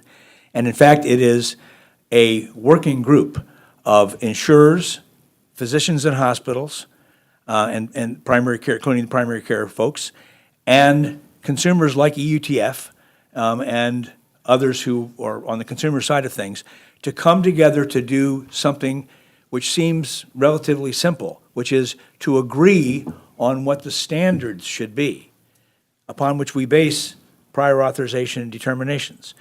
I'm a physician who, developed for the American College of Cardiology these prior authorization approaches, or at least the guidelines, appropriate use criteria around cardiovascular disease with American Heart Association. They're the national peer-reviewed standards. So if you had heart failure, there would be 40 or 50 different kinds of heart failure that would be built into this model, which have gone through painstaking efforts, including federal government input, to actually determine what should you get for care. If it's cancer, it would be down to biomarkers and genetics and all sorts of details that have to be included. And this is what insurers find difficult for them. It's the complexity here. But we don't need to recruit for this bill. We didn't ask for any money or any staff here. We should have asked for at least 1 staff, quite frankly. But we didn't because we thought that would be tougher to go through the Finance Committee and the Ways and Means Committee. But on the other hand, the reason we don't need all that help is because we have the knowledge right here in Hawaii. Our doctors, our hospitals, our insurance colleagues, and the other scientists who work in the provider world, we know what the standards are, and we can look and decide what are the best peer-reviewed standards and assign those to each of the, in frequency, causes of prior authorization so that we could automate the system. So that when you leave your doctor's office, it's determined or not determined to be approved. When you were admitted to the hospital, it's determined then, not 2 weeks later, when you might be subject to a medical billing crisis because your care wasn't approved. So I think that this is a solvable problem. It's one that Hawaii should take the lead in solving, and not just the transparency piece, which I'm sure is going to pass because there's so much support for that. But the solution piece is good. And I've talked to the insurance division, and they're partners with us in many things. they're not the place where this should rest, because their focus is really on the financial solvency of the insurance world here, mostly, not on scientific quality of care issues. So we really like to get this problem solved. We think it's an excellent opportunity for Hawaii to take the leadership upon. And I'm really sorry that I somehow didn't submit my testimony correctly to get to you. Apologize for that, and thank you very much. Thank you. Anybody else in the room? Thank you, Vice Chair and Chair. Committee members, I'm sorry, I stood on my testimony too quickly, but I did want to make a point that the previous subject matter committee, the House Committee on Health, collapsed several related prior auth bills into this one. And we agree with some of the previous testifiers that they would be very burdensome and increase cost of care. So we actually prefer the draft as originally introduced by your House colleague from Kailua. So agreeing with Dr. Lewin that the high-level reporting and the consensus working group won't cost anything but our time and could end up making a big difference. So thank you for letting me embellish my testimony. Thank you.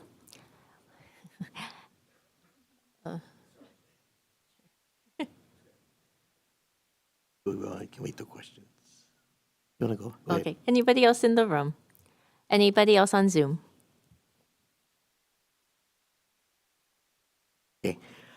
Okay, members, we're going to move into questions. Nobody has a question for Shipta? No? Okay.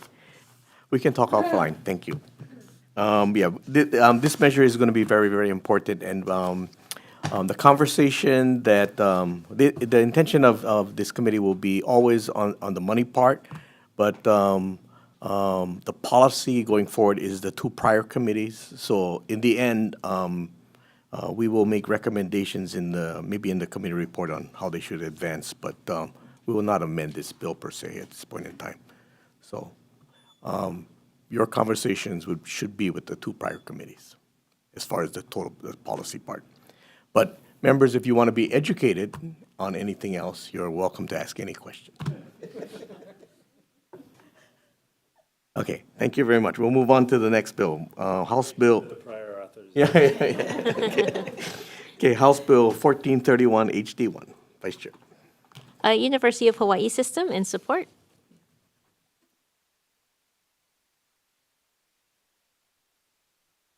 Good afternoon, Chair Yamashita, Vice Chair Takaneuchi, and members of the committee. My name is Clementina Sergio Ulep, Dean of the UH Manoa School of Nursing and Dental Hygiene, and we stand on our testimony in support of House Bill 1431. And I would like to expand further that the School of Nursing and Dental Hygiene would like to recommend Dr. Deborah Matus, who is the Dental Sealant Program Director and the Hawaii Keiki lead program director for the state of Hawaii. And also for the School of Medicine, we would like to recommend Dr. Jill Mori, the director of the Office of Medical Education, and Dr. Matthew Oishi, part-time faculty in charge of the oral health curriculum for the medical student in the School of Medicine. Thank you. Okay, thank you. We have the Department of Health in support. Thank you. Shipta in support. Vice Chair, we stand in support. It's as a former Director of Health, it's been long overdue to bring this kind of expertise into the Department of Health. Thank you. We have testimony from Aloha Care in support on Zoom. Not present. We have Hawaii Oral Health Coalition in support on Zoom. Patrick Donnelly. Hi, Aloha Chair, Vice Chair, and members of the committee. Patrick Donnelly with Hawaii Oral Health Coalition and Hawaii Public Health Institute. We'll stand on a written testimony in support of this measure, and I'd just like to briefly highlight that the state has not maintained its public oral health program since 2009. And even with the recent investment to reinstate the dental services for adults with Medicaid, we continue to see really high rates of preventable oral health conditions, high rates of emergency department visits for those conditions, and truly millions of dollars spent by the state to treat those every year. Wait times are as long as a year. It really is time to invest resources to systematically evaluate Hawaii's oral health systems and develop strategic and impactful solutions. Thank you very much for the opportunity. Thank you. We also received comments from the Office of Information Practices, support from Department of Human Services, Hawaii Dental Association, and Hawaii Dental Service, as well as 2 individuals. Is there anybody else in the room wishing to testify? Anybody on Zoom? Okay. Any questions, members? Okay, thank you. We'll move on to the next bill, House Bill 1462, HD1.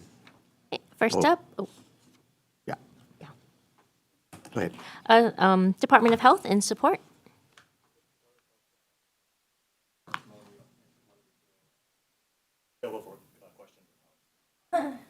Thank you. Sorry, I have 2 people checking in for Department of Health. Is that just the same entry, not another branch or anything? Okay. Thank you. Next, we have Waianae Coast Comprehensive Health Center on Zoom in support. Aloha, thank you very much, Vice Chair. We stand on our written testimony in support of this measure. Thank you. We also received testimony in support from Hawaii Substance Abuse Coalition and Community Alliance on Prisons, in addition to support from about 7 individuals and 2 individuals in opposition. Is there anybody else in the room wishing to testify? Anybody on Zoom? Oh, Dr. Lewin? Vice Chair, we stand in support, but our testimony did not make it. SHPTA stands in support. Anybody on Zoom wishing to testify?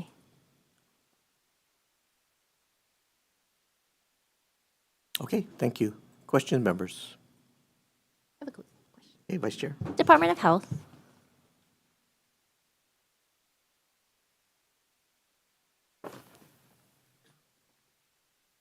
Hi, just wanted to check in if maybe has there been any other movement or conversation in, finding the site or what the actual cost might look like? I know we have the cost, basically the only cost we have in the committee report is the estimate for what the operation of EVA is, but is there any other updates that you guys have done since last committee heard it until this committee? Any movement or updates on how much it might cost to set up the system? So, Chad Koinagi with Department of Health. So we've contracted with a national expert company that called RI Recovery Innovations. So we tasked them to assess the system of crisis care and substance abuse care and to make recommendations on what types of crisis services would be appropriate for certain parts of the island. So they're still working on that. It probably won't be released till June of 2025, their recommendations to us. If a crisis type center would be to open up on a different part of the island, it would look very different from what exists at the EVA Crisis Resource Center. The staffing would be different depending on what the report is from RI. The type of facility might look very different from, could be anywhere from high intensity behavioral health emergency center like we have in EVA, and all the way down to, they may recommend just having crisis beds attached to an already existing emergency room or facility like that. So the whole range in between and number of beds will be determined on their report. Okay, so with that timeline, likely any additional funding requests for next year to start up the actual program, if we're not going to get the assessment till summertime this year? Is that likely? Or does the department have like existing funds that you would be able to pull from if you were able to like identify, a site and a program to set up in another location? Do you guys have existing funds that you could use? We don't have existing funds budgeted for this right now. We were looking at between 7 to 10 million, depending on a lot of the unknowns for startup costs and partial operations first year. So would that money need to be in this bill, or, again, are we just, with the timeline, coming back next year to try and stand something up? We apologize. There's a lot of unknowns, depending on what type of structure, where it's at, where it's going to be located at, how many chairs, how many stabilization beds. Okay, but it'd be a new request, not from any existing program that you guys are working Correct. through? Okay. No, thank you. Thank you for the clarification. Thank you, Chair. Okay, thank you for the question, members. Okay, moving on to next bill, House Bill 441, HD2. First up, we have the Attorney General in support.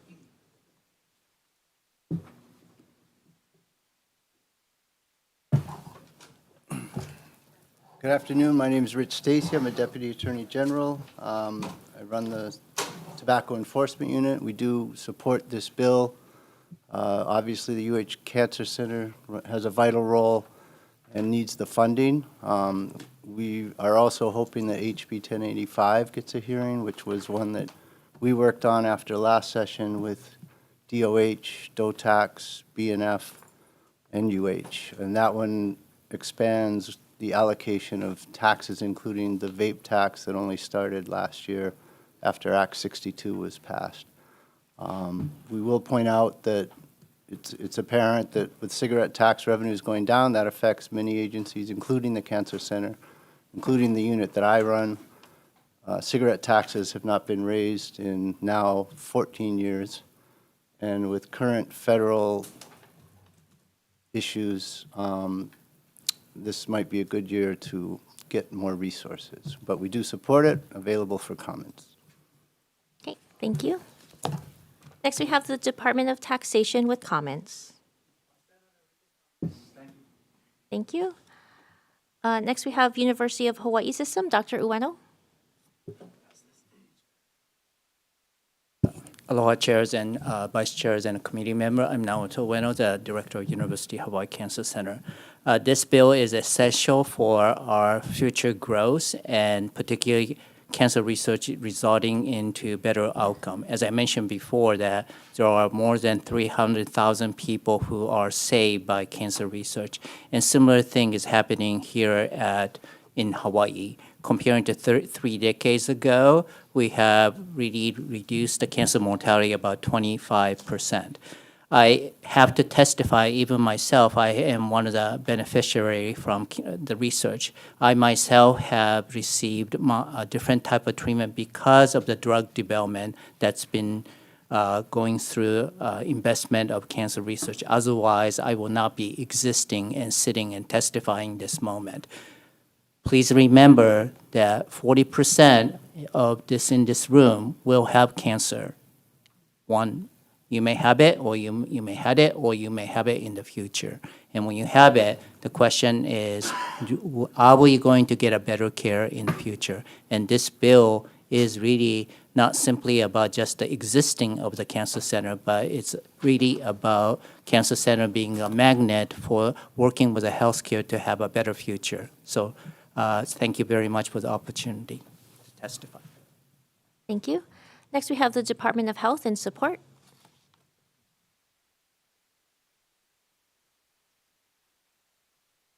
Good afternoon, Chair, Vice Chair, members of the committee. Jill Tamashiro on behalf of the Hawaii State Department of Health and Dr. Kenneth Fink. The department supports HB 441 HD2 as a critical public health measure to address the burden of tobacco use in our state.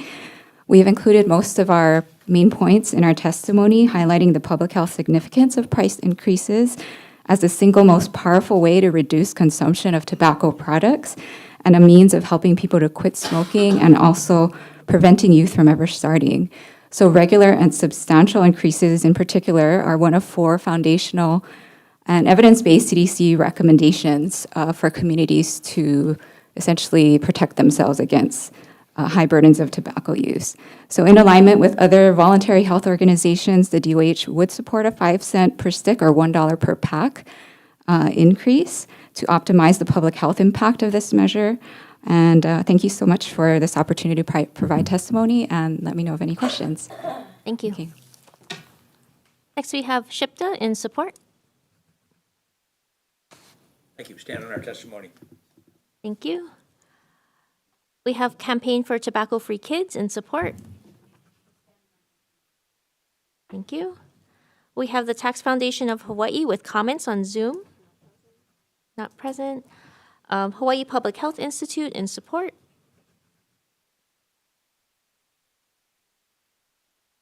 Aloha, Chair, Vice Chair, and members of the committee. I'm Kevin Ramirez, the Program Manager for the Coalition for Tobacco-Free Hawaii, a program of the Hawaii Public Health Institute, here to testify in support with amendments for HB 441 HD2. We respectfully request the bill be amended to raise the tax by at least $1 per pack to maximize potential public health benefits for youth prevention and adult cessation. More details are in our written testimony. Recent polling shows strong voter support. According to an independent poll conducted by Ward Research on behalf of our coalition, 78% of registered Hawaii voters support an increase in cigarette taxes, and 89% feel that it is important for the state to dedicate part of its tobacco tax revenue to support tobacco prevention and cessation programs. Thank you for the opportunity to provide testimony in support of HB 441 HD2. We respectfully ask you to pass this measure out of committee with the requested amendments. Mahalo. Thank you. We have American Cancer Society Cancer Action Network in support. Chair, Vice Chair, and committee members, Cynthia Al on behalf of the American Cancer Society Cancer Action Network, or ACS-CAN. We support the bill with amendments. 9,000 residents from Hawaii will hear the words, "You have cancer," this year, and more than 2,000 are expected to die from the disease. While it's projected that in 2025, more people will be diagnosed with cancer, there is a decline in deaths compared to 2024 because of institutions like the UH Cancer Center, which provides important cancer research, access to life-saving treatment, including clinical trials, and education, which play a critical role in reducing the cancer burden for our diverse population in Hawaii. ACS-CAN supports increased funding for the UH Cancer Center. Cancer, again, is the second leading cause of death in the state, but tobacco use is the #1 preventable cause of cancer. 1,400 adults will die from smoking this year. Please consider increasing the cigarette tax to 5 cents or $1 per pack, which is proven to help children to not start smoking and to help adults quit. Thank you so much. Thank you. Next, we have Retail Merchants of Hawaii in opposition on Zoom. Oh, do we have Discount Smoke Shop Hawaii in opposition on Zoom? Michelle Jordan? Not present. Taxpayers Protection Alliance with comments on Zoom? Yes, can you hear me? Yes, please proceed. Okay, perfect. Okay, Chairman, Vice Chair, members of the committee, thank you for your time today. My name is Lindsay Stroud. I'm a senior fellow at the Taxpayers Protection Alliance. I did submit very extensive written testimony, and I wanted to highlight some points. And I'm speaking on both bills tonight, so I'm going to try to make sure that I'm not repeating myself. So since 2021, TPA has examined data from the annual Behavioral Risk Factor Surveillance System Survey, which is administered by the Centers for Disease Control and Prevention, and I'm utilizing data from that. So first, adult and youth use of combustible cigarettes is at record lows.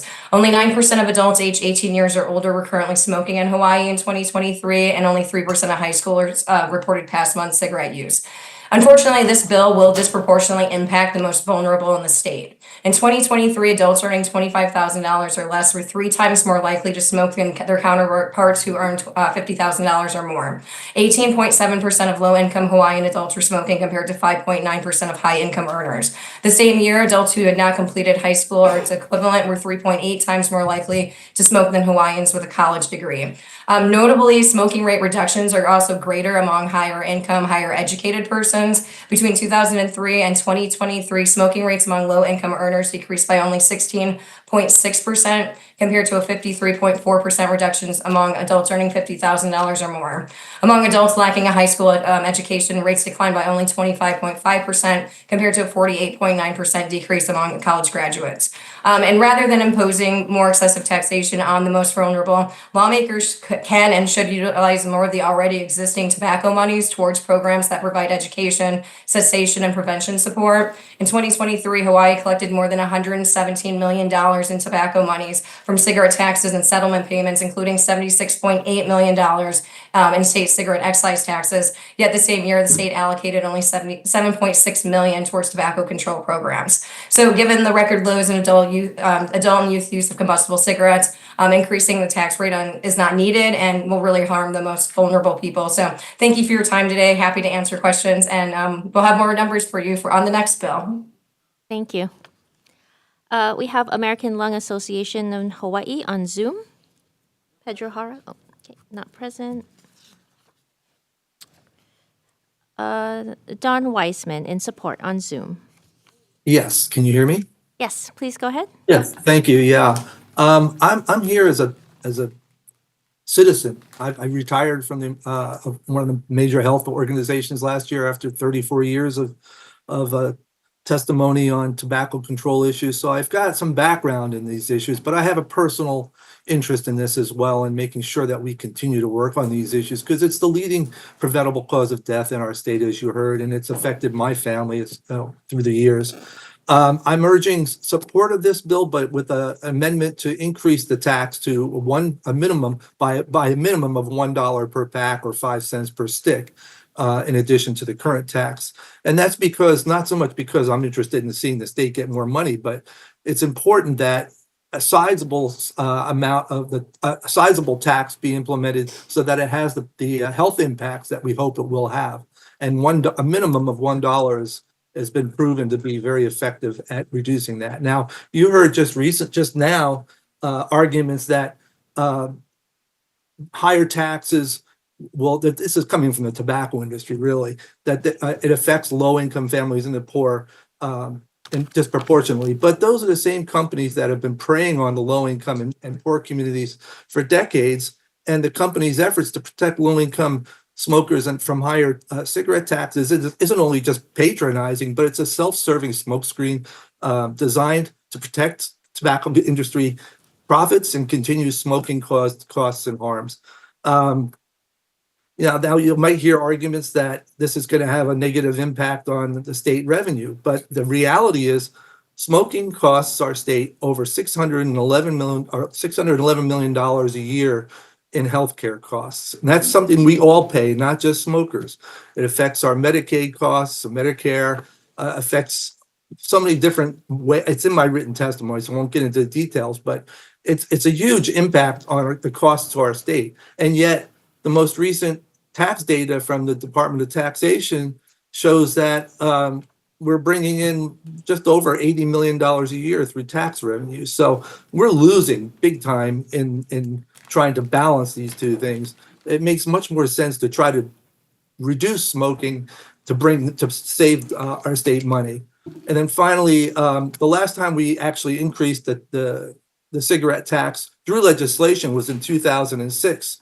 But that bill, as a favor to the tobacco industry, was staggered over 5 years, 20% increase each year. And that allowed the tobacco industry to provide discounts and coupons each year that this tax went up to offset the impacts that it would have to their bottom line. And so, we'd rather see a $1 increase at one time. And I'd prefer to see some of the money go towards the education that the previous testifier said is needed. We're grossly underfunded in that area in the state, and the tobacco industry is spending over $25 million a year marketing these products to our young people, and you heard we're spending just over $5 million. So we need more money to go to those prevention, control, and cessation programs. So I ask you to support this bill with a proposed amendment of an increase in the tax amount. Thank you, and I'm here for any questions. Okay, thank you. Also Hawaii Smokers Alliance in opposition, please.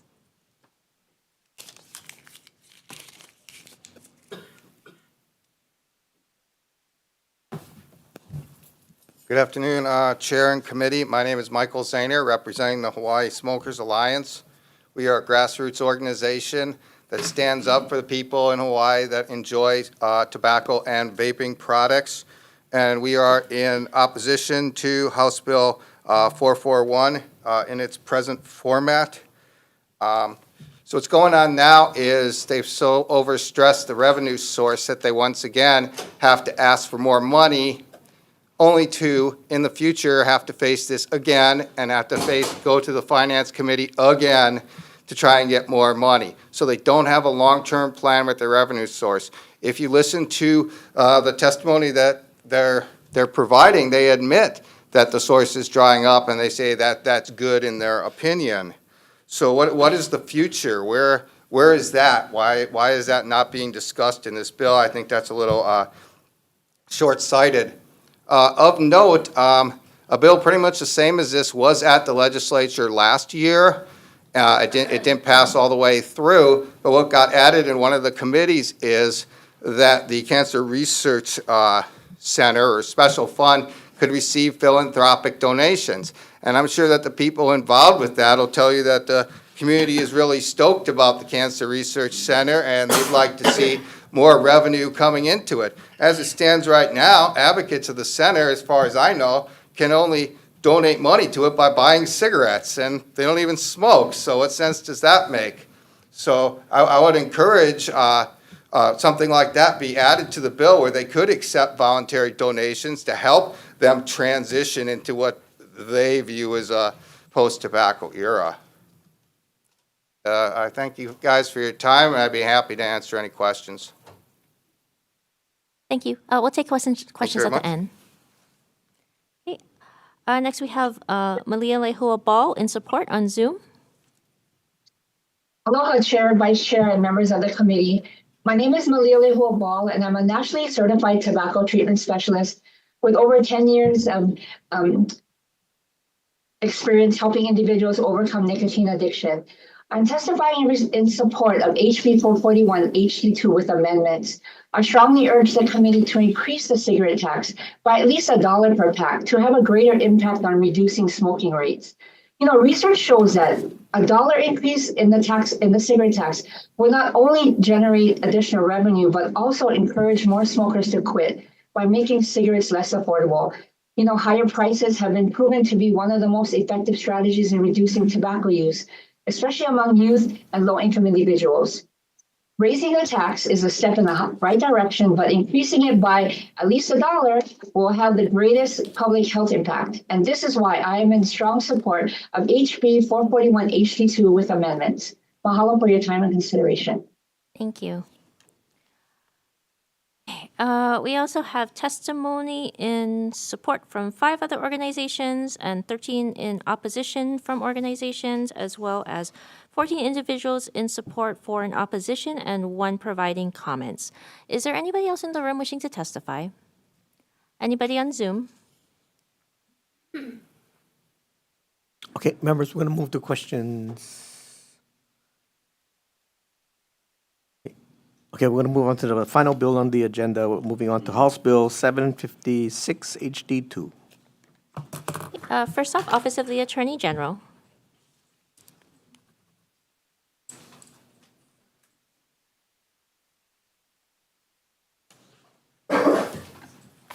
Aloha, Chair, Vice Chair, and members of the Aloha, Chair, Vice Chair, and members of the committee. My name is Chelsea Okamoto. I'm a Deputy Attorney General of the Tobacco Enforcement Unit. Thank you for hearing this bill. Our department's in support of this bill, and you have our written testimony.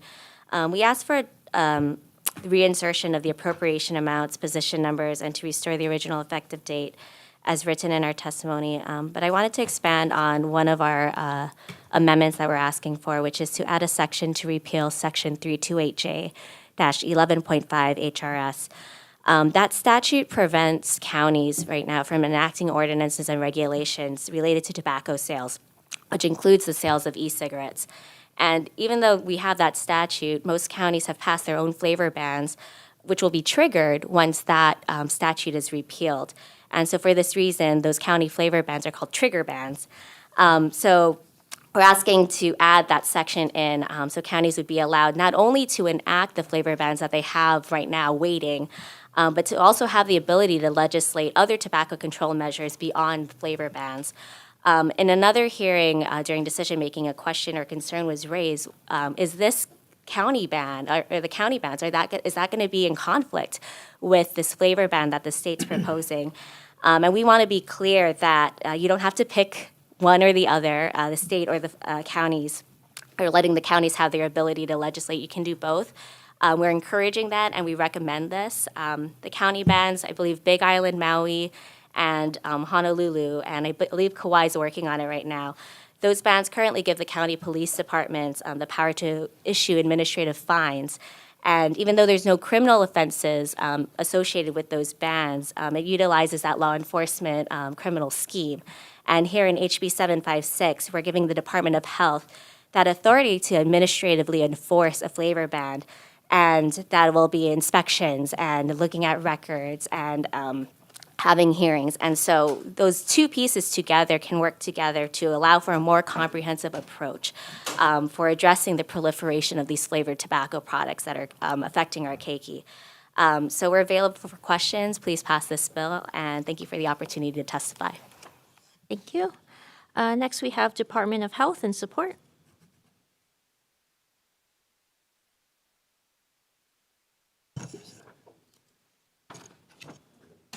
Good afternoon, Chair, Vice Chair, members of the committee. Thank you for hearing this important measure to address lifelong addiction in our state. Again, my name is Jill Thomas-Schur, representing the Hawaii State Department of Health and Dr. Kenneth Fink. The department supports HB 756 HD2, and the main points that we wanted to highlight in our testimony this year is the evolution of the e-cigarette epidemic, which started off as primarily a problem amongst high school students and has now become a major addiction problem for young adults ages 18 to 34, and regretfully a pervasive issue amongst middle schoolers as well. Additional data not included in our testimony shows that for the first time, e-cigarette use among adults now exceeds combustible combustible cigarette use at 10.1% versus 9%. So it's evident that the teens that were exposed about 10 years ago with unrestricted access to flavored tobacco products that started 10 years ago have now aged up and carried this habit into adulthood. We also now have evidence that these policies are making a difference in other parts of the country. Massachusetts, and California in particular are among the first states to have successfully adopted, implemented, and enforced these restrictions. Their evaluations are also showing great reduction in consumption without economic harm to retailers or increases in illicit trade. So we know that flavors are the enticement factor in tobacco use, and menthol in particular plays a facilitative role in addiction. So thank you so much for hearing this very important measure, and we are available here for questions. Thank you. Thank you. Next, we have the Campaign for Tobacco-Free Kids and Support.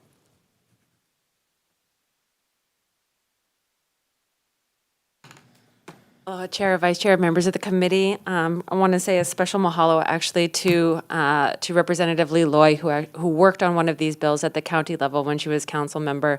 And as we saw with kids in our name, and I know that the Youth Council will also have comments and a testimony in support today, but I just want to bring back those 10 to 14-year-olds into this room and think about what it's like to be a kid in middle school and high school at this moment, and having large companies on social media pushing a product that companies are also spending tens and hundreds of millions of dollars to attract you to, and then giving you a product that is that addictive into your hands. We've been sitting in these rooms having this conversation about trying to support our keiki and finding a healthy way forward for years now. Now these youth are now young adults. Many of them were working with us and maybe as freshmen, and now they're off graduated college. So I think it's time that we see some movement on this, and I just wanted to highlight what the Department of Health has said. California, Massachusetts, New York, and Rhode Island have all passed bans on flavored nicotine products. In California, they've seen a 49.6% reduction in e-cigarette sales. Massachusetts, a 89.8% reduction in e-cigarette sales. New York, a 62.6% reduction in e-cigarette sales, and in Rhode Island, a 55.3%. These policies are very, very effective, and I think all of us are committed to the public health and following the best research, and this is something that we continue to stand by as being in the best interest of our kids. Mahalo. Thank you. Next, we have Aloha Care on Zoom in support. Not present, thank you. We have Hawaii Public Health Institute in support.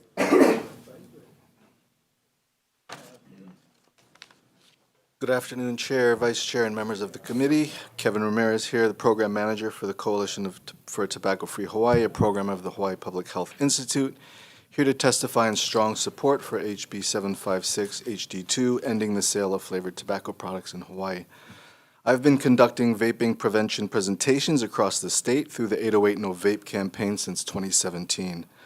When schools have incidents involving student vaping, they often contact us for a presentation. For the first 3 years of this campaign, 2017 to 2020, my audiences were mostly high schools. In the last 3 years, the requests for vaping prevention presentations have predominantly been from elementary schools and a few middle schools. Just this morning, I had an audience of 76 students, all of the 4th, 5th, and 6th graders at Haleiwa Elementary School. And over this week and last week, I went to Dole Middle School for 6 presentations there to cover all 500-plus students in 6th, 7th, and 8th grades.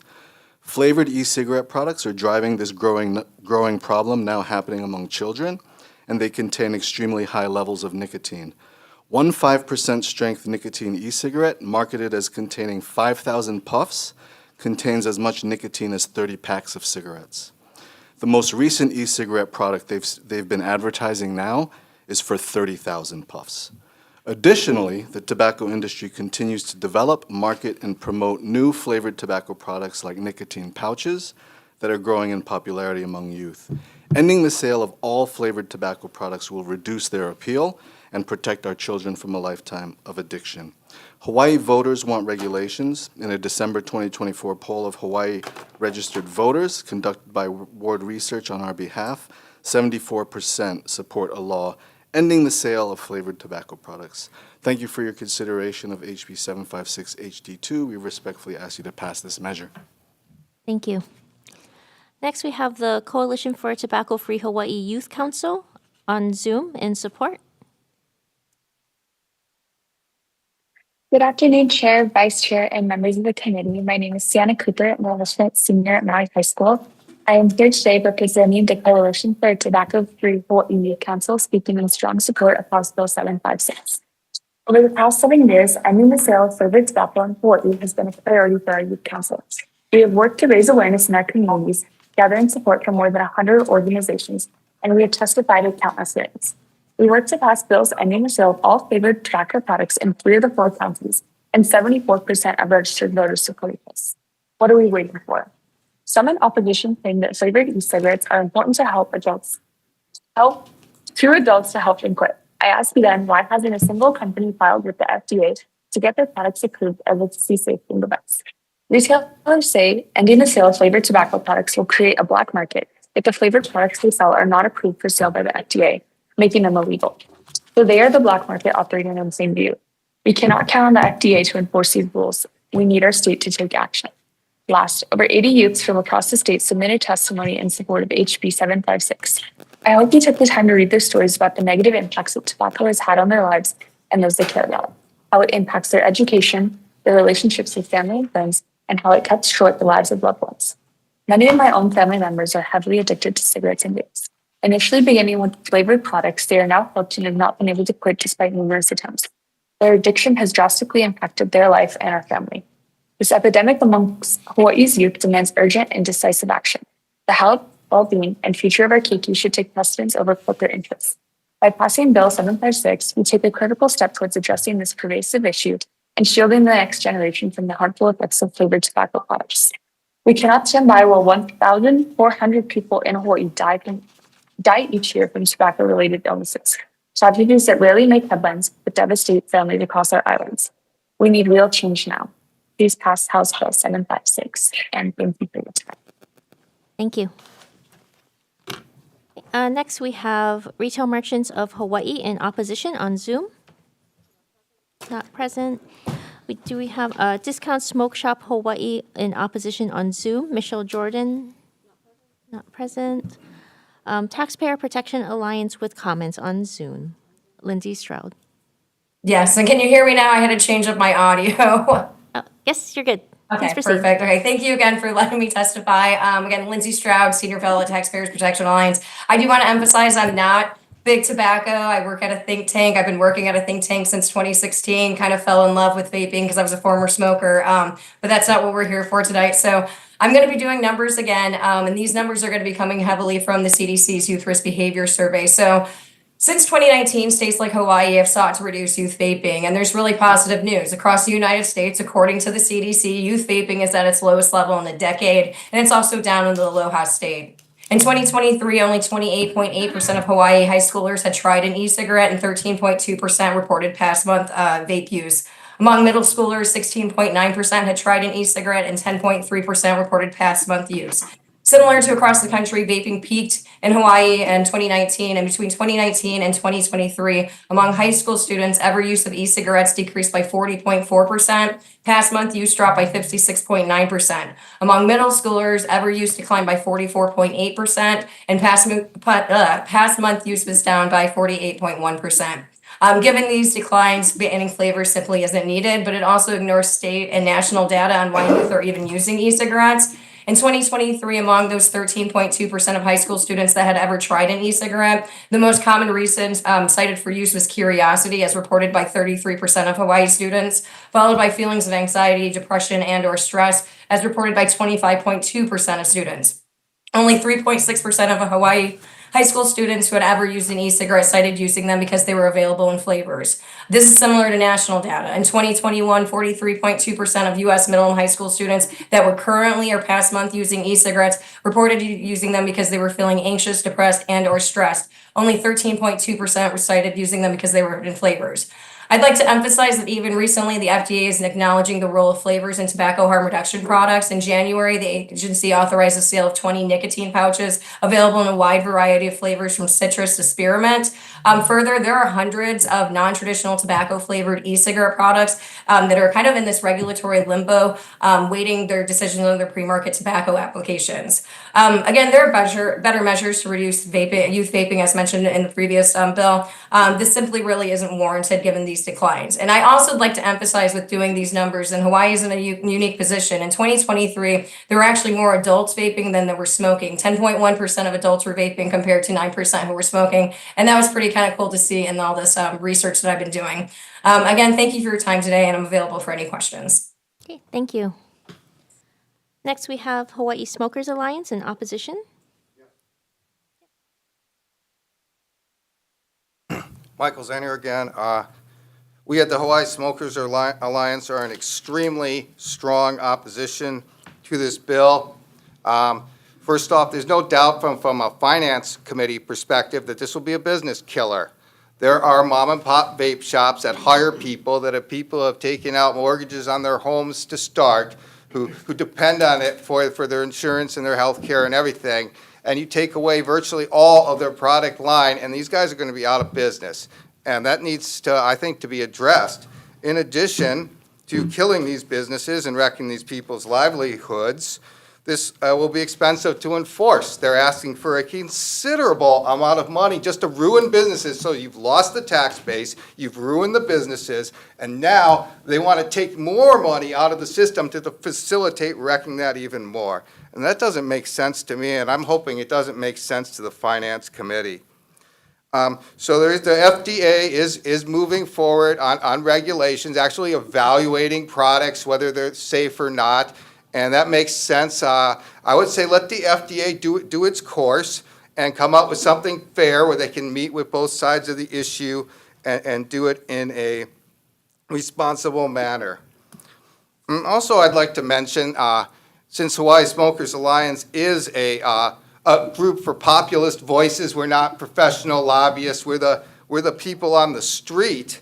I know from a fact, just from my everyday life, that 73% of people are not in favor of this. Yes, I realize that a paid group can rig the questions over the phone and run the survey as many times as they need. But you go down there on Veritania Street or on King Street or whatever, you talk to normal people, hey, what's important to you? And what they'll tell you is, oh yeah, I'm concerned that Michael Zanier here, that's 50 years old, is enjoying flavors of tobacco that I don't like. Is that going to be their most important concern? I was on a neighborhood board for 12 years. Their concerns are the high cost of living, the electricity cost, the vagrancy. I mean, surely you guys have heard this. The last thing on their minds is worrying about what an adult is doing in their own home or what they're enjoying. So I urge you guys to let the FDA do it in a fair manner that's across the board. That way everybody's treated the same, that you don't have an unlevel playing field for different counties, you don't have black markets, products coming in that could have anything in them. They could have fentanyl in them, right? Because now there's no more controls over it, and we don't want that. So I think the FDA is doing the right thing, and I hope you guys will consider the financial impact as well as the impact to your constituents on this bill. I thank you for your kind attention. I'd be happy to answer any questions. Okay, thank you. We take questions at the end. Okay, thank you.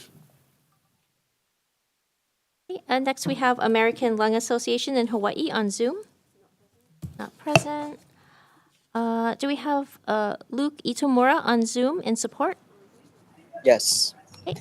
Aloha Chair Yamashita, Vice Chair Takunuchi, and members of the House Committee on Finance. Thank you for the opportunity to testify in strong support of HB 756. I'm Luke Itomura, a sophomore at Punahou School, and I stand with countless Hawaii youth united against the vaping epidemic fueled by flavored products that threaten our health and future. At just 13 years old, I was offered a flavored vape, not by an adult, but by another youth who pressured me with the appeal of a Hawaiian Sun flavor. My 6th grade friends had similar experiences. For kids as young as 12, flavors like watermelon or Jolly Rancher become an enticing trap. What starts as curiosity can lead to lifelong addiction, lung disease, strokes, and even early death. No other consumer product kills up to 50% of its long-term users. Some opponents argue that Hawaii would lose tax revenue by ending the sale of flavored tobacco products. However, the full picture and economic impact tell a different story. While there may be a short-term reduction of tax revenue, the long-term cost savings to the state would be substantial. A report linked to my written testimony found that the financial burden of smoking-related diseases in Hawaii is staggering. Smoking-related diseases cost Hawaii $611 million annually in healthcare expenses. Medicaid expenses due to smoking-related illnesses total $152.3 million each year, and each household pays an estimated $955 in state and federal taxes to cover smoking-related government expenditures. Additionally, smoking-related premature death and illness result in $1.1 billion lost in productivity. By passing HB 756, Hawaii can reduce these costs while protecting our youth. A fact sheet by Johns Hopkins Economics for Health shows that Hawaii can expect these savings. They say that preventing Hawaii kids from becoming addicted smokers would secure additional millions of dollars in future healthcare cost savings. Finally, I want to end on the note that 74% of Hawaii registered voters support ending the sale of flavored tobacco products, justifying that this is a highly wanted policy. Flavored tobacco has no place in the hands of Hawaii's youth, and passing HB 756 is a vital step in protecting future generations. Thank you for your time. Thank you. Next, we have Don Weisman in support on Zoom. Aloha again, Don Weissman, private citizen. I'm here to support this bill strongly. And I want to emphasize, you've got my written testimony. I won't go through all of it, but I want to emphasize the importance of making this a comprehensive flavor restriction. Mint and menthol flavors especially are important in this issue because they are added to so many of the other flavors as a way to mask the harshness of tobacco products and nicotine. So it's important that this be comprehensive. If you leave any gaps in what's allowable, then the industry is standing ready to take advantage of that with loopholes. So it's important to make this comprehensive. I want to also emphasize that you're hearing from the tobacco industry or its representatives that these products, some of the vape products or the newer pouch products are safer. They always use the term safer. You'll never hear the tobacco industry use the word safe because there is no safe tobacco or nicotine product out there.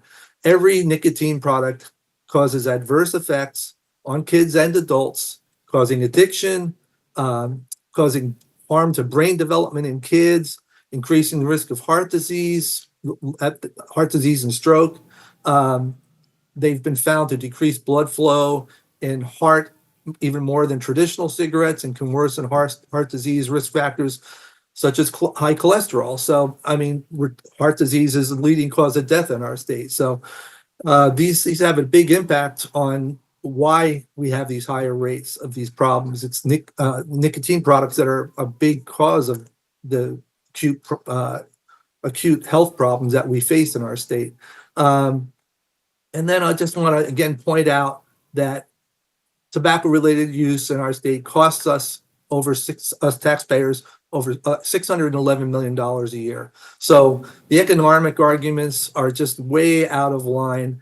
The amount that the state brings in through tax revenue, or even those who are selling these products, pales in comparison to what we're having to pay for the eventual costs of these for disability and death in our state. So I urge you to strongly support this bill. Mahalo. Thank you.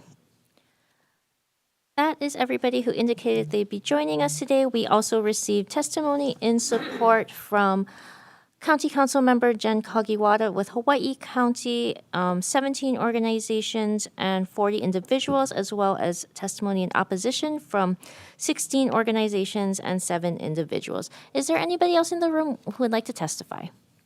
Anybody on Zoom? Oh. Someone on Zoom. Oh, okay. Please state your name and proceed with your testimony. I'm being called up for the video. I'll just say Ian Ross, Waianae Coast Comprehensive Health Center. We will just stand our written testimony, as I know this is the last measure of the day. Thank you very much. Okay, thank you. Anybody else on Zoom? Okay, thank you very much. Members, questions? Okay, thank you very much. We'll recess to get quorum for decision making.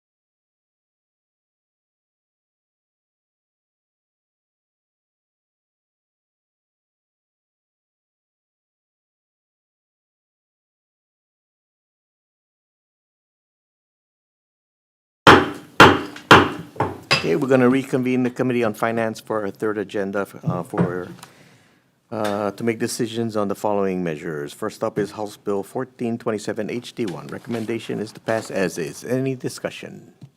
Vice Chair. Voting on HB 1427 HD1, recommendation is to pass unamended. Chair and Vice Chair vote aye. Representative Grandinetti. Representative Holt is excused. Representative Hussey. Aye. Representative Keohokapu Liloy. Representative Kitagawa. Aye. Representative Kush. Aye, sorry. Representative Lamasau. Representative Lee is excused. Representative Miyake.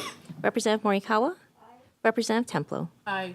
Representative Alcos is excused. Representative Reyes Oda. Aye. Representative Ward is excused. Chair, recommendations adopted. Okay, thank you very much. Moving on to House Bill 1389 HD1, as is. Discussion. Okay, Vice Chair. Voting on HB 1389 HD1, recommendation is to pass as is, noting the excused absences of Representatives Holt, Lee, Alcos, and Ward, who will be noted as excused for the remaining of this agenda unless otherwise announced. Are there any members voting with reservations? Any noes? Recommendations adopted. Okay, thank you. Moving on to House Bill 237 HD1, as is. Discussion. Vice Chair.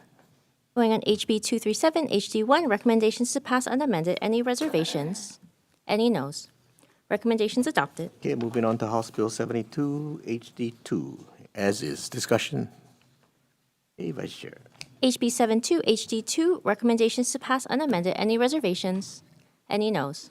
Recommendations adopted. Okay, thank you. Moving on to House Bill 714 HD1, as is. Discussion. Vice Chair. Voting on HB 714 HD1, recommendations to pass unamended. Any reservations? Any noes? Recommendations adopted. Okay, moving on to House Bill 213 HD1, as is. Discussion. Vice Chair. HB 213 HD1, recommendations to pass unamended. Any reservations? Any noes? Recommendations adopted. Okay, moving on to House Bill 303 HD2, as is. Discussion. Vice Chair. HB 303 HD2, recommendations to pass unamended. Any reservations? Any noes? Recommendations adopted. Okay, moving on to House Bill 474 HD1. We're going to be moving this out as an HD2, blanking out the FTE and tech. Any discussion? Vice Chair. HB 474 HD1, recommendations to pass with amendments. Any reservations? Any noes? Recommendations adopted. Okay, moving on to House Bill 700 HD1, as is. Discussion. Vice Chair. HB 700 HD1, recommendations to pass unamended. Any reservations? Any noes? Recommendations adopted. Okay, thank you. Moving on to House Bill 952 HD1, as is. Discussion. Vice Chair. HB 952 HD1, recommendations to pass unamended. Any reservations? Any noes? Recommendations adopted. Okay, moving on to House Bill 139 HD2. Members, we're going to move this out as is, but I'm going to note the AG's concerns in the committee report. Any discussion? Okay, and for the subject matter committees to work on that in conference if this bill does move forward. Okay, for the vote, Vice Chair. HB 139 HD2, recommendations to pass unamended. Any reservations? Any noes? Recommendations adopted. Okay, thank you. Moving on to House Bill 1300 HD1, as is. Discussion. Vice Chair. HB 1300 HD1, recommendation is to pass unamended. Any reservations? Any noes? Recommendations adopted. Okay, moving on to House Bill 341 HD1, as is. Discussion. Vice Chair. HB 341 HD1, recommendations to pass unamended. Any reservations? Any noes? Recommendations adopted. Okay, thank you. Moving on to House Bill 784 HD1, as is. Discussion. Okay, Vice Chair. HB 784 HD1, recommendations to pass unamended. Any reservations? Any noes? Recommendations adopted. Okay, thank you. Moving on to House Bill 1179 HD1, as is. Discussion. Okay, Vice Chair. HB 1179 HD1, recommendations to pass unamended. Any reservations? Any noes? Recommendations adopted. Okay, moving on to House Bill 716 HD1, as is. Discussion. Vice Chair. HB 716 HD1, recommendations to pass unamended. Any reservations? Any noes? Recommendations adopted. Okay, thank you very much. Moving on to House Bill 250 HD2.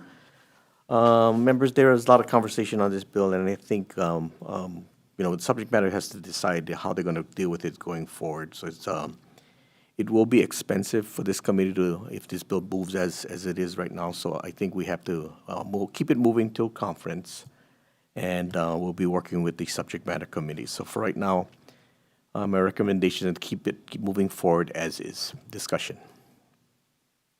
Okay, Vice Chair. HB 250 HD2, recommendations to pass unamended. Any reservations? Any noes? Recommendations adopted. Okay, thank you. Moving on to House Bill 1431 HD1. Okay, we're going to be blanking out the positions, the FTE, some technical amendments, and also we're going to be making it from permanent to temporary because there is a sunset on this in 2028. So we're going to make the position temporary. HD2, any discussion? Vice Chair. Voting HB 1431 HD1, recommendation is to pass with amendments. Any reservations? Any noes? Recommendations adopted. Okay, thank you very much. Moving on to House Bill 1462 HD1, as is. Discussion?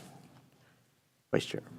HB 1462 HD1, recommendations to pass unamended. Any reservations? Any noes? Recommendations adopted. Okay, moving on to House Bill 441 HD2, as is. Discussion? Okay, Vice Chair. HB 441 HD2, recommendations to pass unamended. Any reservations? Any noes? Recommendations adopted. Okay, thank you. Moving on to the final bill, House Bill 756 HD2, as is. Discussion? Okay, Vice Chair. HB 756 HD2, recommendations to pass unamended. Any reservations? Any noes? Recommendations adopted. Okay, thank you very much, members. We are adjourned, and we'll be moving into the final hearing momentarily.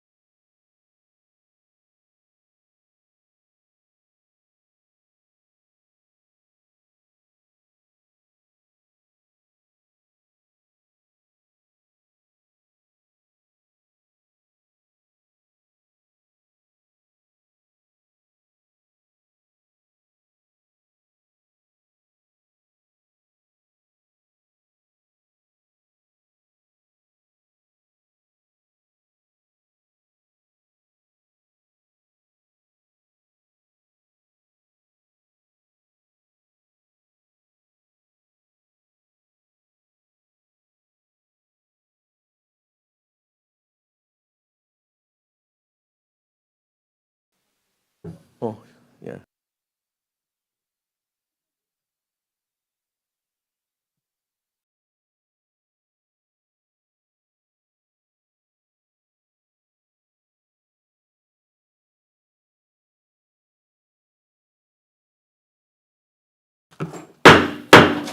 Okay, we're gonna convene the Committee on Finance for our fourth agenda. We have one bill on the agenda, House Bill 1194 HD1 relating to midwives. Vice Chair. First up, we have DCCA with comments.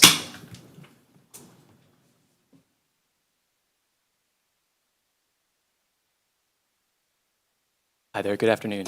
My name is Alexander Pang. I'm Executive Officer of the Department of Commerce and Consumer Affairs Midwives Program. We stand on our written testimony and are here for questions. Thank you. Thank you. Hawaii Home Birth Task Force, Hawaii Home Birth Collective in opposition. Sorry, my sheet got messed up, but yeah. Sorry, yeah, hi, Christy. Thank you. Thank you, Finance Committee, for having us here. My name is Christy Duarte. I'm the president of the Hawaii Home Birth Collective, which represents the largest group of licensed midwives. We represent over 20 licensed midwives in our state, and we oppose HB 1194, but with recommendations so that we can support. Those are found in our testimony. Because there are some new legislators, I just wanted to share the history of the 2019 midwifery law. In 2019, there was a news article with a legislator saying, "This bill strikes an important balance by allowing those who have the credentials and training to seek licensure, and it also gives an exemption to traditional and cultural practitioners to come together in a task force to discuss the right level of regulation and accountability." The legislator continued to explain that we look forward to the task force report and hope to bring all groups together to ensure a basic level of consumer protection and safety for mothers and babies. While this was the intent of the 2019 law that passed, right now HB 1194 does not yet accomplish what the midwifery law intended to accomplish. It does not yet bring all groups together. It does not ensure consumer protection or safety for mothers and babies when it seeks to restrict access and criminalize traditional practitioners. I was the chair of that task force. Our recommendations were introduced, and the Department of Health showed up and testified in 2020 that there were no safety issues. And yet the chair who contacted me and asked me for the bill so that she could introduce the bill killed the bill that day. The reason? She said she wanted to wait 5 years until the sunset date. So here we are. We're at the sunset date, and this is the chance that the House can do what it said and intended it would do, because it was the House of Representatives that created the task force in the Committee for the Health Committee in 2019. And Chair Yamashita, I appreciate your comment in the news recently when you said efforts are currently underway to reach a compromise. Respectfully asking that the Finance Committee please be the one to get us to reach that compromise today and end criminalization of our traditional and cultural practitioners, and please support the families they care for. Thank you. Thank you. Next, we have Papaola Lokahi with comments.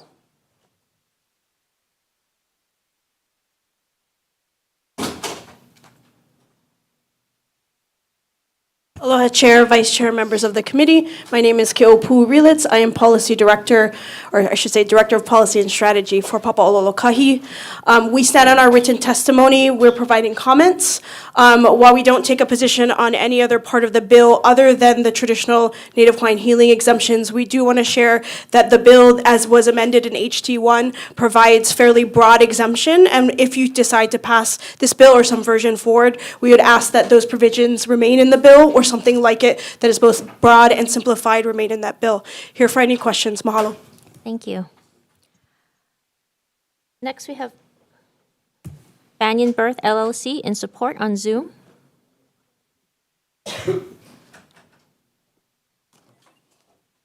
Taylor Hamill. Oh. Hi, my name is Taylor Hamill. I'm a licensed midwife on the Big Island. I appreciate the opportunity to testify. I'm testifying in strong support of HB 1194 HD1. I strongly support the requirement for MEEK education, peer review, data collection, maintaining up-to-date NRP and BLS certification as components for the midwifery licensure bill. I also would like to state that I think the NARM exam is not an adequate evaluation of comprehension of risk, health status, diagnostics, treatment and management of more complex conditions that can arise in the perinatal period. MEEK school examinations are much more thorough and more adequately reflect a midwife's training, their ability to identify, order, and interpret lab results, refer to the right kinds of providers, and provide the appropriate courses of care. Peer review and data collection are two components to oversight that ensure the accountability of midwives and can improve safety outcomes for families that are in their care. Thank you for your time. Please vote in support of HB 1194 HD1. Thank you. Next, we have the Hawaii affiliate of the American College of Nurse Midwives in support.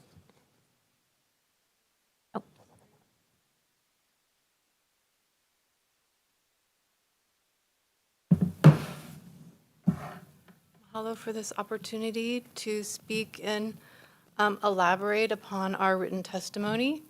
My name is Margaret Reagan. I am Secretary of the Board for the Hawaii affiliate of the American College of Nurse Midwives. We represent certified nurse midwives who in Hawaii are licensed as APRNs through the Board of Nursing with a specialty in midwifery. We also represent certified midwives who are licensed through DCCA.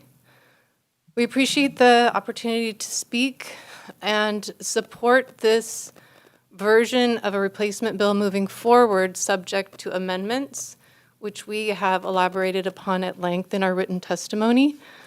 We are at a point in the regulatory process where, beyond preservation of a licensure program, the value of midwifery care needs to inform the policy. It is not there yet. Sorry, I'm nervous. This is very personally meaningful. Licensed midwives need to be authorized in the statute. It cannot be amended on an administrative level. We've been through that in the past 5 years. DCCA has not been able to address inadequacies in the statute. Therefore, we wish that you would reference national standards for these licensed providers, without which we will not be able to be integrated into the healthcare system. Medicaid has expressed their support for clear descriptions of scope, clear definitions, so that we can proceed in integrating these new providers to address provider shortages and expand access to care from our families who need it so desperately. Act 32 also had claimed that privacy and constitutional rights would not be impacted through a licensure program. This seems to not be the case. We are hoping that all of these issues can be addressed appropriately in this very complex issue. I'm here to answer any questions. I think I've really gone over 2 minutes, but I appreciate you letting me speak. We have been, as a board, involved in conversations with Department of Health Services, Department of Health, the DCCA, and ACOG, also representatives who have introduced both previous bills in the hearing in hopes of finding a comprehensive approach to expanding access to care. Policy should reflect the needs of the public. It was not the intent of legislative findings back in 1999, or yet when the previous bill was introduced, to infringe upon what happens within a community, nor infringe upon the rights of the public. So our intent is to in some way move this vehicle forward in light of all the considerations. So I appreciate your time. Thank you. Thank you.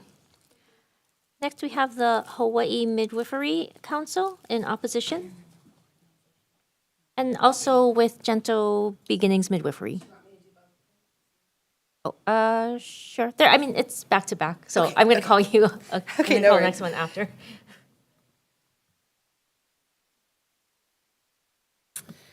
Aloha, my name is Rachel Kernell Strumpf, and I'm first going to speak for the Hawaii Midwifery Council.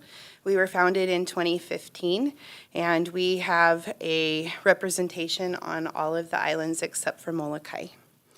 And so I would like to read the testimony as submitted by the North American Registry of Midwives, which is the credentialing body of the Certified Professional Midwife. This is written by Bryn Potter, who is the director, the executive director of the North American Registry of Midwives. To the Honorable Chair and committee members, the North American Registry of Midwives, NARM, thanks you for the opportunity to testify regarding HB 1194 HD1 relating to midwives. NARM supports licensure opportunities for all midwives who hold the credential of Certified Professional Midwife. This credential is the basis for the midwife licensure in 38 other states, and we commend Hawaii for its passage of midwifery legislation in 2019. We were very happy to see the inclusion of Global Signature Authority for the CPM included in HB 1194 HD1. Unfortunately, we have concerns about this bill as submitted.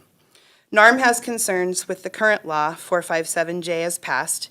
The only route to the CPM identified in this law was through the attendance of a MEEC-accredited school.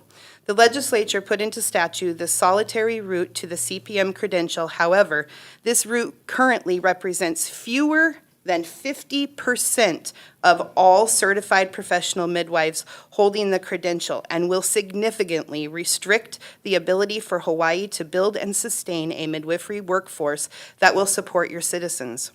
NARM recognizes additional educational pathways that grant a person eligibility to sit for the NARM exam as equivalent.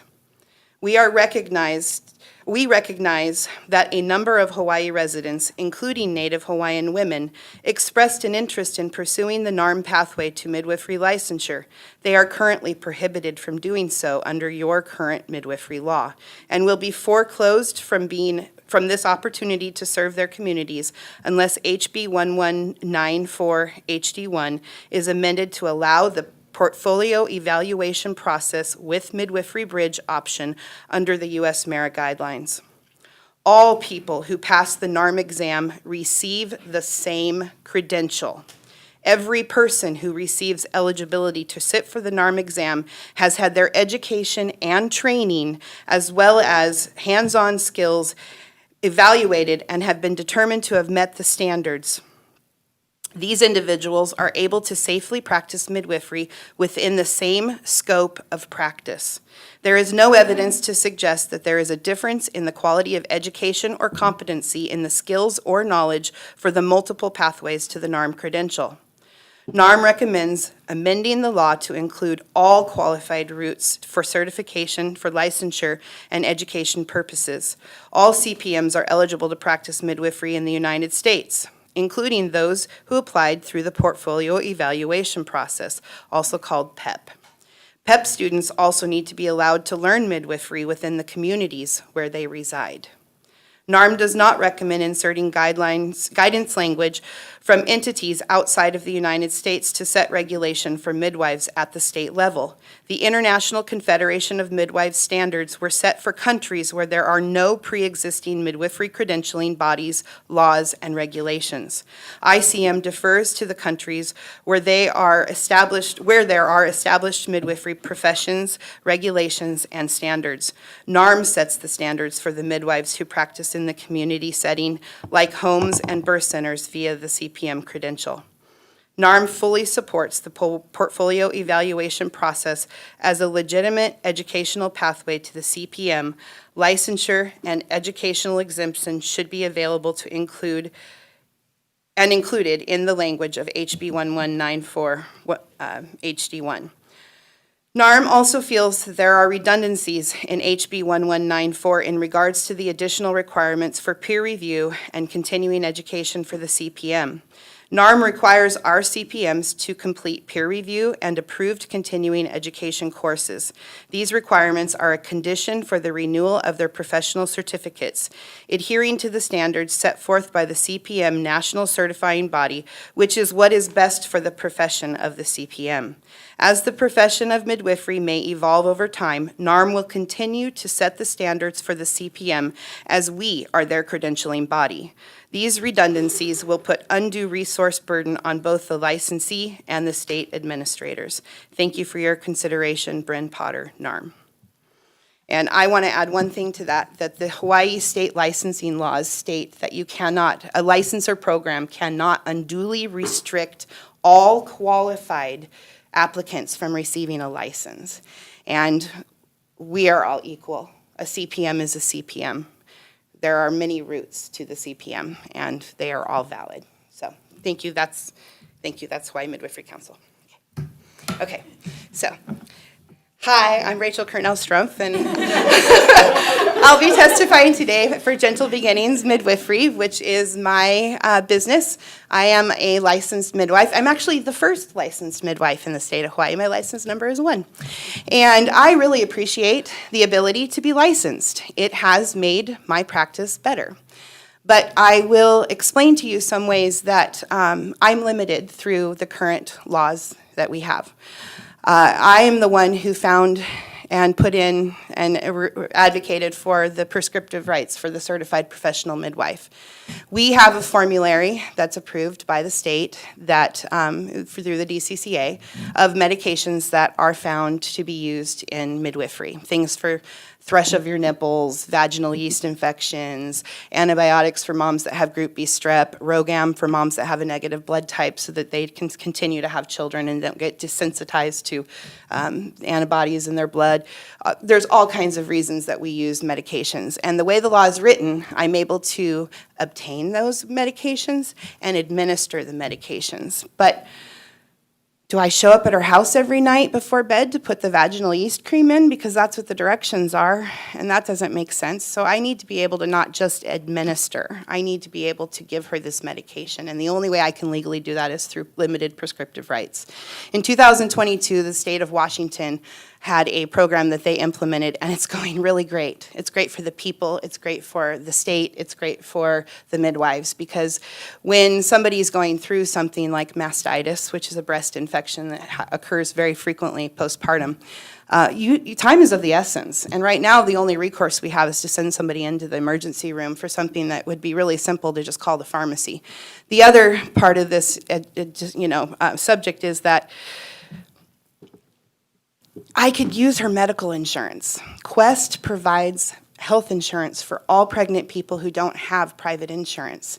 And if I had the ability to call that yeast cream in, to call that Rogam in, to call in just whatever the state says is reasonable for me to have the ability to do, then all of their insurance companies would cover these medications. Because Rogam, my cost on Rogam is just under $700. They need 2 shots, one at 28 weeks post and one within 3 days postpartum. And right now I have moms that are choosing not to take that shot because they have to choose between taking the shot or putting groceries on their table for their children. And already they have to pay cash out of pocket because midwifery care has not been written into the codes right, so that we can't bill insurance. We're not part of the Medicaid program yet, as Margaret testified. And so everybody in the state of Hawaii who uses a midwife pays cash out of pocket. And so in addition to those fees, we're adding on things that could be easily covered through medical insurance with limited prescriptive rights. What our amendments that we put in there were, it was in the bill that didn't get voted on, but the amendments in there, they model Washington's law. We didn't think anything up, we didn't make it up, we didn't try and add anything extra. We were just like, this is working really great for Washington, let's just copy and paste. The same thing with the traditional birth attendant exemption. That program has been running in the state of Oregon for 30 years, more than 30 years. And regulation is what's needed. We all agree that it's not safe for somebody to give birth alone. But right now, every woman in the state of Hawaii has the legal ability to give birth by herself. But we're criminalizing the traditional birth attendants because they don't hold a certificate when their job isn't to do anything, sensational at a birth, but they've seen a few hundred or thousand of them, and they know when something's going against the normal. And they're there as a line of protection for these women that would otherwise not seek care. Because we can all agree not seeking care is way more dangerous than having a birth with somebody who knows what normal physiological birth looks like, because that's what we're trying to do. We're trying to protect the consumer. So we can protect them by allowing their insurance to cover costs for medications that are necessary for safe practice. We shouldn't have moms choosing to have a birth at home and having to compromise their care not because we're not competent, but because they don't have the money to afford the medications. And we really need to bring back the traditional birth attendant exemption. The exemption is regulation. If a midwife or a traditional birth attendant doesn't follow the criteria to be exempt, she's practicing midwifery without a license and thereby punishable by the law. So it holds those people accountable to their communities and the people that they serve and to the state. Also, RICO never had any complaints in the whole 3 years that the program was running, because from 2019, from the 2020 when they started licensing us till the exemption expired July 1st, 2023, there were no reports into RICO. There were no problems. There was not an issue with the exemption. But the time lapsed and we weren't able to get the legislature to pass something or to extend the exemption, so it just expired. Since that time, if you look at the birth statistics, you can see that there's an uptick in births that are being reported that aren't being done by a nurse midwife, a doctor, I'm an other midwife on the form. So, but there's just, it's like, we don't know who's attending these people, and that's what we need to be concerned about. We need to be offering our people safe options, especially on the neighboring islands. I live on Kailua Kona, and I put 30,000 miles a year on my car driving to all these people, because there just aren't enough of us to go around. Okay, thanks for your time. Oh, also, MA, the Midwives Alliance of Hawaii, does not speak for me. I want to be very clear. They do not speak for me. They do not speak for the Hawaii Midwifery Council. They do not speak for over 20 of the licensed midwives in the state. Thank you. Thank you. Next, we have the American College of Obstetrics and Gynecology in support on Zoom. Hi, members of the committee. Dr. Malero Bravo, I'm an OBGYN. I'm here on behalf of the Hawaii section of the American College of Obstetricians and Gynecologists to offer strong support for HB 1194. This bill is a vital step towards ensuring safe, regulated, and equitable access to midwifery care in Hawaii, protecting the health of pregnant individuals and their newborns while maintaining the right of families to make informed decisions about their birth experience. This bill establishes clear licensure requirements for certified midwives and certified professional midwives, ensuring that all licensed midwives meet recognized educational and clinical training standards. By requiring licensed midwives to provide clients with essential information about their credentials, licensure status, and scope of practice, this bill empowers families to make informed choices about their birth care. HB 1194 aligns Hawaii with national best practices by establishing continuing education and peer review requirements to uphold clinical excellence. It also mandates data submission to improve public health monitoring and inform future maternal health policies. Midwifery care is a proven strategy for addressing disparities in maternal health outcomes, particularly among the historically underserved communities. Expanding access to regulated midwifery services ensures that more families, especially those covered by Medicaid, can benefit from midwifery-led care models. Hawaii has a long history of valuing both traditional and modern approaches to childbirth. HB 1194 respects this balance by preserving cultural traditions while ensuring that all midwives who provide maternity care meet professional competency standards. This bill does not take away options. It enhances them by ensuring that every pregnant individual in Hawaii has access to safe, high quality, and well-regulated care. And for those reasons, we respectfully urge the committee to pass HB 1194. Thank you for the opportunity to testify today. Thank you. Next, we have Midwives Alliance of Hawaii in support on Zoom.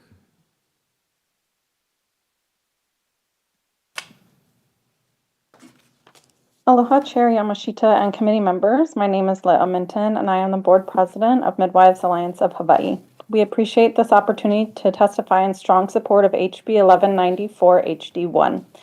Accredited education is critical for midwifery education as it includes both standardized curriculum and hands-on clinical training known as apprenticeship. The curriculum ensures standardized education is provided and student knowledge is tested through each stage.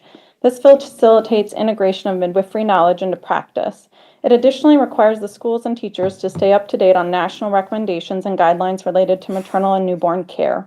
The combination of hands-on clinical skill training with the standardized curriculum ensures that midwives are minimally competent to care for and manage pregnancies, family planning, and newborn care. An education with apprenticeship only, also known as the PEP, is missing exactly that, the didactic portion of midwifery training. Student midwives trained through the apprenticeship only pathway have many gaps in their knowledge and are only exposed to the knowledge that the 1 to 2 preceptors have shared with them. If the midwives teaching the students don't keep up on the latest information, which they are not required to do, nor prove their own knowledge around the national standards of maternal and newborn health care, then students can learn inaccurate information and perpetuate it in their own practices and teach others erroneous information. This has consequences for the consumer and our public health. For example, a preceptor in Hawaii did not know the national recommendation for gestational diabetes screening. This meant that a large proportion of pregnant people receiving the midwife's care who had gestational diabetes were missed. They were not provided correct information about how a condition could impact them and their baby so that they could make an informed choice about what they wished to do for management during their pregnancy. And their gestational diabetes was not addressed in order to be managed. Followed up to determine if they had diabetes type 2 postpartum was not done, and students then went on to practice with incorrect knowledge. This information had been shared over numerous years with students, and this occurred because there is no system of checks around what education is being given to the student when we are in an apprenticeship-only model like PEP. In accredited education, the curriculum is reviewed. Had one of the students of this preceptor been in an accredited midwifery school, they could have shared the correct information they learned about the lab values for gestational diabetes with the preceptor, and that would have positively changed the preceptor's practice and improved our community. Accredited education also supports the profession of midwifery by helping to update preceptors along the way. We know PEP and accredited education are not equivalent educational pathways, as I myself, as a certified nurse midwife licensed in Hawaii as an advanced practice registered nurse, am eligible to sit for the NARM exam to be a certified professional midwife based on my accredited education. This demonstrates that NARM exam does not mean equivalent knowledge, as what I learned in graduate midwifery education is beyond what someone learns in an apprenticeship program. We further acknowledge that Washington State, which was previously brought up today as an example, did stop accepting the PEP pathway in 2013, does require double the number of births that NARM requires in order to be eligible for licensure in Washington, and requires additional pharmacology training and education for their midwives. So we do not feel that that is an example that we would look to in saying that PEP should be continued in Hawaii. We share that NARM's position on standards for midwifery is to say that each individual certified professional midwife creates their own individual standards. Our state cannot use that as a guideline. We support continued required accredited education. Additionally, we wanted to acknowledge the DCCA's concerns in their testimony today about enacting a process to receive an attestation by 2029 that licensed midwives have participated in data submission and peer reviews, and to be able to confirm that licensed midwives have maintained their CPR and neonatal resuscitation certifications. We share that 21 out of 38 states that licensed midwives require CPR, neonatal resuscitation, and require data be submitted anywhere from 30 days to annually. Further, 15 out of 38 states require peer review. We have full confidence that the DCCA will be able to establish a process within the next 3 years to receive licensed midwives attestation, as several other states have successfully implemented these requirements, and we are available to assist DCCA. These requirements are critical to licensure of midwives because currently other health professionals participate in hospital and clinic-based peer reviews and must follow insurance plan requirements, and they submit data through insurance billing, data and quality improvement databases through their employers that often are a part of statewide initiatives, and they submit birth certificate data in a way that captures more accurate information, meaning people like myself, OBGYNs, family medicine physicians. Further, the other healthcare professionals are required by these systems to always maintain their CPR and neonatal resuscitation if they're providing care to adults and neonates. It is renewed every 2 years regardless of when their state license renews or their national certification. Licensed midwives are not tied into these systems, as demonstrated by a brief example. A midwife who transported a pregnant person and their baby into a Hawaii hospital, both near death, and at arrival the baby died and the mother spent an extended stay in the NICU. The healthcare team in the hospital was required to review this outcome over many months, while the midwife did not attend a peer review, and this data was in fact reflected in hospital data. The purpose of licensing midwives is for the safety and protection of consumers, and with that, we feel strongly that data submission, peer review, CPR, and NRP should remain as is in HB 1194 HD1. Thank you for this opportunity, and we ask you to pass HB 1194 HD1. Mahalo. Thank you. Next, we have the American Academy of Pediatrics Hawaii chapter in support on Zoom. Good afternoon. My name is Maya Maxim. I am a pediatrician and the co-chair of the advocacy committee for the Hawaii chapter of the AAP. We stand on our written testimony, but I would like to just take a moment to describe to you what it's like for a child and family to live with the consequences of a birth that hasn't been managed well, and to let you know that while home birth is a safe and reasonable option under many circumstances, there are also circumstances where it is not safe and or where emergencies arise that need to be recognized immediately in order to avoid the consequences that I'm going to describe. So when an infant during the birth process or immediately after birth does not receive adequate oxygen to their brain, they don't have a lot of time before they can have irreversible consequences and preventable lifelong disability. This condition is called hypoxic ischemic encephalopathy, which basically means brain dysfunction due to lack of oxygen. And the children that I have cared for who unfortunately suffered birth emergencies at home and were not able to be to receive the medical care that they provided quickly, that they needed quickly enough, suffer cerebral palsy, lifelong seizures, sometimes are not able to eat by mouth, to walk, or to talk, and often result in the parents not being able to work because of the fact that they require around-the-clock care. Now, I take care of many disabled children and I love them dearly, but I also know that preventable disability should be a goal for all of us. So when we ask for you to support this bill, it's because it is a way to prevent this kind of disability from occurring when it's completely preventable. Emergencies need to be recognized, and the midwives who are attending home births should be trained in responding to those emergencies, as others have said, not limited to, but certainly including CPR for the mom and NRP, which is infant resuscitation for the baby. So in the interest of time, I will stop here, but thank you so much for the opportunity to testify. I actually need to go see a patient, but I would be happy to answer any questions by email later on. And you have that information in my written testimony. Thank you. Thank you. Next, we have Nightbloom Birth in opposition on Zoom. Jasmine Myers.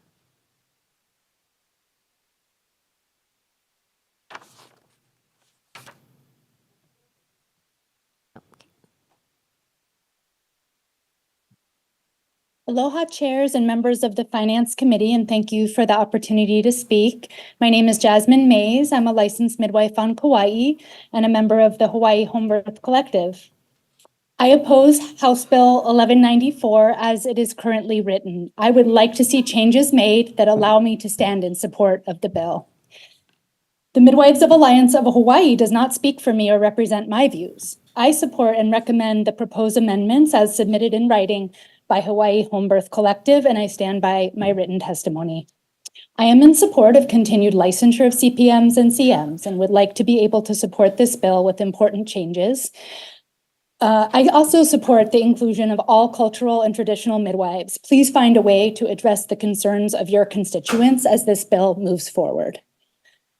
As time is limited, I will speak to a specific section that I would like to see changed. I am referring to page 44, line 1, which states that employing, utilizing, or attempting to utilize any person not licensed under this chapter where licensure is required is grounds for refusal to grant, renew, reinstate, or restore licenses, and for revocation, suspension, or denial of licenses. House Bill 1194 does not provide the ability for CPMs to utilize unlicensed assistants, and it restricts the delegation of tasks to administrative tasks. It does not protect me when I'm supervising or delegating tasks, and it threatens to revoke my license if I employ, aid, or utilize anyone to do anything at a birth that requires a license. I'm asking that you please add language to allow us to supervise unlicensed personnel and delegate tasks as established in the Hawaii nursing law, which defines unlicensed assistive personnel. We should have, as midwives, the same ability to have an individual who's not licensed to practice nursing, but provides tasks of nursing care in the state of Hawaii. It is unrealistic for those of us practicing in rural communities to be able to have a second licensed midwife present for all deliveries. While a team of at least 2 individuals certified in neonatal resuscitation is recommended at every birth, the state does not need to regulate who we ask to assist us. Here on Kauai, there are only 4 licensed midwives actively practicing. To my knowledge, there is only 1 student currently enrolled in a MEEC accredited educational program. It is unsafe to restrict the ability of midwives to arrange for a skilled helper or unlicensed assistive personnel to be present at birth. It would be physically, financially, and logistically impossible to attend my own clients as well as those of other midwives. My standards are high. I want everybody who attends birth with me to be NRP Neonatal Resuscitation Program certified. I want every assistant who attends birth with me and helps me to be certified in adult CPR. I believe that I, as a licensed midwife and as a CPM, am able to uphold these standards for myself, and that the availability of those unlicensed assistive personnel is the most important piece. Thank you for the opportunity to testify. Thank you for your part in helping to increase safe care for the families of Hawaii and for your service to the community. Thank you. Next, we have ACLU of Hawaii in opposition.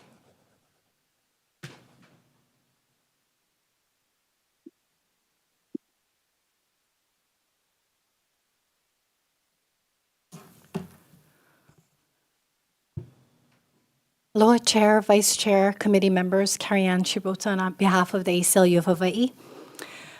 We want to start off by saying that we support license regulations for midwifery. However, we oppose this bill because it falls short of protecting constitutional rights relating to reproductive freedom, autonomy, privacy in Hawaii, as well as traditional and customary practices. Having said that, I know that if I get into sort of constitutional theory, I might put people to sleep and it's been a long day. So I want to share with you a story. Some of you may know that I grew up on the island of Maui in a very rural community, about 40 minutes from the hospital. And I want to share something that just context. My great-grandmother gave birth to 10 children, some of whom went to the medical Western doctor. Some babies were born at home with the care of trusted midwives in the community. My grandmother had 8 children, one of whom was born, lived only 3 hours at the Pu'unene Hospital, and died under the care of a OBGYN.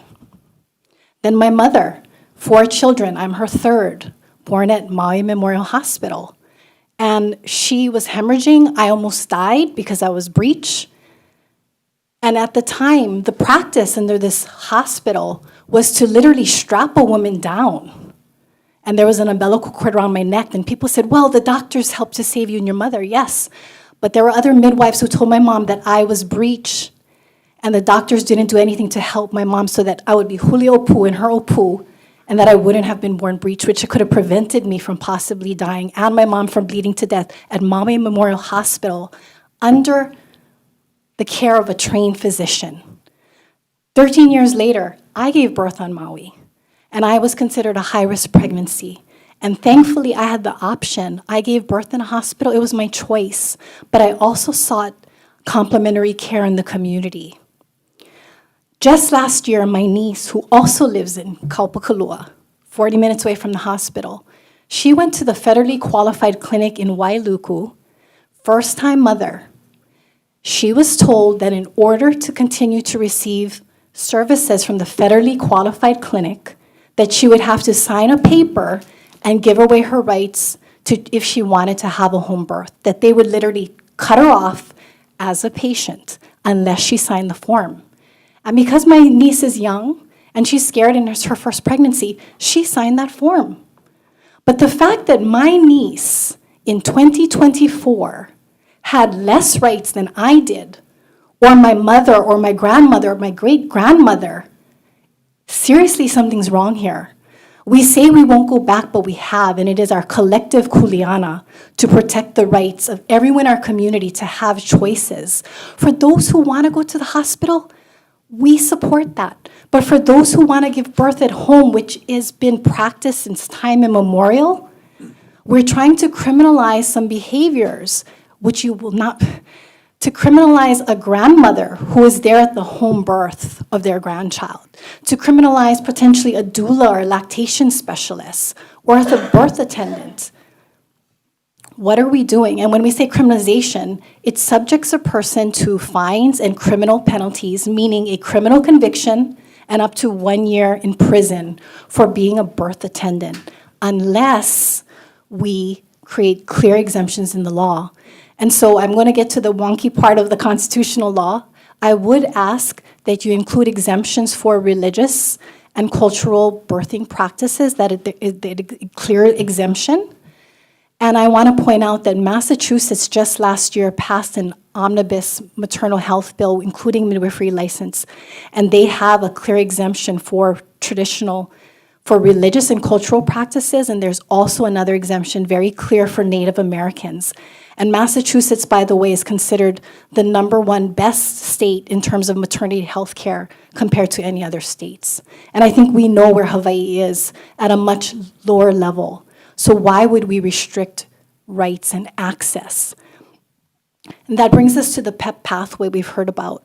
Unfortunately, the NARM president was not able to present today, and I think that her testimony, while it was so important to be read into the record, there is a national accreditation body that is recognized, and for some reason, we're only allowing one pathway to become licensed.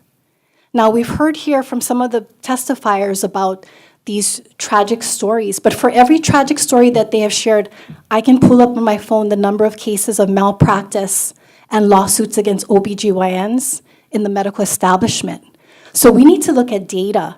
And if you look at some of the data in Hawaii from the Department of Health, there weren't severe concerns about home birth. In fact, there's a lot of literature that shows nationally and internationally, the more you have integrated care between midwifery and Western medicine, that produces better outcomes. This journal, Hawaii Journal of Health and Social Welfare 2020, talks about that a number of the maternal mortality in Hawaii is preventable, and they list mental health issues and substance abuse treatment.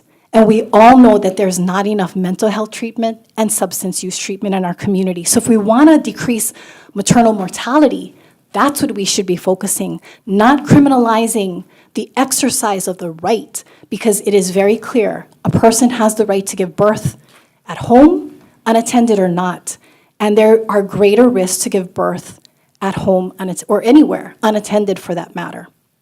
So the PEP pathway, please take a look carefully at that pathway.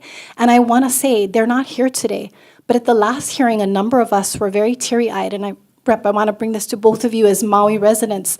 There were 2 Native Hawaiian young women who, during the fires, they helped, just to kukua, mothers who are in need. And they are aspiring to be midwives, and they want to pursue the PEP pathway, this apprenticeship. You think about it. We allow for many apprenticeship pathways. We allow carpenters to go to a community college and get their degree in carpentry. But we also allow carpenters and other professions to get their training through apprenticeship programs. But they take the same exam, and if they meet those minimum standards, they can get their license. And that's what NARM is doing. They're saying both pathways lead to the same exact certificate.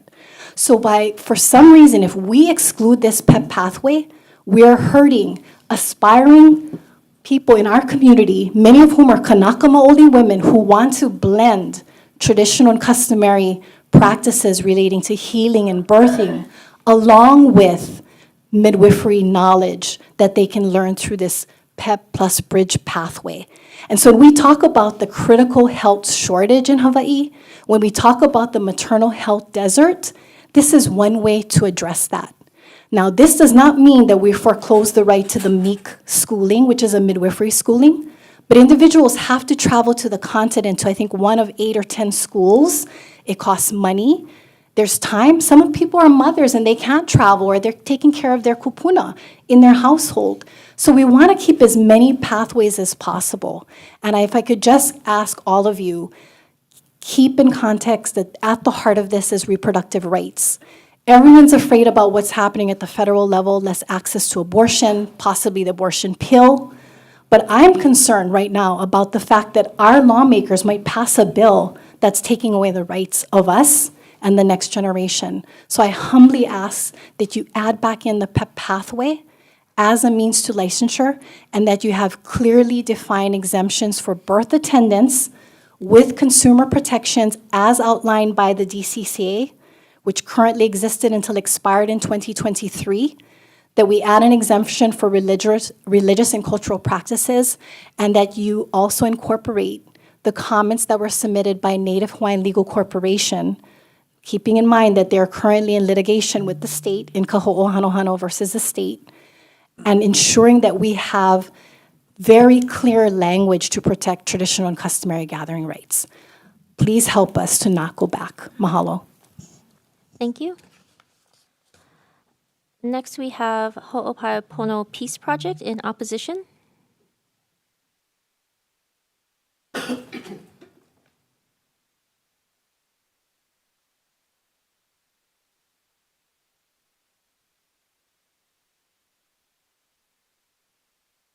Aloha Chair, aloha Vice Chair, aloha members. Thank you so much for this opportunity to speak. I would like to,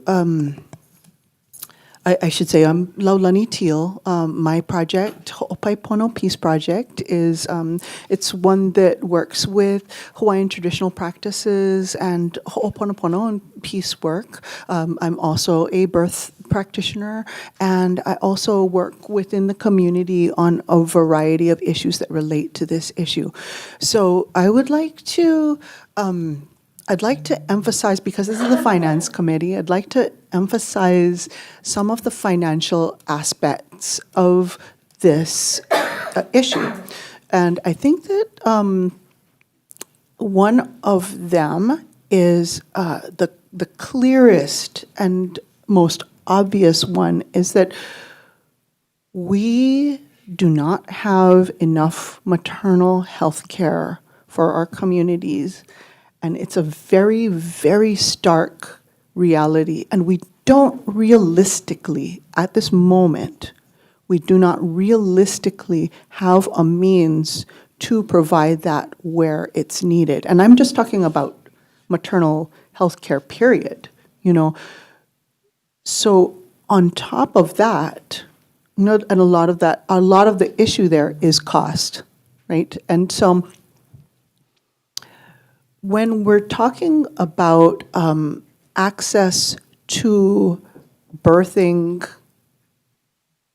either services or practices that are chosen by the person who is giving birth, whatever that person is choosing is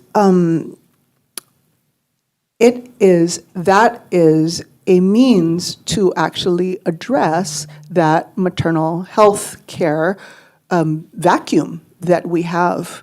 And it is a very serious vacuum. You know, I think the speaker before me covered it a little bit, but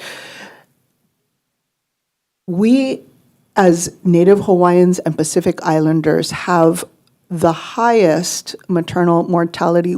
Until the very recent data came out, we had the highest in the United States of all ethnic groups.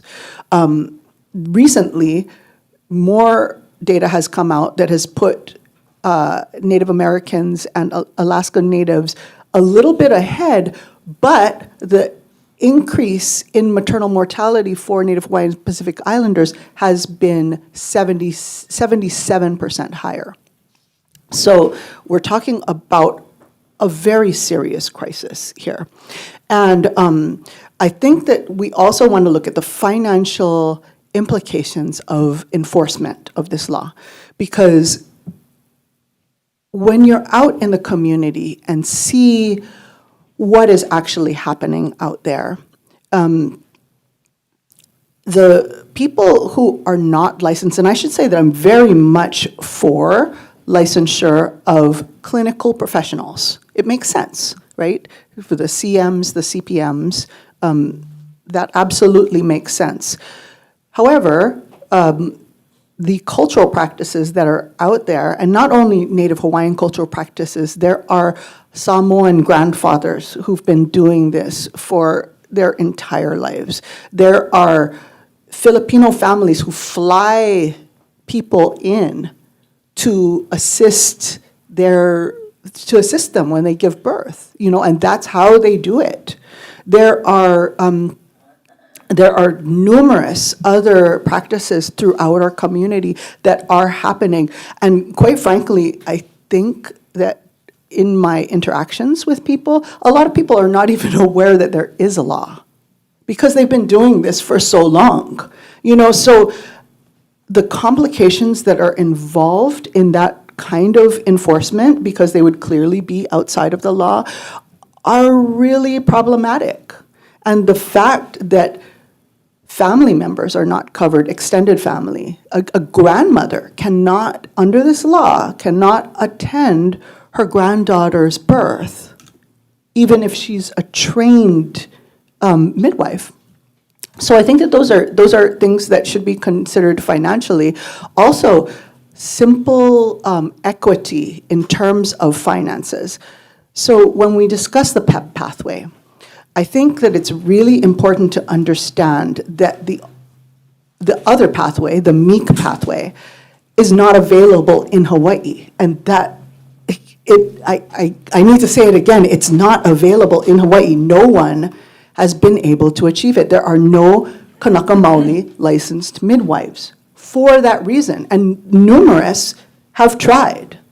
Clinically trained Kanaka Maoli have tried to get licensed and are unable to because the licensure is simply not available here.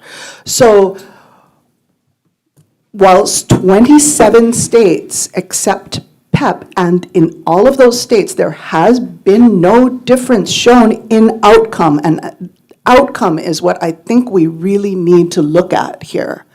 There has been no difference in outcome. It's proven between those two pathways. And meanwhile, 97% of current licensees are not from Hawaii. And 22%, actually probably more, but at least 22% do not reside in Hawaii at all. So there aren't these, we're talking about a licensure scheme that's not available to our own people. It's not. And that is a financial problem for the state. So I ask you to deeply consider these things. Also, in terms of safety, let's look at what really constitutes safety. In the 5, now 6 years since licensure has been implemented, I believe there has been only one complaint of an unlicensed provider actually just using the word midwife, and that was a vindictive complaint, quite honestly. It was found not to be substantial. So I think we should be very concerned about the expense that's involved in a situation in which these complaints have thus far only come in not based on danger, not based on actual problems, but on competition. And let's be frank that that's what we're seeing here. As much as I love and respect all members of our community, it is not okay to have an exclusive and proprietary approach to something that our people need desperately. So I'm asking that this committee please consider the actual facts. If we haven't had those complaints, it means that we're actually doing pretty good as we are. Even though the licensure is inequitable, we do know that these practices are still continuing.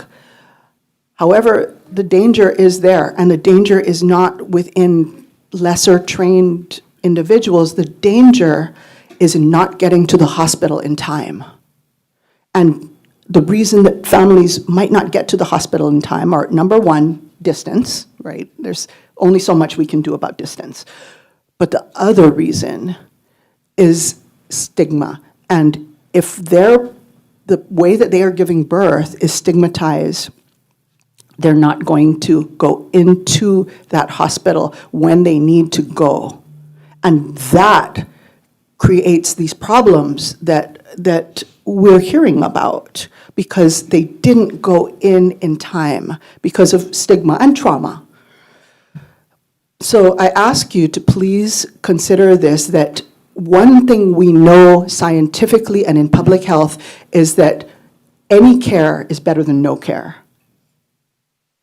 And if you criminalize people, you get a lot more. We have 40% more unattended births since 2019. The rates have gone up 40% for completely unassisted births, which are statistically the most dangerous. While they are culturally appropriate in some cultures, those cultures involve a lifetime of training, and that's not what we're seeing here.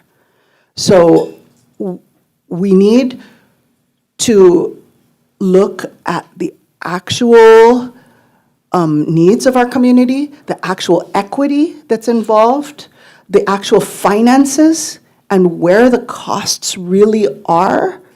And we need to create something that will address all of those things. And unfortunately, at this moment, this bill is not that. And therefore, I ask this committee, please, to vote no on this measure at this time. Mahalo. Thank you. And next, we have testimony from Patricia Billick in support on Zoom. Not present. We have testimony from Trinette Furtado in opposition on Zoom. Not present. Ronnie Texera in support on Zoom. Aloha. Oh, hi, please go ahead. Hi. Okay, sorry. Aloha, my name is committee members. I am Dr. Ronnie Texera. I'm the chief of OB at Straub and a practicing OB in Kaneohe. My testimony is not representative of Straub, but as a physician, a mother, a Native Hawaiian, and a concerned community member. I strongly support House Bill 1194. OBs and midwives alike agree that a woman should be able to make her decision with informed consent as to where she'd like to give birth. This is a bill that allows for this and pertains actually to the safety and competency of that licensed midwife, that a licensed midwife is able to provide, as well as a means to hold that midwife accountable for any practices that do not meet the standard of care in the community. This does not prevent home births. It just allows midwives that are adequately trained to obtain a license. A woman can still be delivered by a non-licensed midwife, but at least this way the mother can clearly see what type of training the midwife that she chooses has. Another thing I want to bring up is that FQHCs have not required that form that was talked about previously against home births for over a year. That issue was resolved and addressed. The reason physicians are so passionate about having midwives licensed is because of all the preventable bad outcomes we are seeing come into the hospital each year. I've personally experiencing more than a few of these bad outcomes. These range from inadequate vaginal repairs to unrecognized infections coming to the hospital too late, to unrecognized hypertension leading to preeclampsia and prolonged admissions. The other concerns I have is for the babies being born at home. The majority of the complications that come to the hospital actually involve the child. Most babies will live, but I can't say what kind of quality of life that child may have. That's actually one of the reasons why OBGYNs can be held accountable for up to 18 years after a child is born. This is also a reason why many private OBs in the community are reluctant to work with midwives because there's no way of knowing who is trained according to the standard of care and who is not. HB 1194 will help to bridge this gap and may even lead a way for home births to finally be covered by insurance. This bill also protects Native Hawaiian practices, which are actually already protected by the Hawaii Constitution. So I don't feel this is a Native Hawaiian issue. I understand that some women will have to get more training, but more than half of the MEEC schools are available online and all of their clinical practice can be completed in Hawaii. So I don't think we should lower the standard of care or lower the bar just because it's a harder path to achieve. We have to realize that health is changing. We're dealing with diseases that our former practitioners and midwives did not encounter. These include diabetes, hypertension, obesity, in vitro pregnancies, advancing maternal age, multiple gestations, and many cardiac conditions. And these all come with potential complications during pregnancy and especially during delivery. This is why we're seeing increased infant and maternal mortality. We can't rely on years of experience or going through an apprentice program like the PEP program. You have to keep up to date and learn the science behind each condition so that you can always stay ahead of the game during delivery. Because things can go bad very quickly and become dangerous very quickly during delivery. When these patients come from home for home births, we're often playing catch up because they're coming too late because of conditions that were unrecognized. Even after delivering over 1,600 babies myself, I still need to keep up to date on my training. I do certification and I keep up on my licensing. You always need to be doing and learning more, and this is the standard of care Hawaii women deserve. HB 1194 will require midwives to complete an accredited educational program and upholds the gold standard of midwifery training. I also look forward to working with the licensed midwives through House Bill 1194 to help provide care to the mothers in Hawaii and help facilitate safe transfers to the hospital. There are many good midwives and many good outcomes, but how many more bad outcomes do we need to see before we make some changes?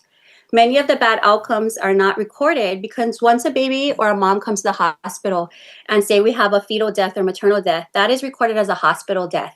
Even if the baby, as soon as we put the baby on the monitor in the hospital, we say there's no heartbeat, it still is counted as a hospital death. So that's not why we're not seeing the numbers that we expect to see. So that's why me and my colleagues come up to give all of this anecdotal information because things are clearly happening. Please don't lower the bar and just keep standard high for the women of Hawaii and support House Bill 1194. Mahalo. Thank you. Next on Zoom, we have Penelope McKenzie in opposition.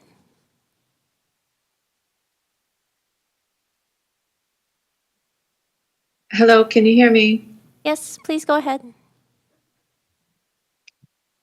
I don't think you can see me, but I'm here. It's just Okay, we can hear you fine. Okay. Hi, everyone.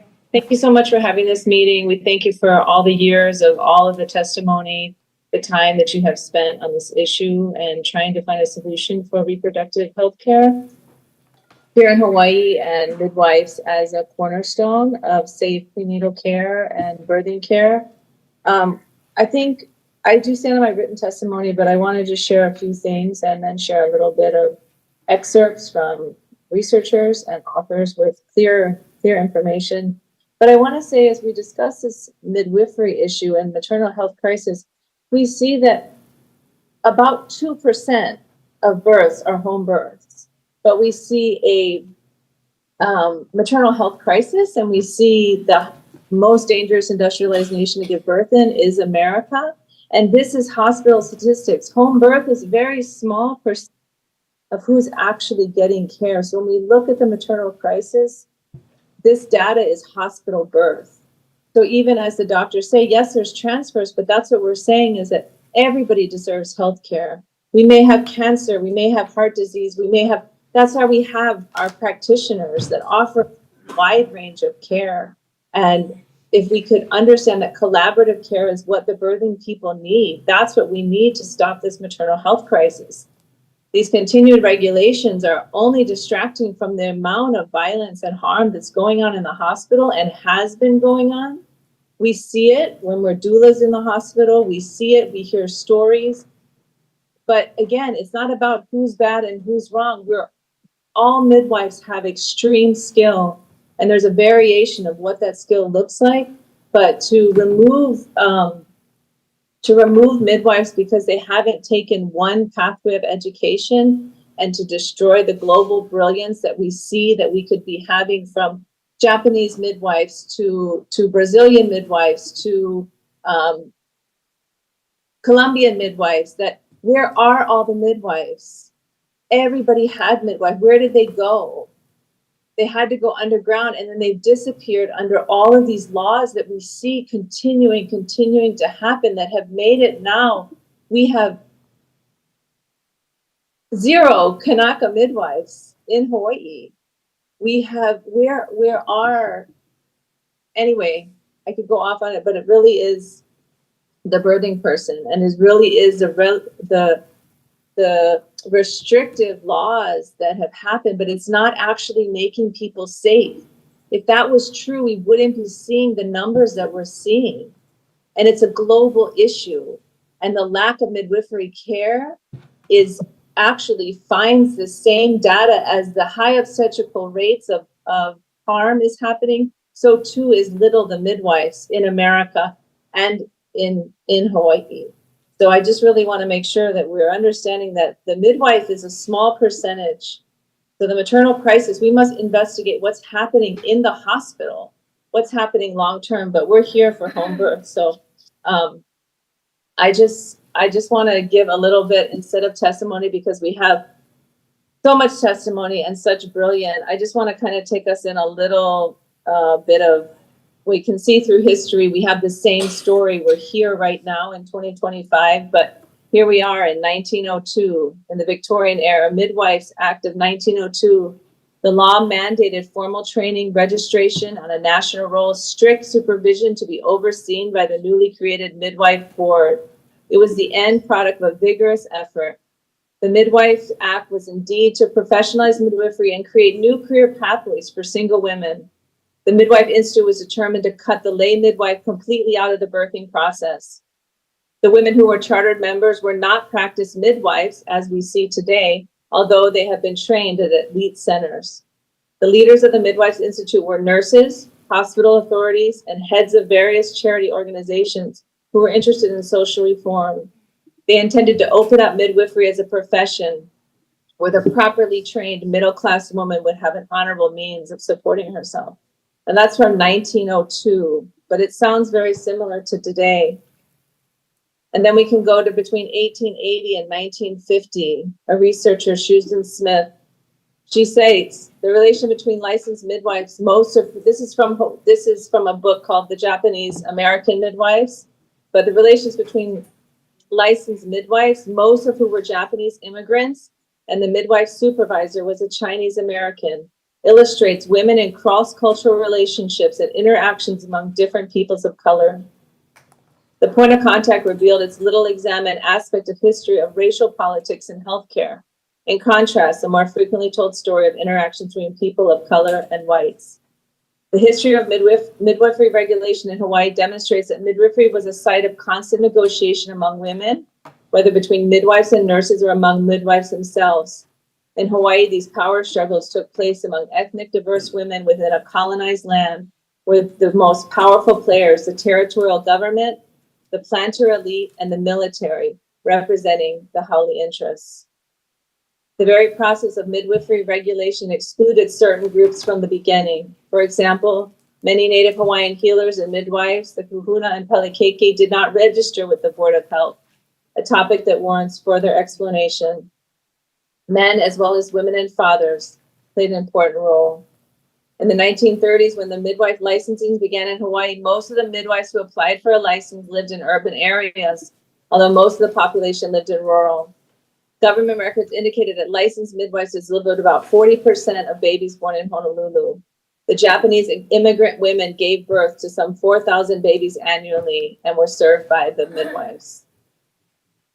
The American occupation nurses turned midwifery into merely a field of nursing, and ironically, the name of promoting women's rights and autonomy, the nurses to remake the midwife, who were independent practitioners, into nurses who worked under doctor supervision. So we see in these, as we go through time, we're still doing the same thing. We're still criminalizing the midwife instead of addressing the issue. So midwives, this PEP pathway, it is valuable. It does have extreme value here in Hawaii. The lack of mixed preceptors, it goes on, but really the PEP pathway is so important. And cultural practitioners, that's how most of us, our families are alive, is because we had cultural practitioners. That's from the beginning of time. And so don't let this 200 years of obstetrical violence and obstetrical capacity and brilliance too, negate the brilliance of traditional and culturally trained practitioners in today's society. And that's what collaborative care looks like. All of it is welcome for the safety and well-being of birthing people here in Hawaii. It's not about the midwife or the doctor, it's about the baby. And it's about the birthing person. And we know that midwifery care is excellent. And so we need to protect these amendments that have been, we are asking for who to choose the birth, who can attend the birth, and that cultural and traditional practitioners have a right. The PEP pathway is valuable. Please make that available. We need it to grow this profession. I'm not a midwife. I'm a home birth mother. So I just ask you to look at the amendments that Hawaii Home Birth Collective presented, and please add them to this bill so that we can all get the care that we need. Thank you guys for your time. Again, I sent on my written testimony, but I appreciate you all, and thank you for letting me speak so long. Thank you very much. Thank you. Next on Zoom, we have Alexandra Kisitu in opposition. Not present. Next, we have on Zoom Lisa Sakai Darcy in opposition. Not present. Oh. And next, we have Ohia Midwifery Wellness in support.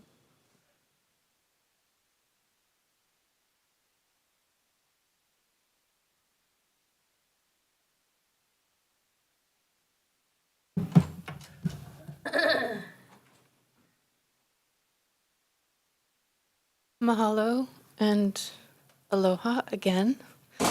You just state your name for the record. Yes, and then of course. go. My Thank name you. is Margaret Reagan. I am an owner and staff midwife at Ohia Midwifery and Wellness on the island of Hawaii. I appreciate everyone's patience with all of the people coming forward with testimony today. It's already a long day, and also this issue has been discussed for years. The regulation of midwifery specifically has been documented in auditors' sunrise evaluations, sunset analyses, and we are awaiting the current auditor's sunset analysis report. I wonder how much of this testimony we would have to be hearing if we actually had solid data on what has happened these past 5 years. As a practitioner, a licensed midwife, who has, as I mentioned before, or it's hard for me to remember what I mentioned before actually, have worked extensively with DCCA to address inadequacies that were in 457J so that the CM could practice to the full extent of their credential. DCCA was not able to address limitations. I have experienced barriers to trade as a licensed midwife, and though DCCA was open to trying to address these issues, they were not able to address that. everyone who is speaking here today has issue with the roots of their problem in Act 32.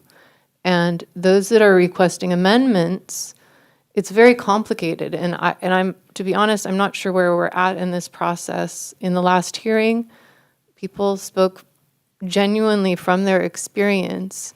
And at the end of it, we were told that a bill had been chosen between the two and the amendments were prepared.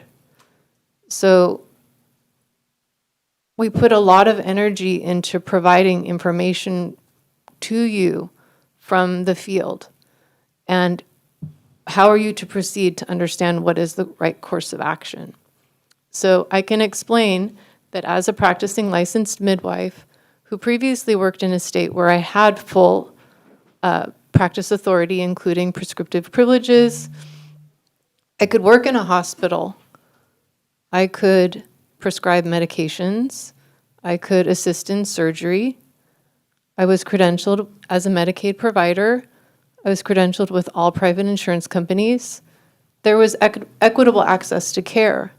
Enough groundwork had been done as well for people with my credential. I'm a certified midwife who worked within a community setting in a birth center and or in home birth where private insurance companies reimbursed at rates of $15,000 for 9 months of care. That number might seem high, but the quality of preventative care that midwives provide is worth more than that. The March of Dimes report card for Hawaii was referenced in both the Ohio Midwifery testimony and the Hawaii affiliate testimony. It's important to look at those policy recommendations. Those are based on outcomes. Those are based on data. The primary C-section rate in the state is generalized across the whole state. That number is not what we see on neighboring islands. And I've had private conversations with the staff at Kona Community Hospital, and they talk about the parameters under which they need to work. Why is their C-section rate so high? They don't have an OB on the floor. They don't have a 24/7 OR ready for a stat C-section. They don't have enough blood. And so they need to proceed within their limits. And women, pregnant, birthing people, are subject to primary C-section that would not otherwise be subject to that on neighboring islands. Now, once you have a C-section on a neighboring island, which is the majority of the state, these rural, like we're talking, Maui, Molokai, Lanai, and Hawaii, you only can have C-sections. And to think that this is the way to proceed, you're missing the point of not integrating licensed midwives into public health policy. So the way that the discussion has been moving forward is reduction of harm.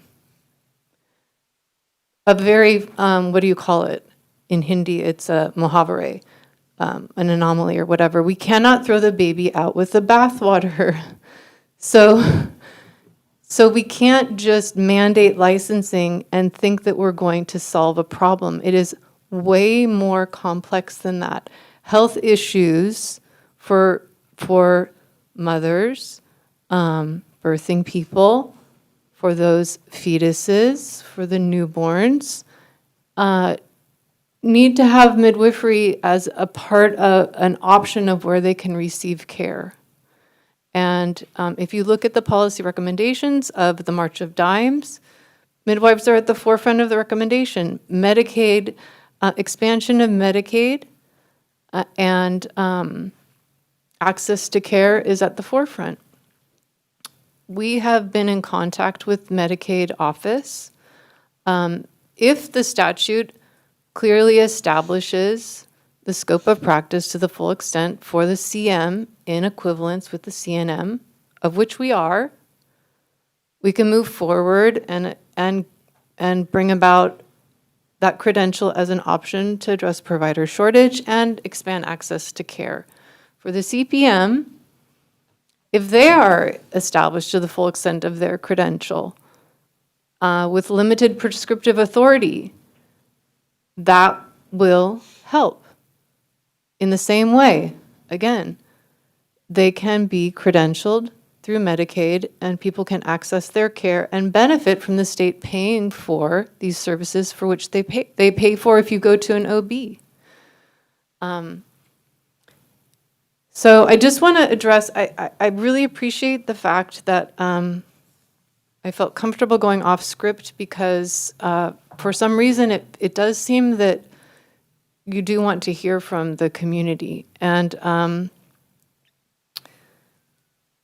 I just want to touch on a couple things that we have been in conversation with ACOG, and it'd be nice if it was a conversation, but there was mention of equitable access to care. So I tried to address the fact that currently HB 1194 HD1 cannot support equitable access to care yet.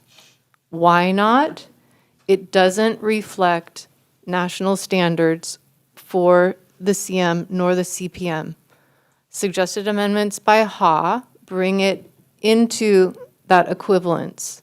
So these issues have to do with scope of practice being very clearly defined. So there is vague description of scope of practice. It needs to be, there's the scope of practice of licensed midwives, then there's the scope of practice of the certified midwife. How does it different? The scope of practice of the professional midwife. If that is in the statute, we can move forward with Medicaid can move forward and do what they need to do. It's not there yet. And the amendments aren't substantial in the changes, but they're essential to actually expanding access to care. There was a comment by a representative of MA, and I have to say, dating back, I think it's hard for me to keep all of the auditors' reports in alignment, but there was caution around how it would be discriminatory to only regulate and/or regulate in the sense of uplifting a credential, one to the exclusion of others. And a lot of the conversation is really only about focusing on how to move a licensure forward for a MEEC accredited CPM. How many people have actually spoken to the CM besides me? Like really spoken to it? Nobody, right? It's not important. I'm the only one, and who in Hawaii can understand the value of the CM? So just super briefly, the CM is an equivalent credential to a CNM. It was developed by ACNM in the 90s as a specialty. So what is available now to the people in Hawaii, if there were a master's program, a non-nurse could enter a master's midwifery program and sit for the same exam as a CNM and work in all of those environments. So currently there are about 50 CNMs working throughout the state, and I and any other CM who could get a license in Hawaii should be able to work in all of those places. So we are asking that these aspects of the bill that the HA has suggested can correct it and pave this pathway. The peer review and data submission is completely inappropriate to require a CM who generally is an employee of an institution to be required to meet these things, because every institution would prohibit it by HIPAA. So if I have an adverse outcome as a hospital employee, there's a whole infrastructure. And there's lack of recognition that there are two different licensed midwives being addressed. And we've spoken to that in our suggested amendments. There was a CPM who spoke to delegation of tasks to an unlicensed assistant. The language that was in 1328 was pulled directly from the Hawaii Administrative Rules for nurses, where they are allowed to delegate tasks to an unlicensed assist. Why would midwives not be allowed to do that? For the CPM, who only works in a community setting, it would be unsafe to not allow this, and she spoke to that very clearly. But I just wanted to reiterate that for the CM, it's also very important for me to be able to delegate tasks to an unlicensed assistant. Prescriptive authority, I'd like to speak to that just briefly. The way that this bill currently is written is that it moves in tandem with licensing. So we tried to address that in our amendments. So for a CM who's been working for more than 3 years, they will not have just completed 30 hours of pharmacology. To maintain your certification through the American Midwifery Certification Board, our national credentialing body, there are pharmacology CEU requirements for every 5-year cycle. There's an accountability to what we are allowed to do. So the way that this bill is written is it kind of only works for a recent graduate, which is actually not the only people you want to be inviting into your hospitals in Hawaii. So we are asking for an inclusion of proof of prior prescriptive authority as an other. If you can't prove that you just did 30 hours, can you prove that you've been prescribing? And why is it important that it be independent? Well, not every CM might need prescriptive authority to begin working. If they couldn't meet all of those requirements, just because they can't qualify for prescriptive authority of whatever's established, should that prevent them from becoming licensed?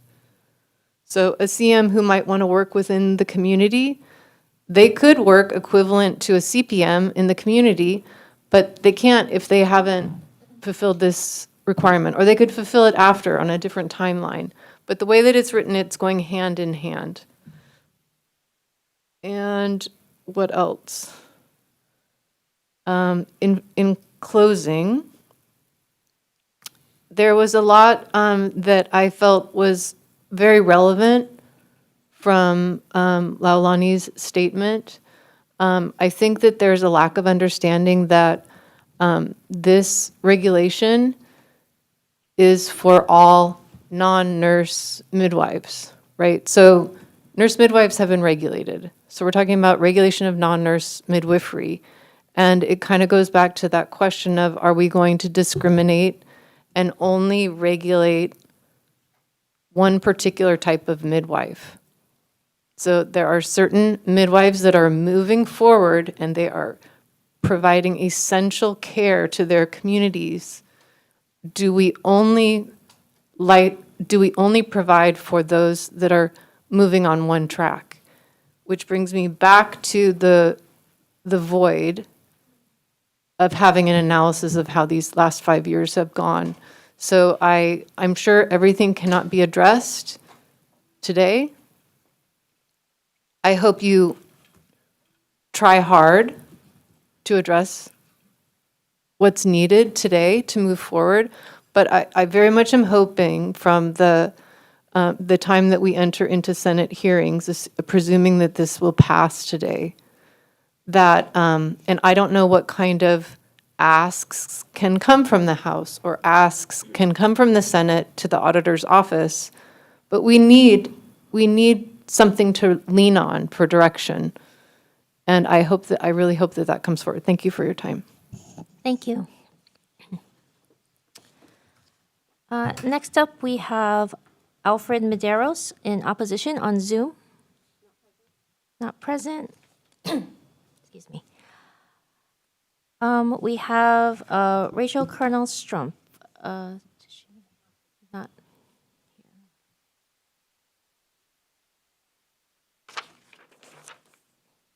On Zoom, we have Makalani Franco Francis in opposition. Hi. Aloha. Can you hear me? Hey, yes, we can. Please go ahead. Aloha. My name is Makalani Franco Francis, and I'm in strong opposition of HB 1194. I am a home birth mother of 3. I am a native Hawaiian midwifery student under the apprenticeship learning. And this bill affects me in all of those ways. Okay? This bill, not including the portfolio evaluation process, is discriminatory against Hawaiian midwives who are pursuing this pathway. And I just want to also clarify and shut down the narrative that this pathway, this PEP pathway, is anywhere close to having lower standards. As a matter of fact, we always continue our education. As a matter of fact, we were just recertified in neonatal resuscitation. So the narrative that this pathway is any less, standards are lower, we're less smart, less skilled, is false. Secondly, as a Native Hawaiian, this very much is a Native Hawaiian issue. This bill does not protect our traditional and cultural and religious rights. If it did, there would not be an active lawsuit against the state of Hawaii for this reason. Yeah? I'm actually a plaintiff in that lawsuit. The Native Hawaiian Legal Corporation is representing me in this lawsuit. So it does not cover us. Yeah? Lastly, as a home birth mother of 3 and a consumer of midwifery, right? I guess you would call me a consumer, but not really. I just want to make it clear that the Midwives Alliance of Hawaii does not speak for me, does not represent me. Yeah? This should never have even been an issue. This is not an issue of safety. I would like to see when are the hospitals going to be accountable, right? How many bad outcomes in the hospital till the OBs are accountable? Yeah, the issue of safety is false when it comes to home birth. The statistics of bad outcomes for Native Hawaiian people are statistics from the hospital. And that's why we're choosing to have our baby with our community maternal practitioners, our community birth practitioners, our traditional practitioners. This never should have been an issue back in 2019. And honestly, we're tired of having to keep coming here without a solution, without being able to collaborate. The last bill that there wasn't even given a chance was the solution. It was the most collaborative bill, supported by OHA, supported by almost all counties of Hawaii.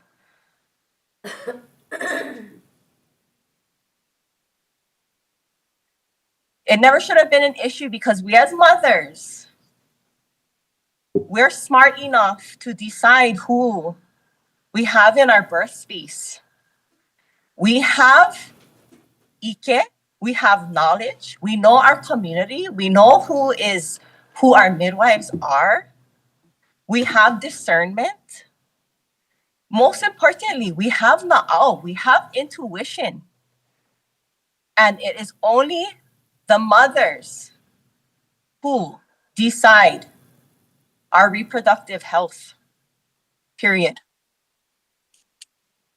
And I'm just very passionate because My apprenticeship started with the birth of my first Keiki, my daughter, who's going to be 17 years old. And this will affect her as well. So I really hope that we recognize that there is an attack on our cultural traditions, our religious constitutions, our traditions, our traditional constitutions, and please take this in consideration. We can let this law sunset. We can reinstate the PEP pathway, the portfolio evaluation pathway, which is highly acceptable in many other states. Yeah. Midwives who have been licensed in other states through that pathway can come here and practice, but we cannot be offered that pathway. That's discrimination in our own home. And I just want to mahalo you for your time. Again, for all of these years. And I really hope that we can just collaborate and not discriminate one midwife against the other. It's divisive and it's harmful. Mahalo. Thank you. Next on Zoom, we have Keani Rollins Fernandez in opposition. Not present. Excuse me. We have Carice Miguel Hamakua in opposition.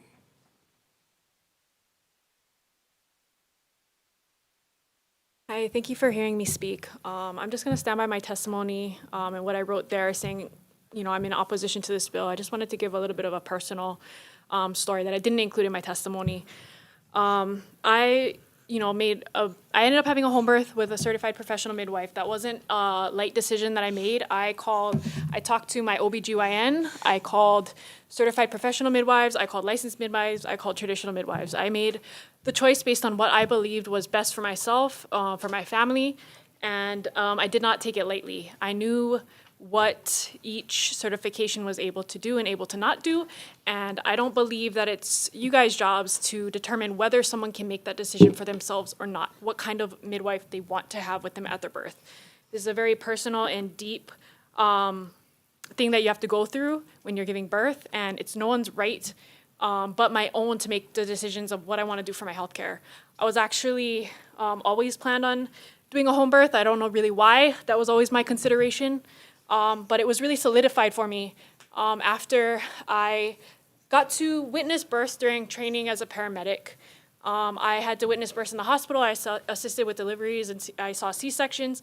I also had to deliver babies in the field, and that's not my area of expertise at all. That's not what we focus on as far as the main thing we do as paramedics, but it has happened in emergencies. And after seeing field births, hospital births, I made a decision that I wanted to give birth at home with the type of provider I wanted.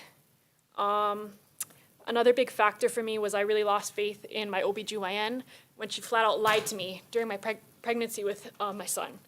She told me that I had just told her I was considering having a home birth. I hadn't even told her if I had decided or not, and she told me if I decided to have a home birth and ended up going to the hospital, no one would deliver my baby because they didn't know what happened before I got there, which was really upsetting. That automatically eroded my trust with my OBGYN. I never went back to her. I know for a fact that's not true because I've transported patients in labor about to deliver as a paramedic, showed up to the hospital. Nobody knows what happened before, but the doctors are there. They're going to do their best. They're going to deliver the baby. So to have a medical professional try to coerce me into doing something that I was not comfortable with was really upsetting. You know, I know there's a lot of great doctors out there. I'm slowly rebuilding my trust. My current OBGYN was very supportive of me choosing whoever I decided to have be my care provider for my birth. He was supportive of me having a home birth if that's what I wanted to do. So I feel like it should be the patient's own decision on what they want to do, who they want to have at their birth, whether they are licensed or not, whether they're traditional, whether they go to school. It's not your job to make that decision for me. That is my job as the patient, the one who is going to be having birth. And it's not a light decision to make.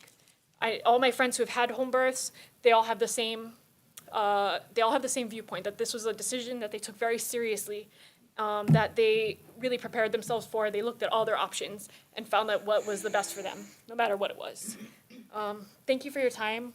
I just hope you take the consideration into what patients want for their birth experience. Okay, thank you. Next up, we have Violet Arona in opposition on Zoom. Hi. Hi, please proceed.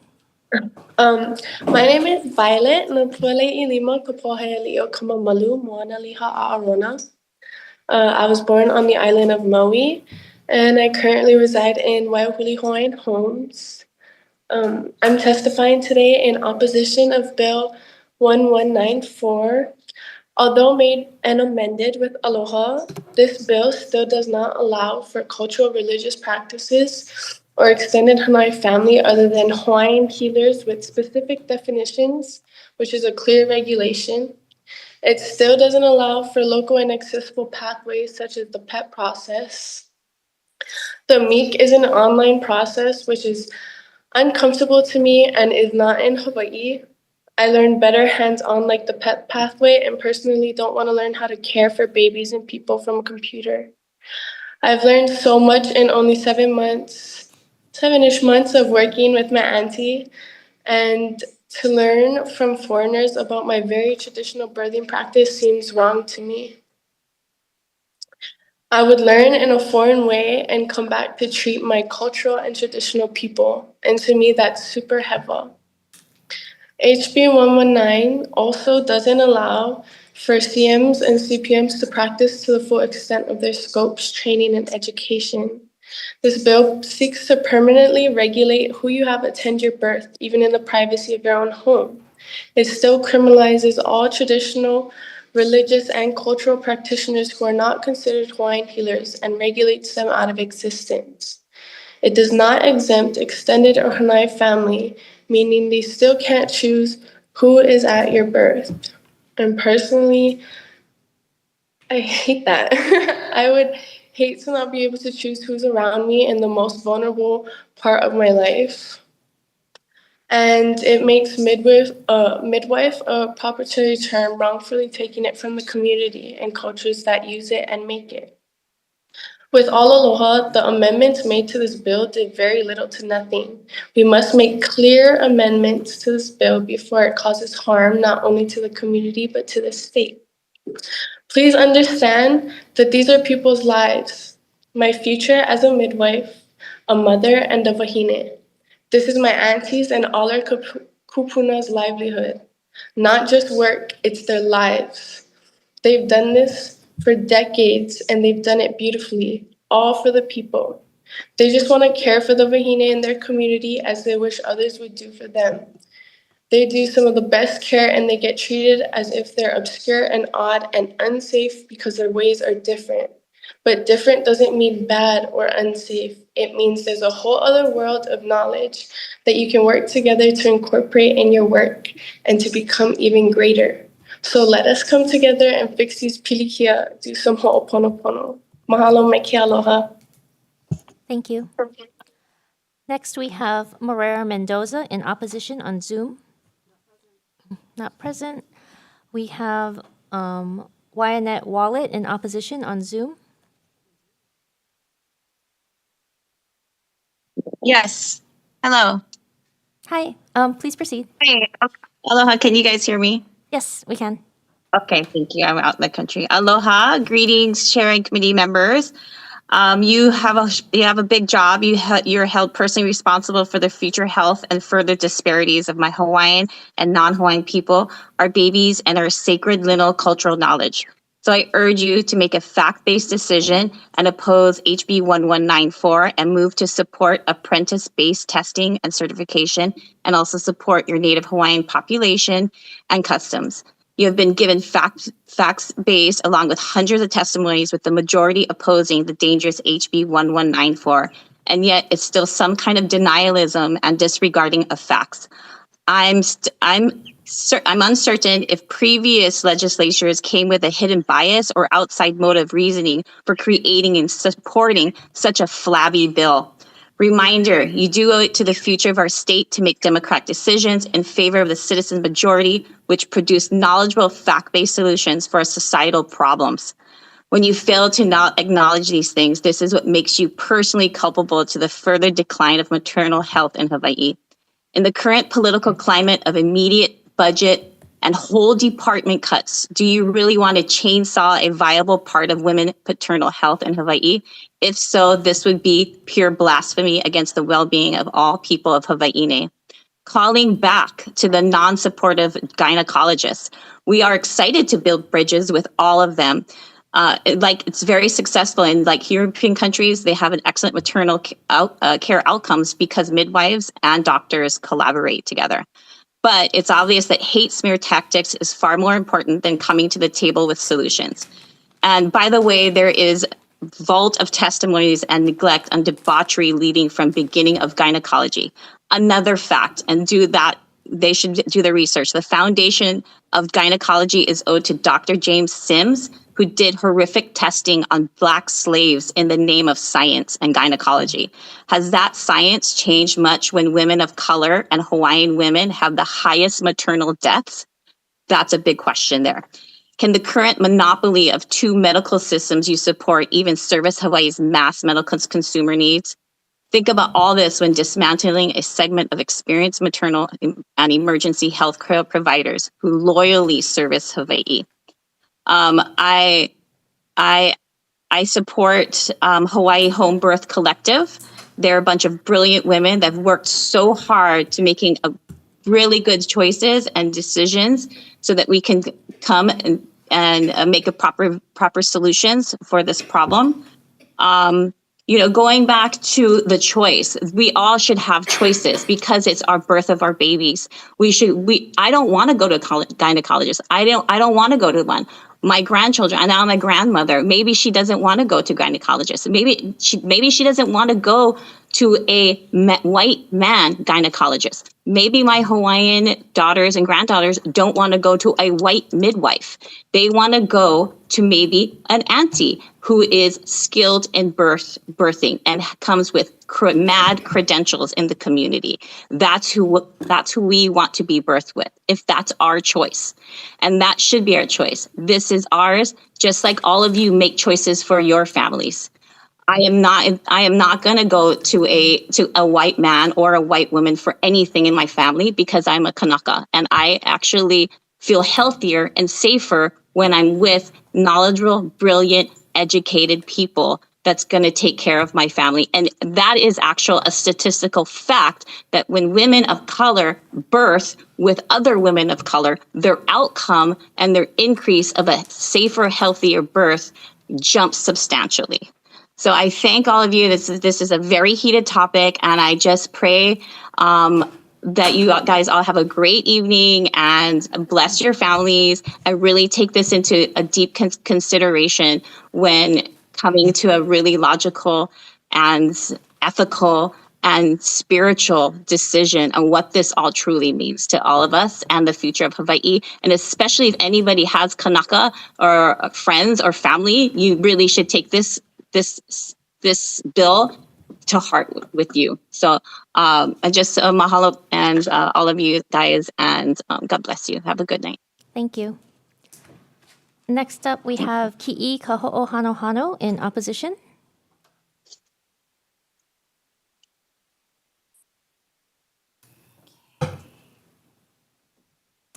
Aloha mai kako, mahalo chair and committee for spending the time to be here with us. I started showing up to these hearings, I believe, definitely over a decade ago. And when I did begin, it wasn't for me. It was for my elders who would not be able to practice under the law that had been proposed, all the laws, including the current law and the currently proposed law. They were PAP midwives or they were traditional or religious midwives. I feel extremely blessed to be in a time where they were still living, where I was able to apprentice with them, spend my life's work to learn, and then to care for them in the end of their days even, to bring in countless babies with beautiful outcomes, where we got to go back even to catch the babies of the babies. This is very important to us, that connection, not just to each other, but to the places that we're able to go back to Hanau.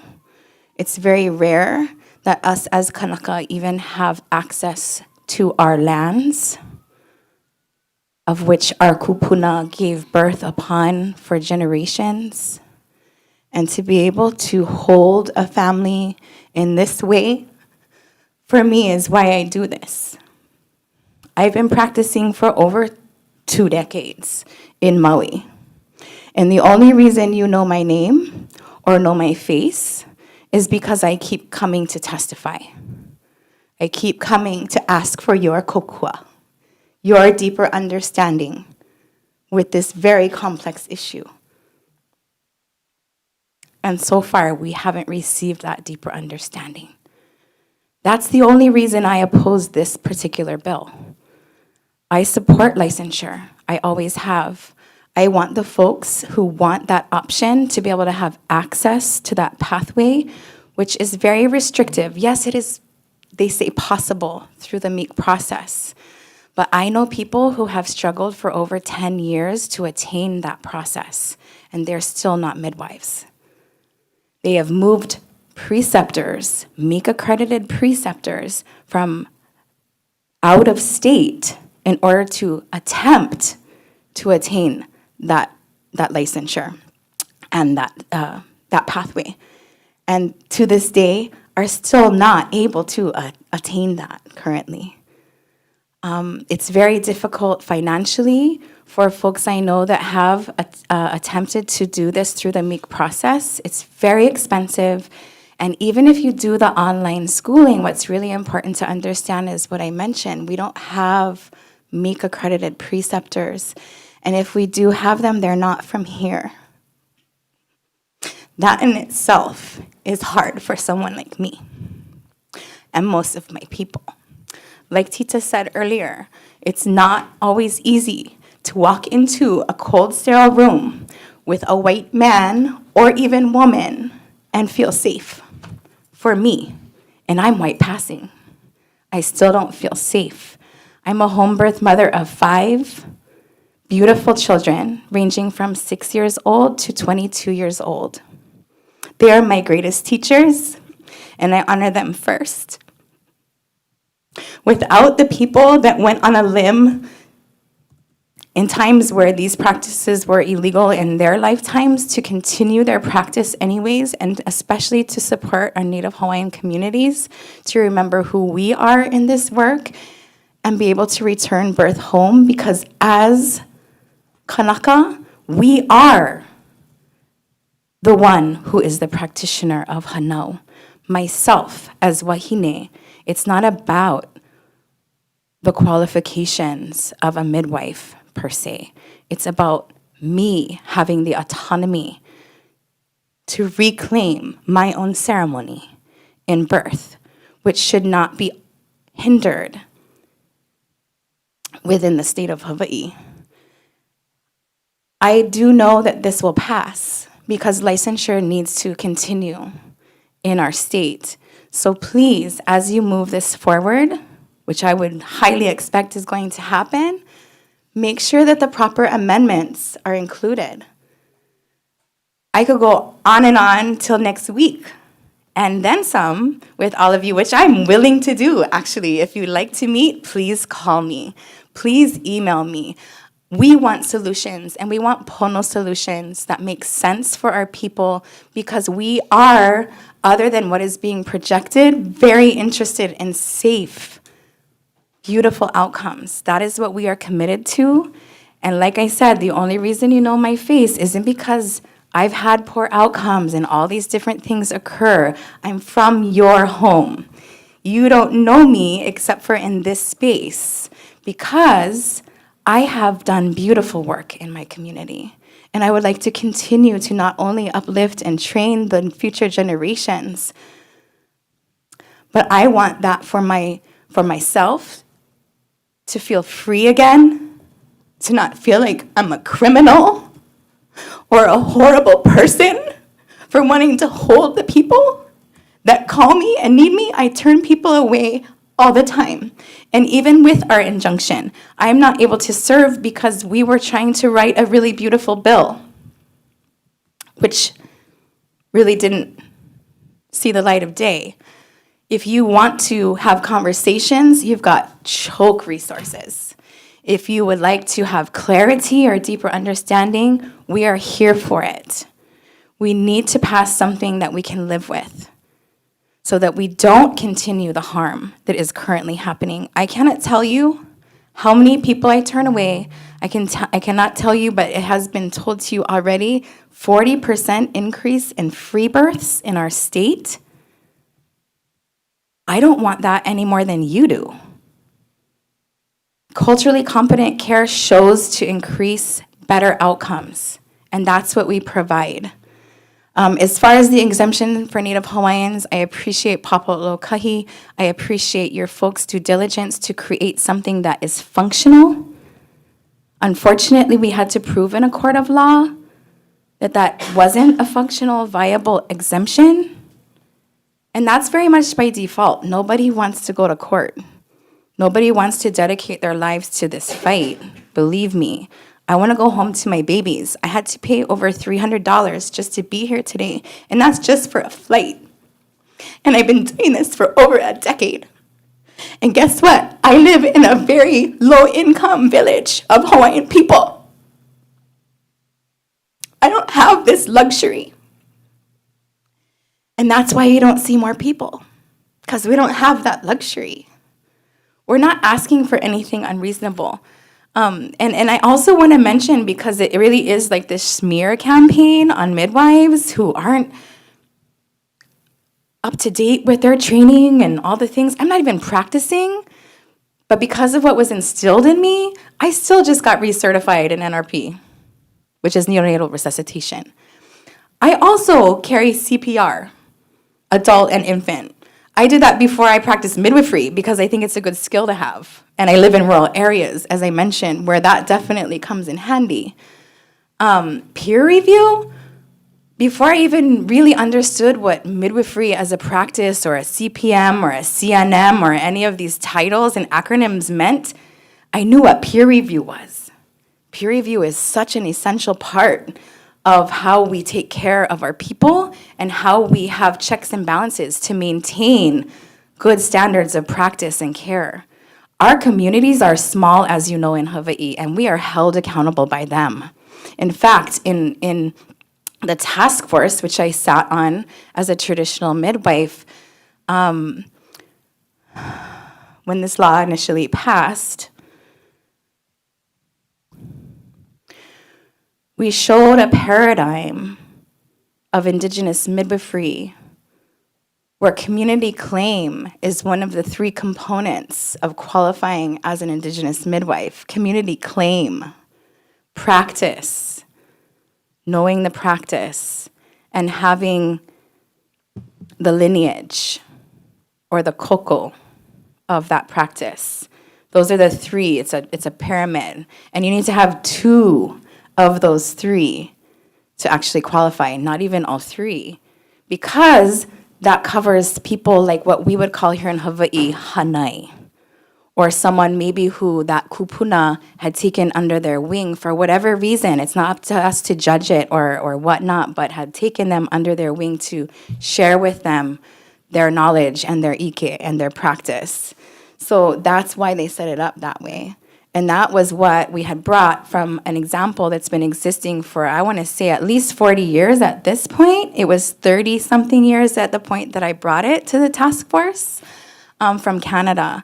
Because when we were on the task force, they asked us actually to show currently existing ways to cover all of these aspects of midwifery, and particularly for me, Indigenous midwifery, or cultural and religious practices. So that was one of the suggestions. Not the only, but one of the examples. When I started working with Hapai families, it was really because I was a Lomi Lomi, La'au Lapa'au, and Ho'oponopono practitioner. Those were the things that I was gifted first and foremost before I even started attending births. So in caring for my community, I was asked to start coming to births initially in the hospital. And that was before I had my own children. And that was what brought me to want to know more, train more, honestly, because of the harm that I saw and witnessed in those spaces. And I'm going to say in the same breath, I appreciate with all of my being the fact that we have doctors and nurses and our hospitals and emergency services and technology for when it's needed. But what we need to remember is that in those spaces, birth is typically not natural. It's not a natural process. It's an induced process. It's a manipulated process. It's like a snowball effect. When you do the one thing, you gotta do now the next thing, and so on and so on. And I've seen the most harm in those spaces, including my own nieces who won't conceive again because of the harm that was inflicted on them. And I had to witness that. Not just as a palikiki or midwife, but as an auntie that was powerless over those situations. They weren't 30, they weren't full term when they were induced. I could go on and on, sorry. But the harm that is inflicted is not at home. And I do recognize that there may be people out there that say that they are something that they're not. I personally haven't experienced that. In my whole life in Maui, I've never seen a midwife that ever came in and said, I'm a licensed midwife and wasn't, or I'm trained this way and wasn't. And that's one of the reasons I feel like the birth attendant exemption actually was really wonderful, because it not only was a way to cover every culture, but it was a way to hold them accountable and for you folks to have the regulation that you seek. You have to not only provide a statement without exemption, which functioned for years with the current law, and there were no real problems with it. And I want to say again, it functioned. Unlike other hypothetical solutions, we know that it did. Even when there was an anonymous report, that's the thing, it's anonymous, anybody can do it. You don't have to be accountable to your complaint. But they still went through due process, and thank goodness the people that were reported were doing things by the law as stated, where you have to put on a paper all of your education and training clearly, and then you also have to have a piece of paper, which is an informed consent disclosure form, which is provided by the DCCA. When people come to me or others, typically, like I said, it's a small community. People come to us very specifically because of who we are and not because of who we aren't. So there's no, it's very clear. It's very transparent. It's one of the reasons we had a hard time with the Papa'olakahi exemption. God bless them all. But they told us, because the way it's set up to cover Lomi Lomi, La'au Lapa'au, Ho'oponopono, and La'au Kahea, that they didn't actually have a kupuna council to oversee us, which is putting them in a very precarious place trying to figure it out. And it didn't function. So it's one thing to put words on paper. It's another to have something function. And when you tell me, oh, go get covered under Lomi Lomi because I've been a Lomi practitioner and I could, or La'au Lapa'au and I could, for instance, and then go catch babies, to me, that's not integral. And that's something that unfortunately is being projected, is that we don't have that level of integrity, but we do. Very much so. Because most of the people, honestly, I don't advertise. I don't charge a rate. I work by donation. I can think of people off the top of my head. I could give you a list of 20 that haven't paid me a dime, and that's okay, because that's my kuleana, and that's a big difference. It's not a profession for me. So I wouldn't go get covered under a kupuna council, even if I loved the kupuna on that council very much, for lomi lomi, and then go do hanal practices.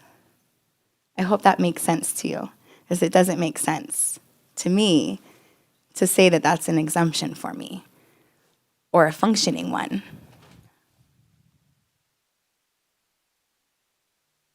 I feel so blessed that in my lifetime, when I had my babies, I actually had the option to choose who I had with me. At this rate, it's not an option that my 3 girls or my 2 boys will have. And it's really disheartening that, and I'm in a place over and over again for years trying to explain the intricacies of this law and what harm it is causing. Like I mentioned in the beginning, for the kupuna who came before me, who served our people for decades and ended up building stone houses that they continued their lives in after being threatened repetitively of jail time. And uncle, you gotta stop this. Every baby that would come, the police come and they tell him, you gotta stop. Stop what? Helping our families in rural areas where there is no other access to care? Kalamai, I know it's a long day and I literally have so much to say, so I will spare you from that and just ask you to please take this to heart. I'm so grateful and so honored to sit in your presence. And please reach out. I know once it passes through this comike, we're going to the Senate, as far as I understand. I'm not a politician, okay? So we still have time. And I just really, really hope you folks take heed and encourage your colleagues who aren't in this committee to make the right choices for Hawaii. I am kaho'ohanohano versus the state by default. And it's never a place I ever wanted to be in. I would love a legislative solution, and that is something I have no control over except for to beg and plead with you for over a decade to do the right thing. And to really, more than just the right thing, to understand. You hear all these CMs, or the CM, the CPMs, all the things. There's a lot to it. I understand that, but we're here for that. We're here for that. And we need you to actually take the time to understand all the intricate details of this very complex issue. So, one thing, I'm sorry, I lied. I'm going to say one more thing. It's very disheartening and sad for me to see someone, I'm not going to say the name because you all know her very well, sit here year after year and claim the name Midwife Alliance of Hawaii as a lobbying tool. Essentially, that's to me what it has been. She has less births and experience under her belt than I do. She came in and took over our organization that was a statewide organization for, I would say, lobbying purposes. Midwife Alliance of Hawaii does not represent the whole of our state or the majority of even licensed midwives in our state. So, I know, especially if you haven't been around long enough to be a part of this issue, or you just, whatever your scenario is, do some digging, do some asking, because HRHBC came out of all of us, traditional and non-traditional midwives and families, when we didn't have anywhere else to go because our organization was co-opted and taken over and then used against us in spaces like these. it's interesting that someone who belittles my training, who doesn't actually know anything about my training, will sit there and say these things. But I've been in a room where I was actually attempting, before the timing of us not being able to be essentially grandmothered in, we could do the PEP process and the bridge before 2020, before the law passed, 2020, yeah. And so I did the bridge because I just had a brand new baby and I thought, well, maybe I'll do it. I was on the fence, but I'll just go through with it and see. And I could see in the actions that these particular individuals didn't actually have the knowledge or training that I had. And I'm not typically here to call them out, but if they're gonna call me out and all of us and belittle us and say that a PEP pathway is not sufficient, I guess I gotta say that. Because I saw the trainer say, no, that's not what you would do. And all of us are going, whoa. So, Kalamai, I hope that made sense to you, but we all need each other. That's really the bottom line too, especially in rural areas where we have no access. Mahalo, mahalo, mahalo for your time. Thank you. Next up, we have Olivia Manayan in support on Zoom. Good evening, Chair, Vice Chair, and committee members. Thank you so much for taking the time to hear my testimony today. My name is Dr. Olivia Manayan, and I'm here as an OBGYN practicing in Honolulu in strong support today of HB 1194 HD1. My written testimony is as stands. In addition, I want to emphasize that I strongly support peer review and data submission for midwives. As physicians, we are required to review our health outcomes so that we can improve our practices for our community. Through these systems, we are held accountable for the care that we provide. This data of our practice helps us to identify areas of improvement for patient safety. We participate in these reviews as physicians through our hospital employers, our health plans, and our statewide initiatives, systems that the vast majority of licensed midwives do not participate in. The care midwives provide can have significant impacts on the health of birthing persons as well as for the babies they deliver. I have chosen to provide oral testimony today on behalf of my patients to ensure that they receive the care that they are entitled to when choosing a midwife. In my last 5 years as an OBGYN, I have taken care of a number of patients who have sought care at a hospital after a home birth attempt.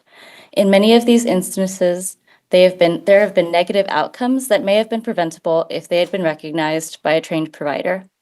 Recently, I saw a patient who presented to our OB emergency room who had been pushing at home for the last 6 hours and was begging for epidural anesthesia.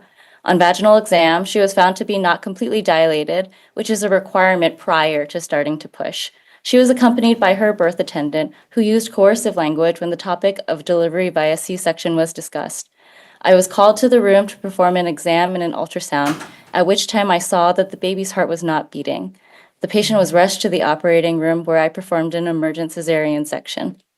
While thankfully the baby ultimately lived, he required resuscitation and admission to the neonatal ICU. This bill is not meant to restrict a pregnant person's choice on who she has present at her delivery. Rather, it is meant to empower her so that if she chooses to have a midwife present at her delivery, she can be confident that the person she chose is trained to a standard of care that allows for a safe, caring environment for both mom and for baby. Thank you so much for your time and for your attention. Thank you. Next, we have Adwar Ezene Dawson in opposition.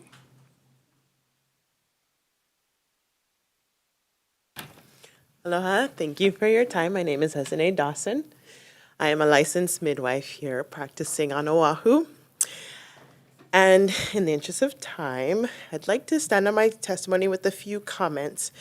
The first thing I wanted to point out is that the HB 1194 does not honor the pathway that about 50% of CPMs who choose to become CPMs go through, which is the portfolio evaluation process, which is also the same process that I went through to become a licensed midwife. One thing that isn't being discussed is what exactly is the portfolio evaluation process. NARM, which is our credentialing body, which the state of Hawaii has decided to use as well, has a candidate information booklet within that booklet, it's a 70-page booklet, which gives guidance as to topics and information that the candidate should be able to master and skills that they need to be able to perform and understand and be able to pass off with their mentor. In that candidate information booklet, I'm not going to read all 70 pages, but I wanted to point out that some of the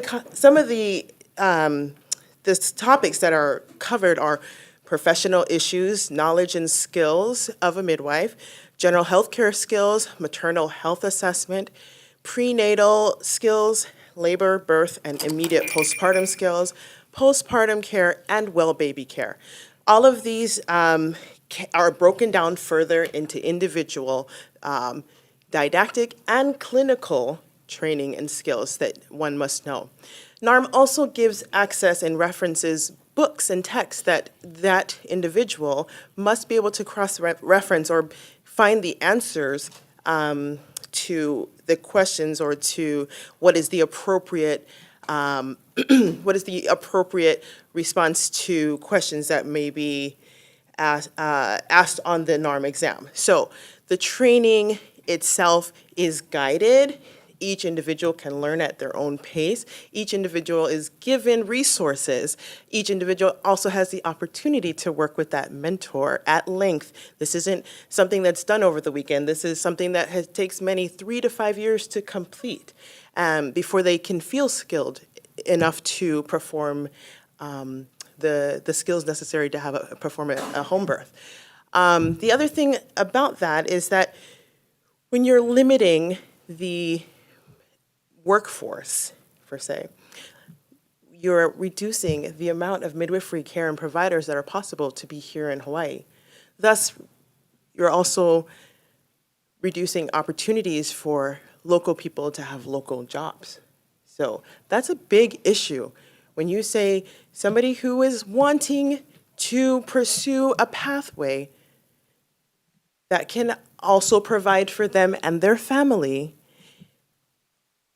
and they may not have the resources to attain that. For example, like a mother of 5. I'm a mother of 5, and when I went through that pathway, I chose that pathway because of limited resources. It becomes an issue, and it becomes extremely restrictive and discriminatory. And we should not be unduly restricting those who are qualified and are able to show certification through the credentialing exam that the NARM CPM is able to obtain. Furthermore, I also want to highlight that each of us certified professional midwives must maintain continuing education credits annually. We all carry the NRP certification, which is neonatal resuscitation. We also carry CPR. We also are able to take a list of classes, continuing education courses, which include fetal heart monitoring, gestational diabetes monitoring, different things that we are doing to maintain our skills throughout our practice. And it is important for us to continue to improve on the skills that we have. These skills are important for not only for us, but to our clientele. Also, just want to reiterate the fact that there are other professions in the state of Hawaii, such as electricians, which also allow multiple pathways, which include apprenticeship. And why are we saying that that is not available to this midwifery path as well? Furthermore, I just wanted to point out that there was in the Hawaii News, a Hawaii News Now article that was shared, that was posted on the 19th of February, 2025. And just so you are aware of the article that I'm talking about, I'm just going to read the title of it. One moment here.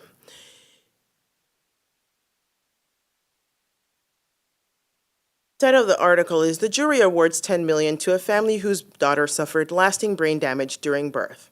The jury found the hospital and doctor named in the medical malpractice lawsuit negligent in how they used the drug Pitocin. Who was the licensed higher care practitioner that could have prevented that? That's my question to you. this is not a competition. This is about how can we collaborate and work together to make sure that the birthing individual has the support that they are asking for. I want to share an experience with you as I attended a birth in the hospital, standing next to an OB/GYN immediately after a precipitous birth, an unmedicated birth. The OB/GYN decided he wanted to do a vaginal exam, but he wanted to use metal forceps tool, which immediately caused my client to jump and shriek in discomfort and pain immediately after her birth. And I looked at the OB and I said to him, that's not how we would do it at home. And he said, well, how would you do it at home? And I said, well, let's get some gauze and do a gentle exam this way. And so he did it the way I suggested, and he looked at me and said, well, look at that. You were right. There's gaps in care. If you really want to search for it, you're going to find a gap in care regardless of the profession, regardless of the practice, right? We don't want to leave families traumatized. Our goal is a safe and healthy delivery for both mom and baby. Every student that I take under my wing is going through that candidate information booklet to make sure that they can successfully say, I understand what is necessary to determine that this is going to be a great, safe outcome for this individual and this family. And the fact that that pathway, the PEP pathway, is being belittled and tossed away to the side is devastating to me, because I recognize that I can't be at every single birth in the hospital to say to the doctor, well, let's try it the way we would do it at home. I'd love to be able to do that, but that's not a possibility. So I just want to thank you for your time and your attention. It's been a long day, and please understand that licensure is not something that I am personally against. I believe that we can all come to agreements. And the last thing I'd like to say is that Midwives Alliance of Hawaii does not speak for me. They do not represent me. Would like you to consider the amendments that are suggested by the Hawaii Home Birth Collective. They've done a lot of research and collected a lot of information, and would be really excited to see that added into this bill. Thank you. Thank you. Next, we have Daniela Martinez in opposition on Zoom. Not present. Person. Oh, okay. Sorry about Changed my that. mind. I wanted to see your faces today. Go ahead. All right. Aloha mai kako. My name is Daniela Natasha Martinez Guzman, and I am sitting here before you as a licensed midwife who serves the island of Oahu. I am one of 4 licensed midwives who has an active home birth practice here on Oahu. We do have other wonderful, amazing licensed midwives, but they're not attending births in this capacity. So just some context of what's really going on here on Oahu particularly. A few sticking points. The Midwives Alliance of Hawaii does not represent me. The Hawaii Home Birth Collective represents me. That is the largest organization in Hawaii that includes traditional midwives, professional midwives, certified midwives, naturopathic physicians, traditional midwives, Native Hawaiian midwives. They reached out to the community and asked, hey, what's going on? What do you need? They reached out to mothers, the consumers that we are all here to protect. They represent us. Hawaii Home Birth Collective did the legwork to help you make sense of this very complex issue that we are taking a very long time to try to help explain, because I have to say it's very disheartening that it seems like the Midwives Alliance of Hawaii, their opinion is continuously prioritized, and I'm not sure why that is when they do not represent us. Okay, one significant point of House Bill 1194 that needs to be addressed is the fact that ACNM, which is for certified nurse midwives, is actually not appropriate of a place for certified professional midwives to be required to refer to for our guidelines in practice. It's appropriate for certified midwives, so that could be shifted to only apply to certified midwives, but to request that a certified professional midwife who is not a nurse, midwife, or a nurse at all, to follow those guidelines is just inappropriate. What would be appropriate is to ask us to follow the guidelines of our board, which would be the NACPM. That's appropriate. The Hawaii Home Birth Collective has included that in their testimony, so you can refer to what are those guidelines that are established for CPMs. Okay, I'm gonna wrap it up. I know we all want to go home. We're all hungry. Okay. As a licensed midwife, I am here in full support of all of my colleagues, okay? I'm licensed, and I'm so grateful for this pathway, and I rely on a team of OBs, nurses, certified midwives. I need the CNMs, I need the birth attendant, I need the traditional midwife, I need everyone involved to offer well-rounded care to mothers. So when bills restrict who can be a student, who can be an assistant, who can be a birth attendant, you are further limiting the team.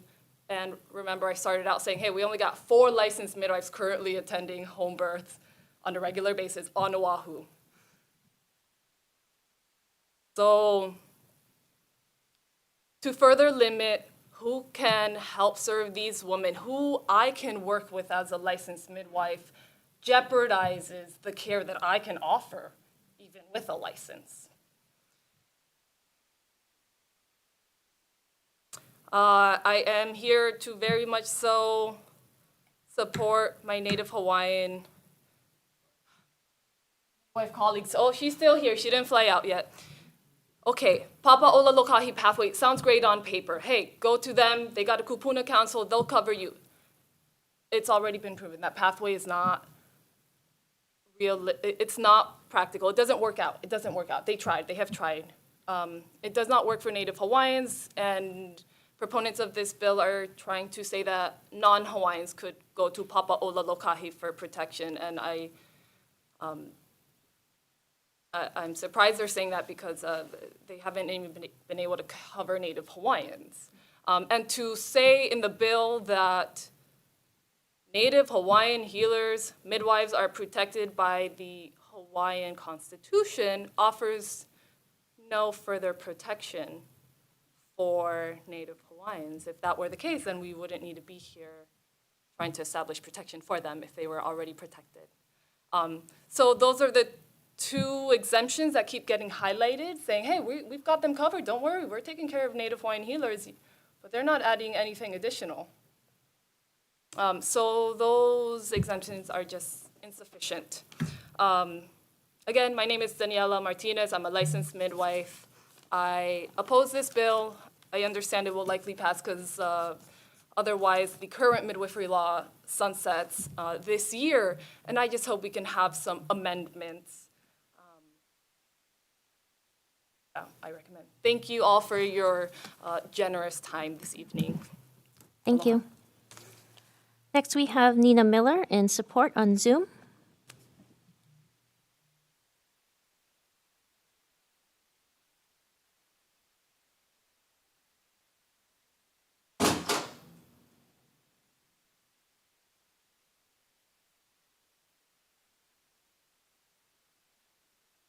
Oh, hi. Sorry, we can't hear you.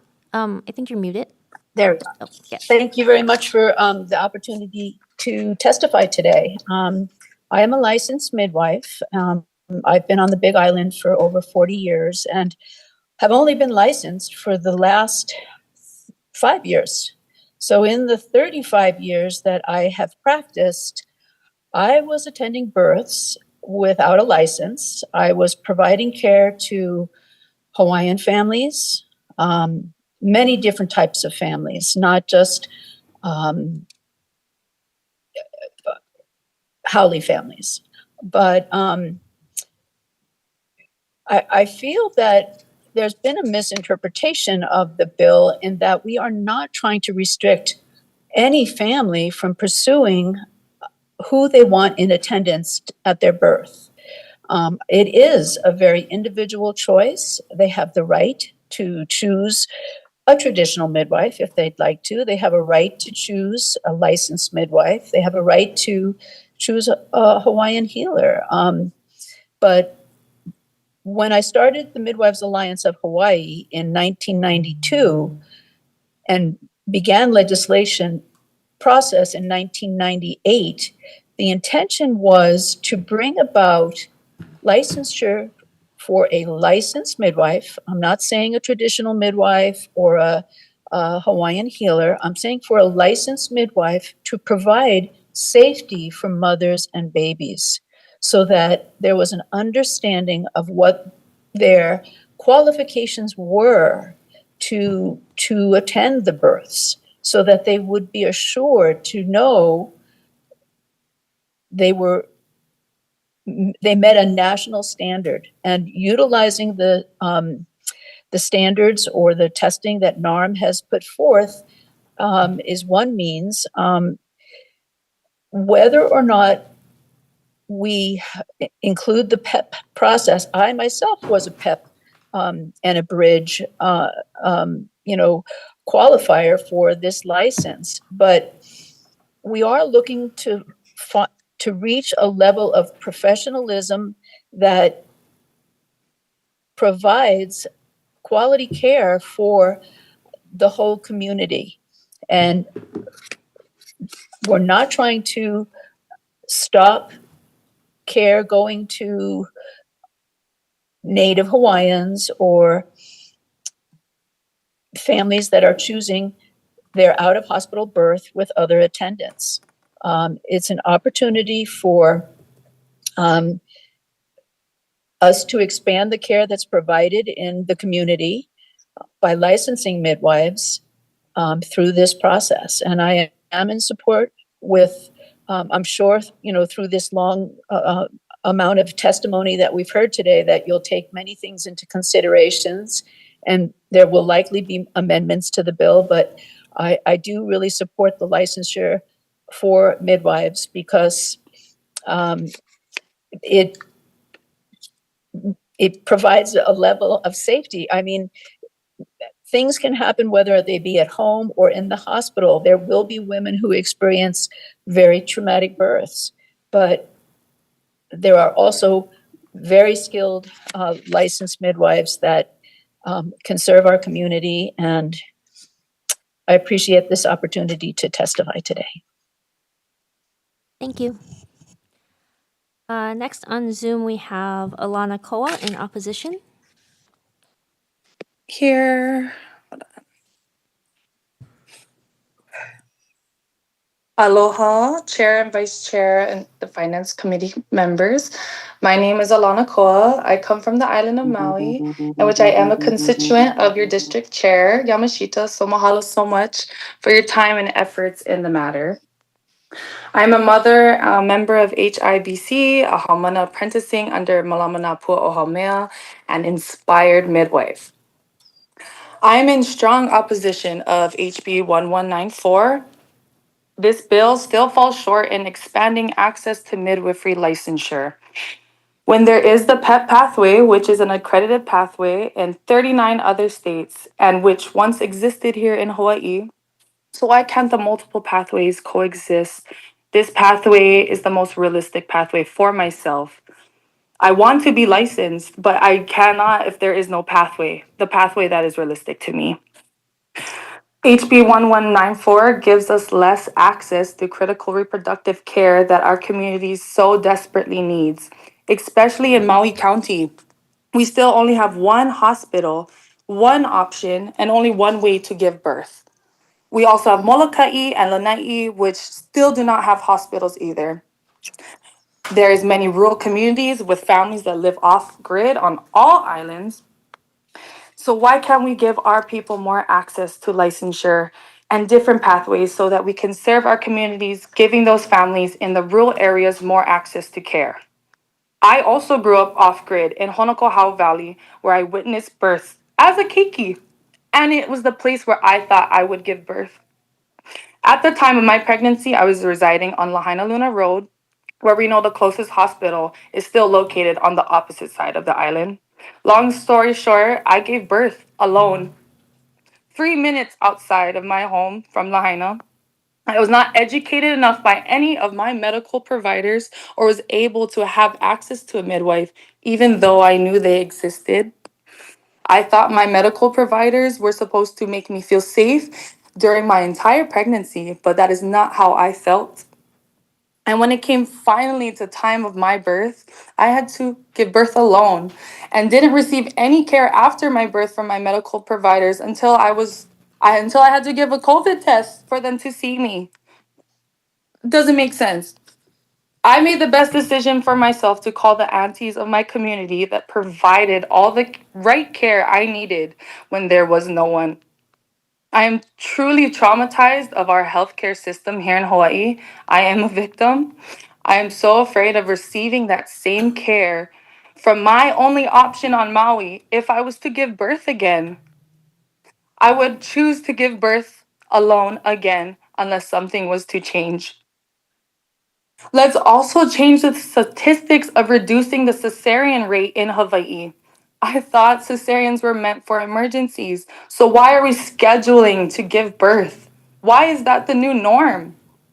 If a mother feels that is the right route, then that is her decision. There should always be other options.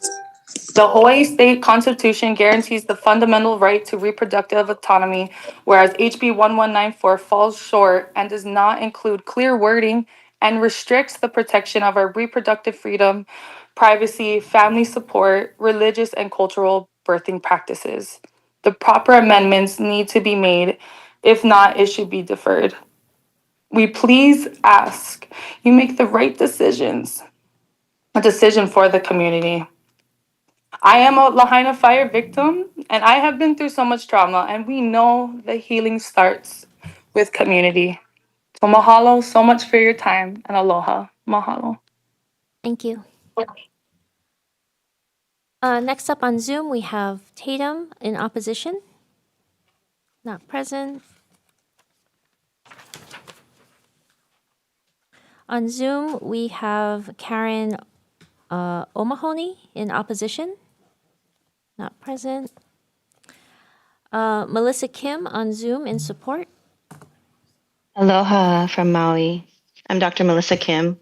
I'm a pediatrician on Maui, and I'm speaking in support of this bill as the first step in the right direction. A bit about my own birthing process is that none of my kids were born via a doctor either. Actually, my kids were born by certified nurse midwives, and so I do see the importance that they play with our birthing options. However, coming to practice here on Maui, I was very surprised to see that there's no standard of care amongst the certified professional midwives and all the other birthing attendants. They've been some bad outcomes that I have witnessed in my career here. The worst being death, and there's been actually a few deaths. A loss of the baby, mother morbidity, and some of the best outcomes would be mothers coming to our clinic crying because their certified midwife stopped coming to the home because they had not paid. And so usually they present a package to the parents, and it includes after birth care of the baby and the mother. And in instances where she cannot pay, they're left alone and she does not know what to do. So at times the babies would come in malnourished, severely dehydrated, severe loss of weight, and yellow to our clinics. And of course, us knowing no records, we'd have to try to find the midwife, which is very difficult. There's no collaboration. And many times we're not able to get those records from the midwives. So that's sort of the culture we're struggling with here on Maui. And unfortunately, I'm hearing from my colleagues that there's been increased numbers of these instances instead of decrease. And so I do believe there needs to be a standard of practice and a scope of practice that's clearly set, a need for home birth records to be made. Right now, there is no birthing records for home that is recorded. Since these babies do come to the hospital that have poor outcomes, they're recorded as a hospital birth. So there's no way to differentiate that, and it is reported as a poor outcome in the hospital. I also believe there needs to be, along with that, disciplinary action for anyone whose standard of care is not met with that. So I appreciate you listening to my testimony, and aloha and good night. Have a good weekend. Thank you.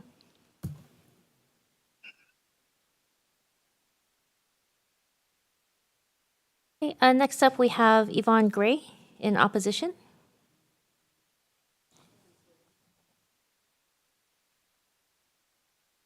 Oh, on Zoom, maybe? Yvonne? Oh, thank you.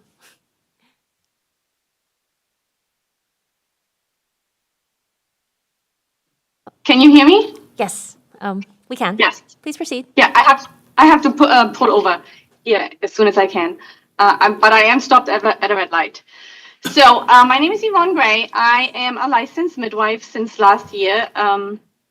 I went through the MEEC accredited program, and I have two things I would like to say. First, if the goal is to extend care, why does the current bill actually limit the postpartum care to 6 weeks only?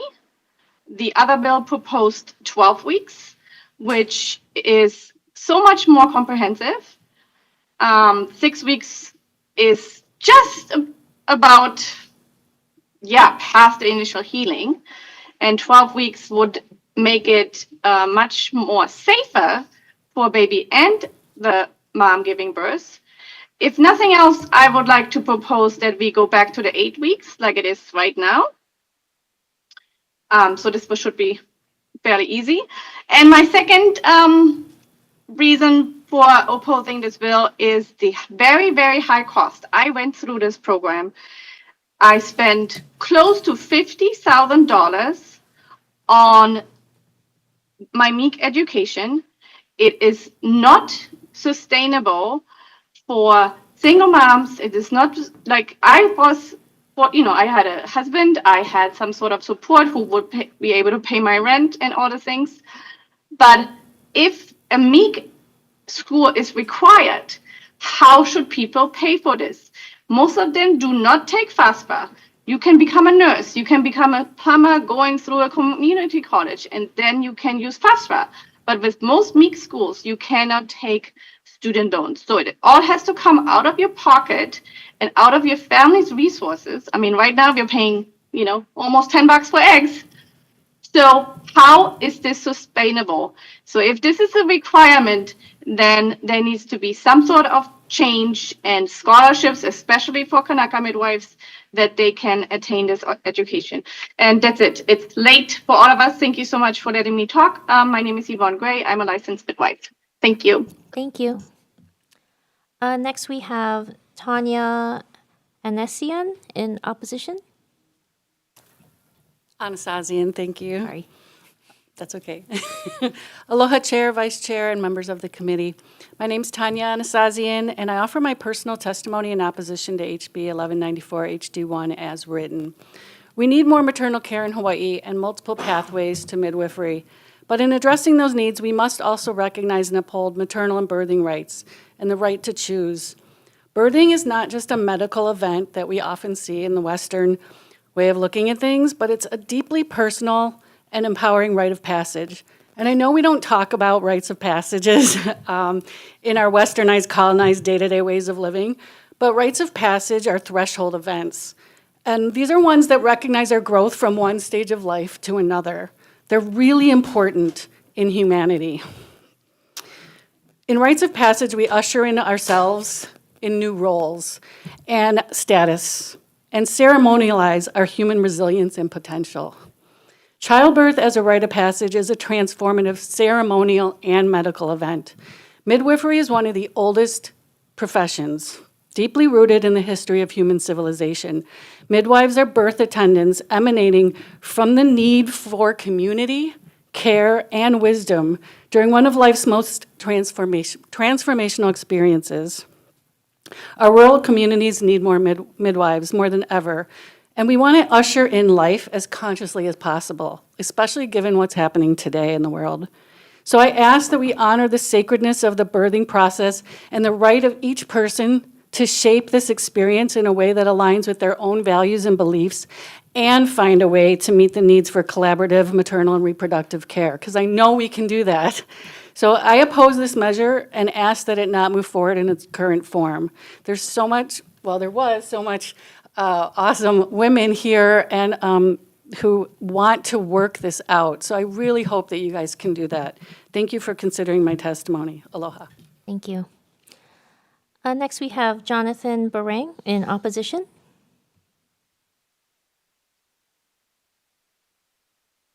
We have Sarah Kahela. Oh. Oh. Sarah? Oh, okay. Hi.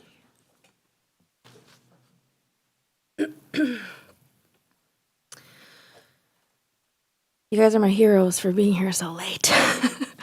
Aloha mai kako e kalamai. I have all my keiki with me, well, half of my keiki with me this evening. My name is Sarah Kahele. Mahalo for the opportunity to speak. I'm in strong opposition of this bill, and if I'm being honest, as a consumer, I'm a little bit confused as to what a finance committee has to do with my choices as a woman and a mother, and what I do with my body and who I choose to be with at my birth. I'm a mother of 6. I have 5 girls and 1 boy, and 2 of them were born in hospitals.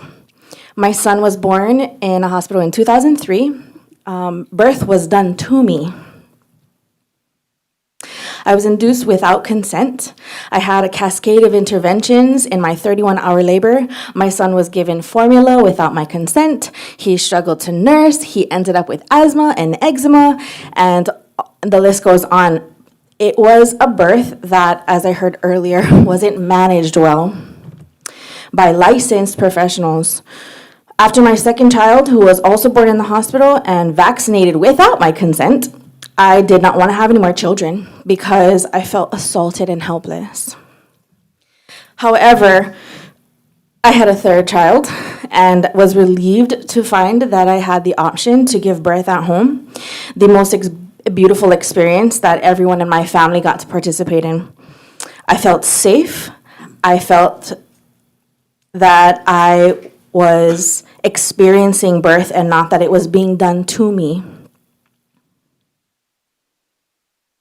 The midwife that I chose was traditional with years of experience. I trust her with my life and all of the lives of my children.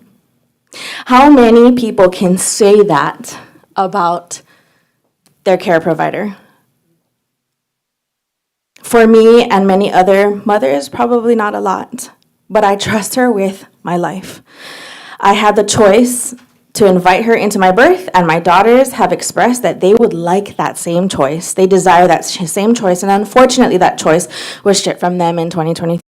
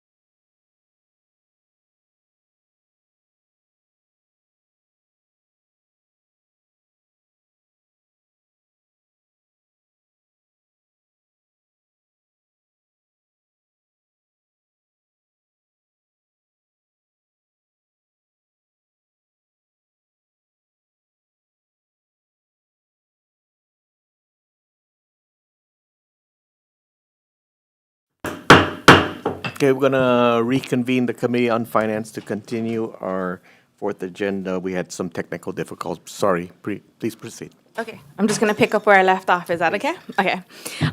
As I was saying, I have my 3 youngest daughters sitting here with me. We come out from Evo Beach. We sat in traffic. We found parking. But they have been watching me fight for their future since my 15-year-old was a baby. And the other day, I told them that I will not stop fighting. I say we because there's a bigger community than you may realize. I'm asking you today to oppose HB 1194, or as I'm hearing, as it goes through, to make the necessary amendments, because this bill is flawed, which makes it dangerous. It eliminates majority of the midwives here in Hawaii. Palikeiki are necessary, needed, and wanted. Traditional midwives are necessary, needed, and wanted. Lay midwives are needed, necessary, and wanted. When you eliminate something that people are seeking, they aren't going to settle, especially not moms. We don't back down because our life purpose is to nurture and protect our keiki. And like another midwife said, women will go through to great lengths to do what they feel is right, and this includes birthing alone, and that is more dangerous. To have women birth unassisted, unattended. Mahalo nui loa for your time and consideration to hear the people of Hawaii. Thank you.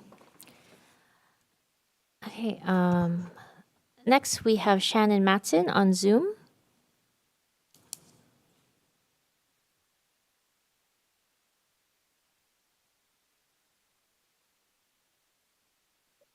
Aloha mai kako. Mahalo nui for everyone who is still in attendance. Thank you for taking my testimony. My name is Shannon Matson, and I am on Hawaii Island. I am speaking in opposition of HB 1194 as currently written. I am currently 15 weeks pregnant with someone else's baby. This is my first time serving as a surrogate. I have been pregnant 5 times before this, multiple miscarriages, and 2 healthy and successful home birth babies, which you might be able to hear them in the background. My oldest is 10 and my youngest is 6. For my last birth in 2018, I was attended and assisted by 9 people in my home. Only 2 of whom wouldn't have been potentially subject to criminalization under the current laws and this proposed law. One of whom was my husband, so he was exempt from any prosecution or criminalization. And then the other, I believe my midwife is actually on this call, and I hope she gets a chance to testify as well. I know it's been a very, very long day for everybody. As a person who is currently pregnant and will be birthing again very soon, bringing new life into this world, I am pleading with you not to pass this bill without making further amendments for all of our protection and for the continuance of this practice of midwifery and birth work. I believe that this bill, as it is currently written, will further hinder safe and equitable access to reproductive health care for those who are bringing babies forth, as we have done for thousands of years, attended by those of our own choosing. During my current birth, I will be laboring and delivering in the hospital due to the terms of my contract. I willingly signed this contract, but I believe that birth is primarily a natural process, and while I am grateful for Western medicine in times of necessity, I do not believe that most healthy, uncomplicated births require any sort of medical intervention. I also firmly believe that every pregnant person deserves the right to choose with whom and how they bring life into this world. This is what we need to protect, the right to choose, and I believe this bill actively reduces that right. I dream of a future where birth workers are welcome and encouraged in the medical community, and there is no fear from our birth workers to seek additional medical interventions when necessary. We need more properly supported and well-trained midwives and birth workers, not less. By allowing the PEP Plus Bridge pathway that was allowed before 2020 and was initially included in prior legislation on this topic, we are expanding accessibility and inclusion, especially in our rural areas, and thus creating safer options for our community to work towards licensure. And this bill does not allow for that option. This bill will result in contributing to the loss of Native and cultural wisdom in our birthing practices. Notice I didn't say Native Hawaiian. I firmly believe that Native Hawaiian practices and culture needs to be protected as we are in Hawaii, but I also believe that there is wisdom and value in all Native and Indigenous cultural wisdom surrounding birth. There are so many practices and so much knowledge that has been lost over the years, and carving out exemptions just for Native Hawaiian cultural practices is not enough. Without additional exemptions to protect all of our birth workers and whatever their Native traditions might be, we are furthering the divide between modern medicine and cultural wisdom. We need legislation to bridge that gap, to create more safety and support for our laboring and birthing community. Please listen to all the testimony today and create legislation to protect the most sacred and important human right, the right of body autonomy for those birthing the next generation. Mahalo nui loa. Thank you. Next, we have Amanda Moore on Zoom. Okay, not present. Danny Dougherty on Zoom.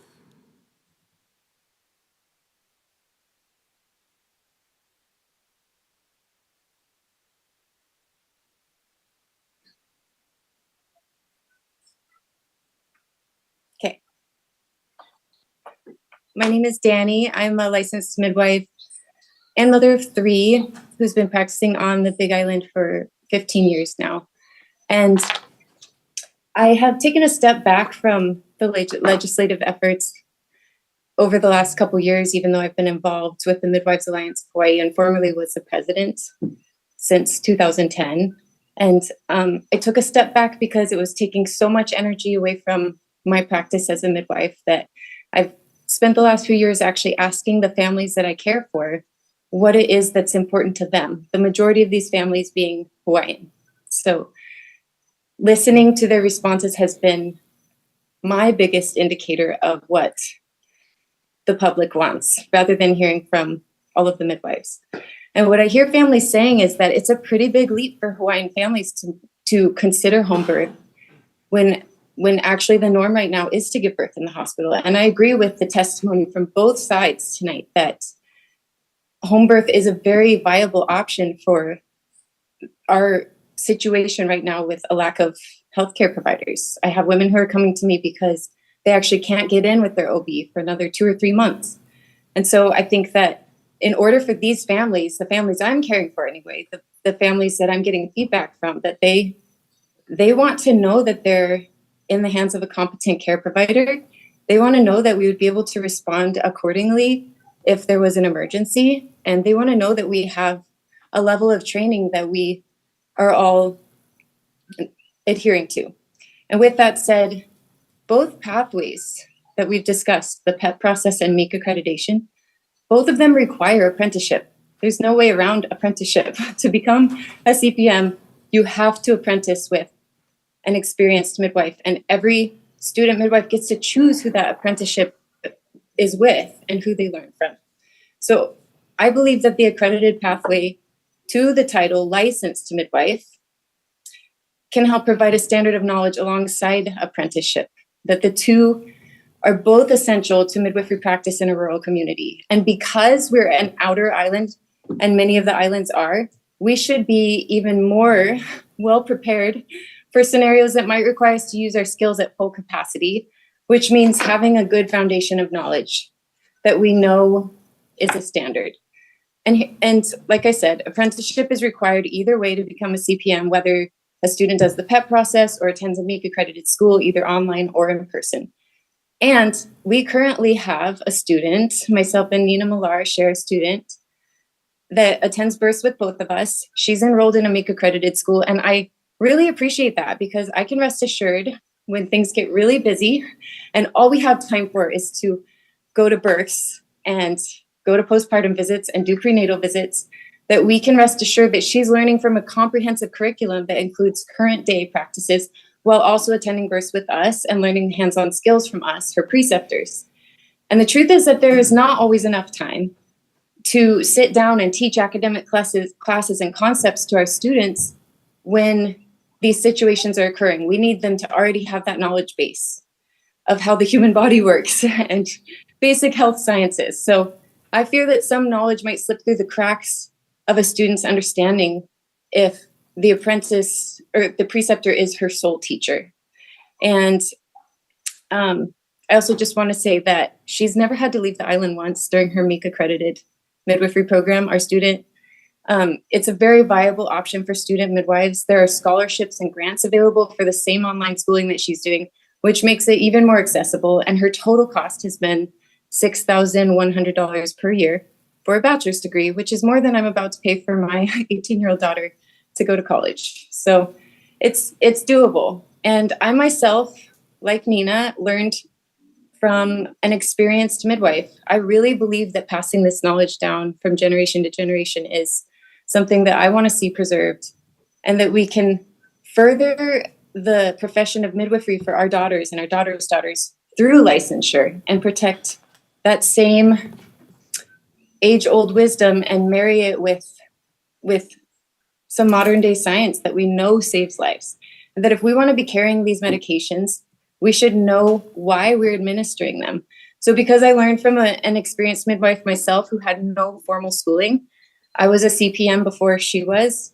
There are many things I've learned over the years since then that I realized she was not able to teach me because she did not know what she didn't know. And this is inevitable if we rely on passing down a wisdom from generation to generation without seeking out higher knowledge.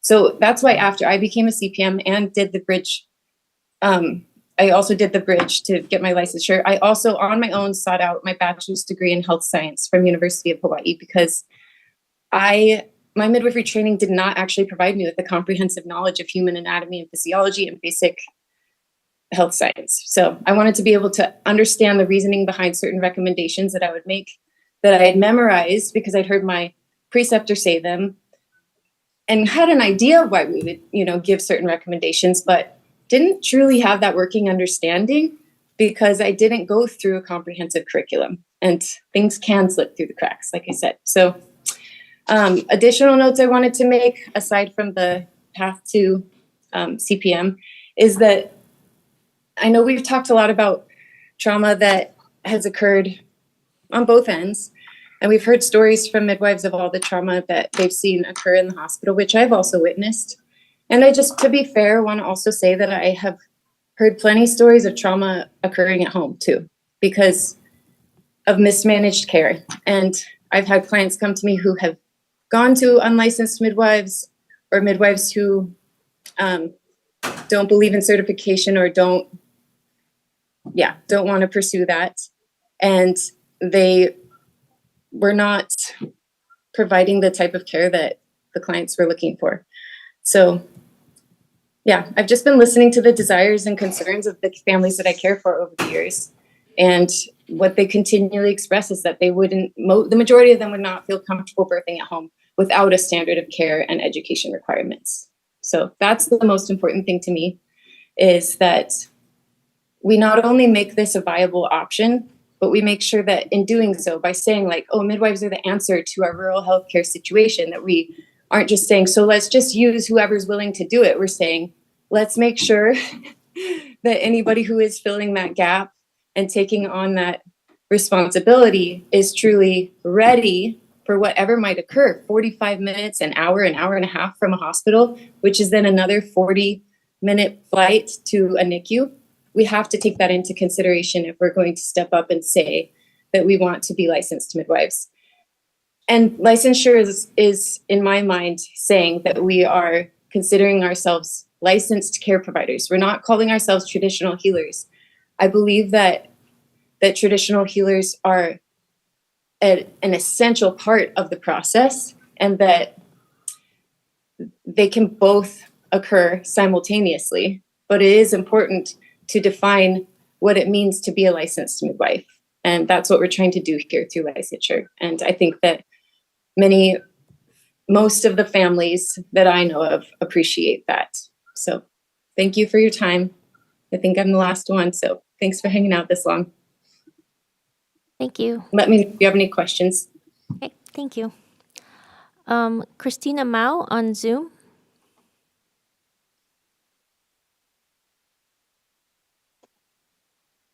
Hi, aloha mai kako. I am Christina Mao, and I oppose this bill. As giving standardized care we need quality care. I understand that each island has its own problems, but here on Maui, my brother has slipped through the cracks. My brother has slipped through the cracks in our hospital system. We have moms here who are slipping through the cracks, who are trying to go to different islands to get help. So it's not the home birth or the midwives at home, and it's everything that's not being connected. So it's that the moms don't feel safe in the hospital, and there's limitations to the care that can be outside to get educated. So we can be coming together and educating our moms and supporting our moms, but also giving a quality standard care. Because right now, a standard care on the masses is not quality, that is quantity. And right, we need to feel seen, and we need to be heard, and we need to know that our bodies are being taken care of, not just being told what to do and expecting no trauma out of it. Because when we are having trauma from a home birth or a hospital birth, we are then giving it to our kids. We end up taking it home, and we can't be the best mothers we could be because we have to hold on to something, and we're filled with anger and resentment, and we don't know why. There's not enough workers, and we need to not limit the pathways for us to get the care that we need. I had a hospital birth, and I was on Kauai. It's still a small community. It's still what it is, and I came out the door thinking I have the best birth, but within the months of times of like 3 years, I didn't realize how much trauma I was holding in my body, in my nervous system, and doing that as a mother. It wasn't until I was educated to know my rights as a mom, as a woman, that passage of right from a traditional halikeiki. So there is this gap that we have between licensed midwife, traditional. No, we need to be able to communicate clearly to what our families need in our communities, not just base it off of each islands and make it all together. Like, we all need to individually come together and be able to work this out, because this is getting out of hand, and I just hope that you are able to listen to what the community needs and what our families need. Yeah, so this is my son. His name is Sam, and he was born at home. Thank you. Thank you. Members, that's all the people I have on the list who identified themselves as being signed up to testify. Is there anybody else in the room wishing to testify? Please come forward and state your name for the record.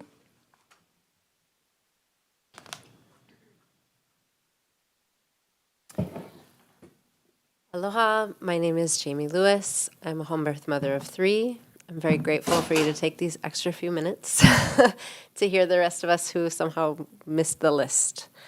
I've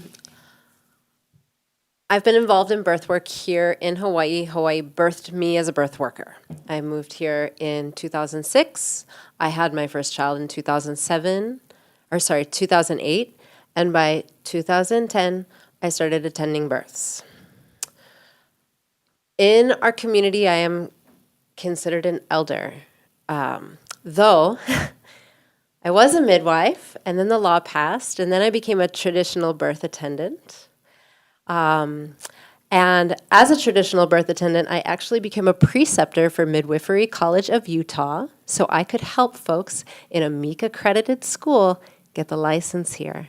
They recognized me as an experienced elder midwife. I had to show them a laundry list of qualifications and births I had attended and my stats in order to do that. Then our birth attendant exemption expired. Now I'm nothing. I am not even allowed to give information or advice, not only to mothers and babies. I am not allowed to support the students that I helped bring into licensure because they're not allowed to have an assistant who isn't a MEEC accredited student or who isn't a licensed midwife. There is nothing, and I've sat in the hearings or the meetings about trying to make rules for midwives and how they should practice and the scope of practice. And guess what? DCCA said, we can't write that in because it's not in the law. So there's no administrative rules that will allow an assistant that is beyond what is written in the law. And right now, this current version of this bill makes it very restrictive and very clear that you actually can't have an assistant. So what happens to 600 plus deliveries that I've supported here in the community, families, knowledge? You know, I have a great track record, and yet I'm nothing. The DCCA has given comments saying that they are willing to support the traditional birth attendant exemption, that it worked, that it is a form of regulation, that it gives information to the public to make a decision that feels right for them, that they had no complaints and no issues. So why is that being eliminated? Why is that not being a viable option? I know everybody here got a little flyer saying, well, in Oregon, these are the outcomes of all these different people. But guess what? Oregon collects data. They give information so their people can make informed choice instead of burying data, hiding it. And then that's how you end up getting bad outcomes, because people don't have access to make good informed decisions. Or they go hide, or they go birth by themselves. The more you criminalize certain things that people have come for years saying they want, the more you criminalize it, the more you do make it dangerous. The more smearing one side or the other actually does not create communication. And it doesn't create safety.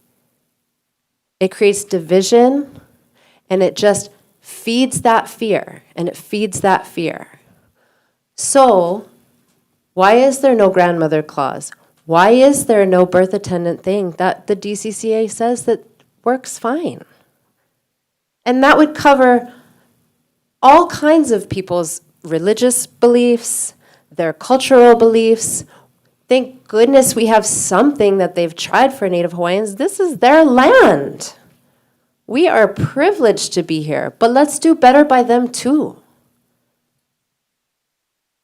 We need to do better.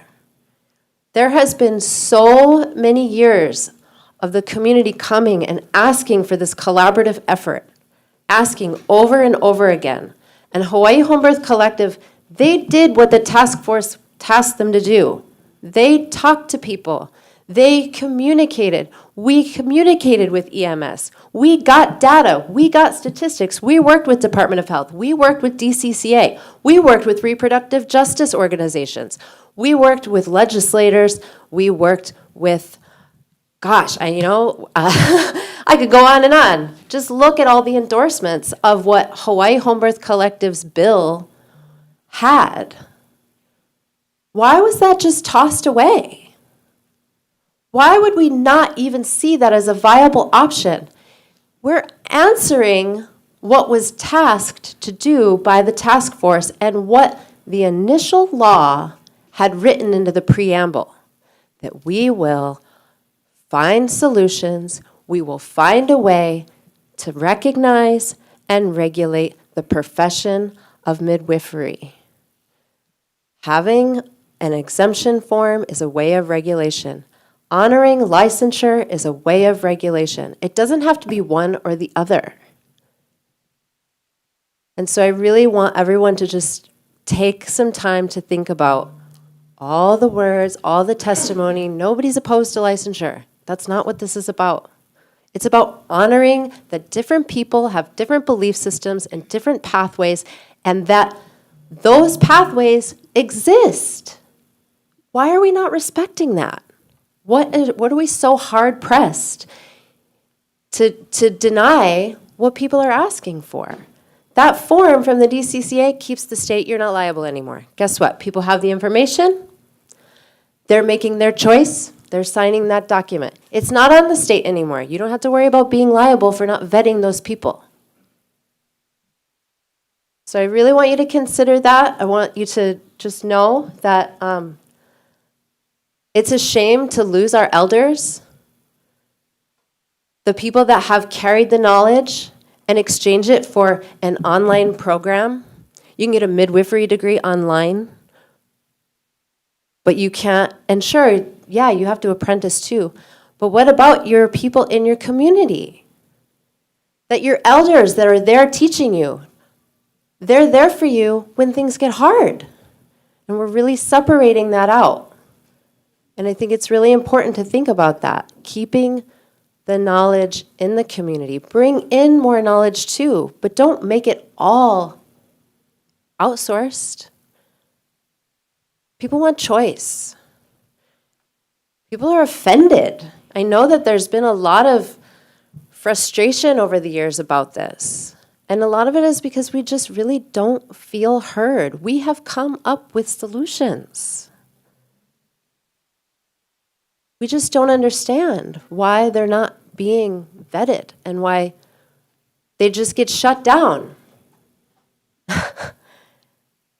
So I thank you very much for your time and your energy and your thought. And I appreciate everyone taking the time to be here at 8 o'clock at night. Thank you. Thank you. And we do have your written testimony. Apologies, I didn't have you as signed in. Anybody else in the room wishing to testify? I think we had you at the beginning, Christy. I have 1 minute. Can you just restate your name for the record Okay, for sure. everyone on YouTube? 1 minute. Here we go.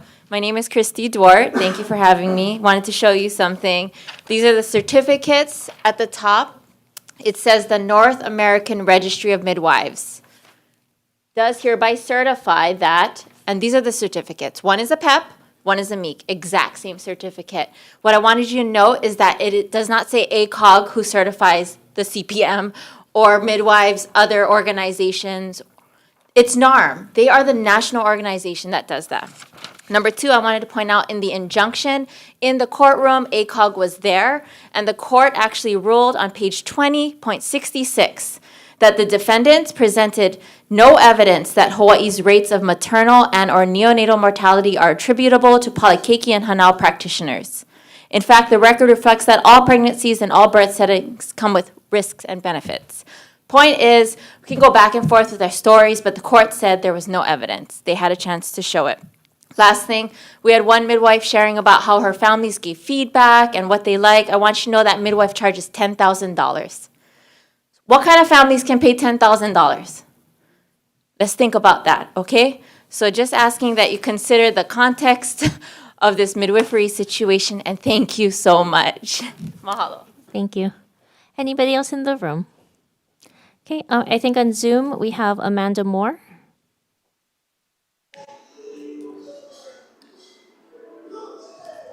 Hello. Hi, please proceed. Hi, thank you for allowing me to speak. I had to step away urgently. I'm Amanda Moore. I have been a certified professional and licensed midwife in good standing in both states of Oregon and Hawaii for 25 years. I've submitted written testimony highlighting my concerns within this bill. I clearly want to state that I support midwifery licensure as it provides public safety standards and midwifery standards of care. Unfortunately, I do not support the current licensure bill as written. It needs to be amended and revised. As written, I oppose Bill 1194, specifically with the involvement of the American College of Nurse Midwives practice standards being referenced and involved, influencing or governing any of our licensing rules or law regarding certified professional midwives seeking licensure in Hawaii. Certified professional midwives have their own route of education and certification, which is governed by our own board, the North American Registry of Midwives, not the ACNM. The ACNM governs certified nurse midwives. As the bill is written, there are ACNM tables that are referenced as to protocols for out-of-hospital birth management and standards. These references will seriously infringe on our practice standards, which differ greatly and should have no bearing or say in written law. CPMs and CNMs have a very serious difference in education, training, practice in the communities we serve. Our governing boards are not the same. We do not want the ACNM to be involved in the oversight, involvement, reference, or government of licensed midwives in Hawaii. In addition, I would like to clarify that the CPR, NRP, and peer review are prerequisites and requirements for the CPM under the North American Registry of Midwives. It would simplify Hawaii licensing regulation and board requirements who oversee that a licensed midwife would be in compliance with active CPR, NRP, and peer review. NARM requires active CPR and NRP for licensure or relicensure, including peer review. It could be simply stated that a licensed midwife must remain current with active certifications at any time under a license in Hawaii and under NARM standards for certification, including peer review. This would eliminate fiscal and board requirements verifying these certifications for licensees. Thank you for your consideration and of these matters. I think it's really important that we do have licensure. I did submit written testimony, and we have to amend this bill. It cannot move forward the way it is. And I thank you so much for your time and consideration. Thank you. Thank you. And yes, we do have your testimony, your written testimony. Thank you. Thanks. Anybody else on Zoom wishing to testify?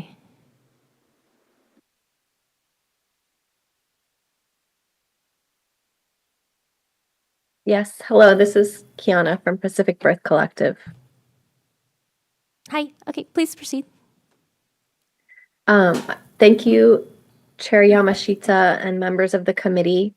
I'm here today as the president of Pacific Birth Collective, and we stand in opposition to HB 1194 alongside the credentialing bodies, human rights organizations, counties, the majority of practicing midwives attending home birth, and individuals testifying year after year across the state on this bill without the necessary amendments as stated in our written testimony.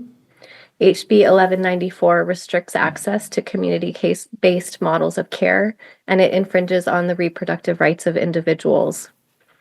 It is obvious that our community is extremely divided on this issue, and I want to thank the committee for taking the time to allow everyone to speak. Please recognize the obvious conflict of interest presented by ACOG and OBGYNs who are trained exclusively in the medical framework of birth and stand to benefit financially from the restriction of midwifery care being proposed by 1194. and excluding more than half of the currently practicing midwives, certified professional midwives who are trained via the PEP process.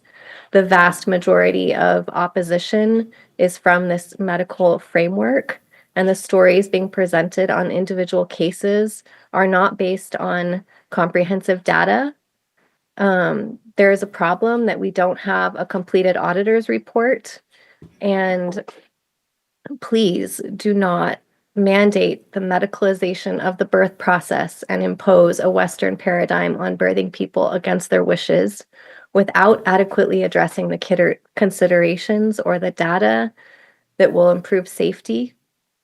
Removing pathways to practice and limiting access to providers does not change women's desire on where they choose to birth, and the evidence does not support this.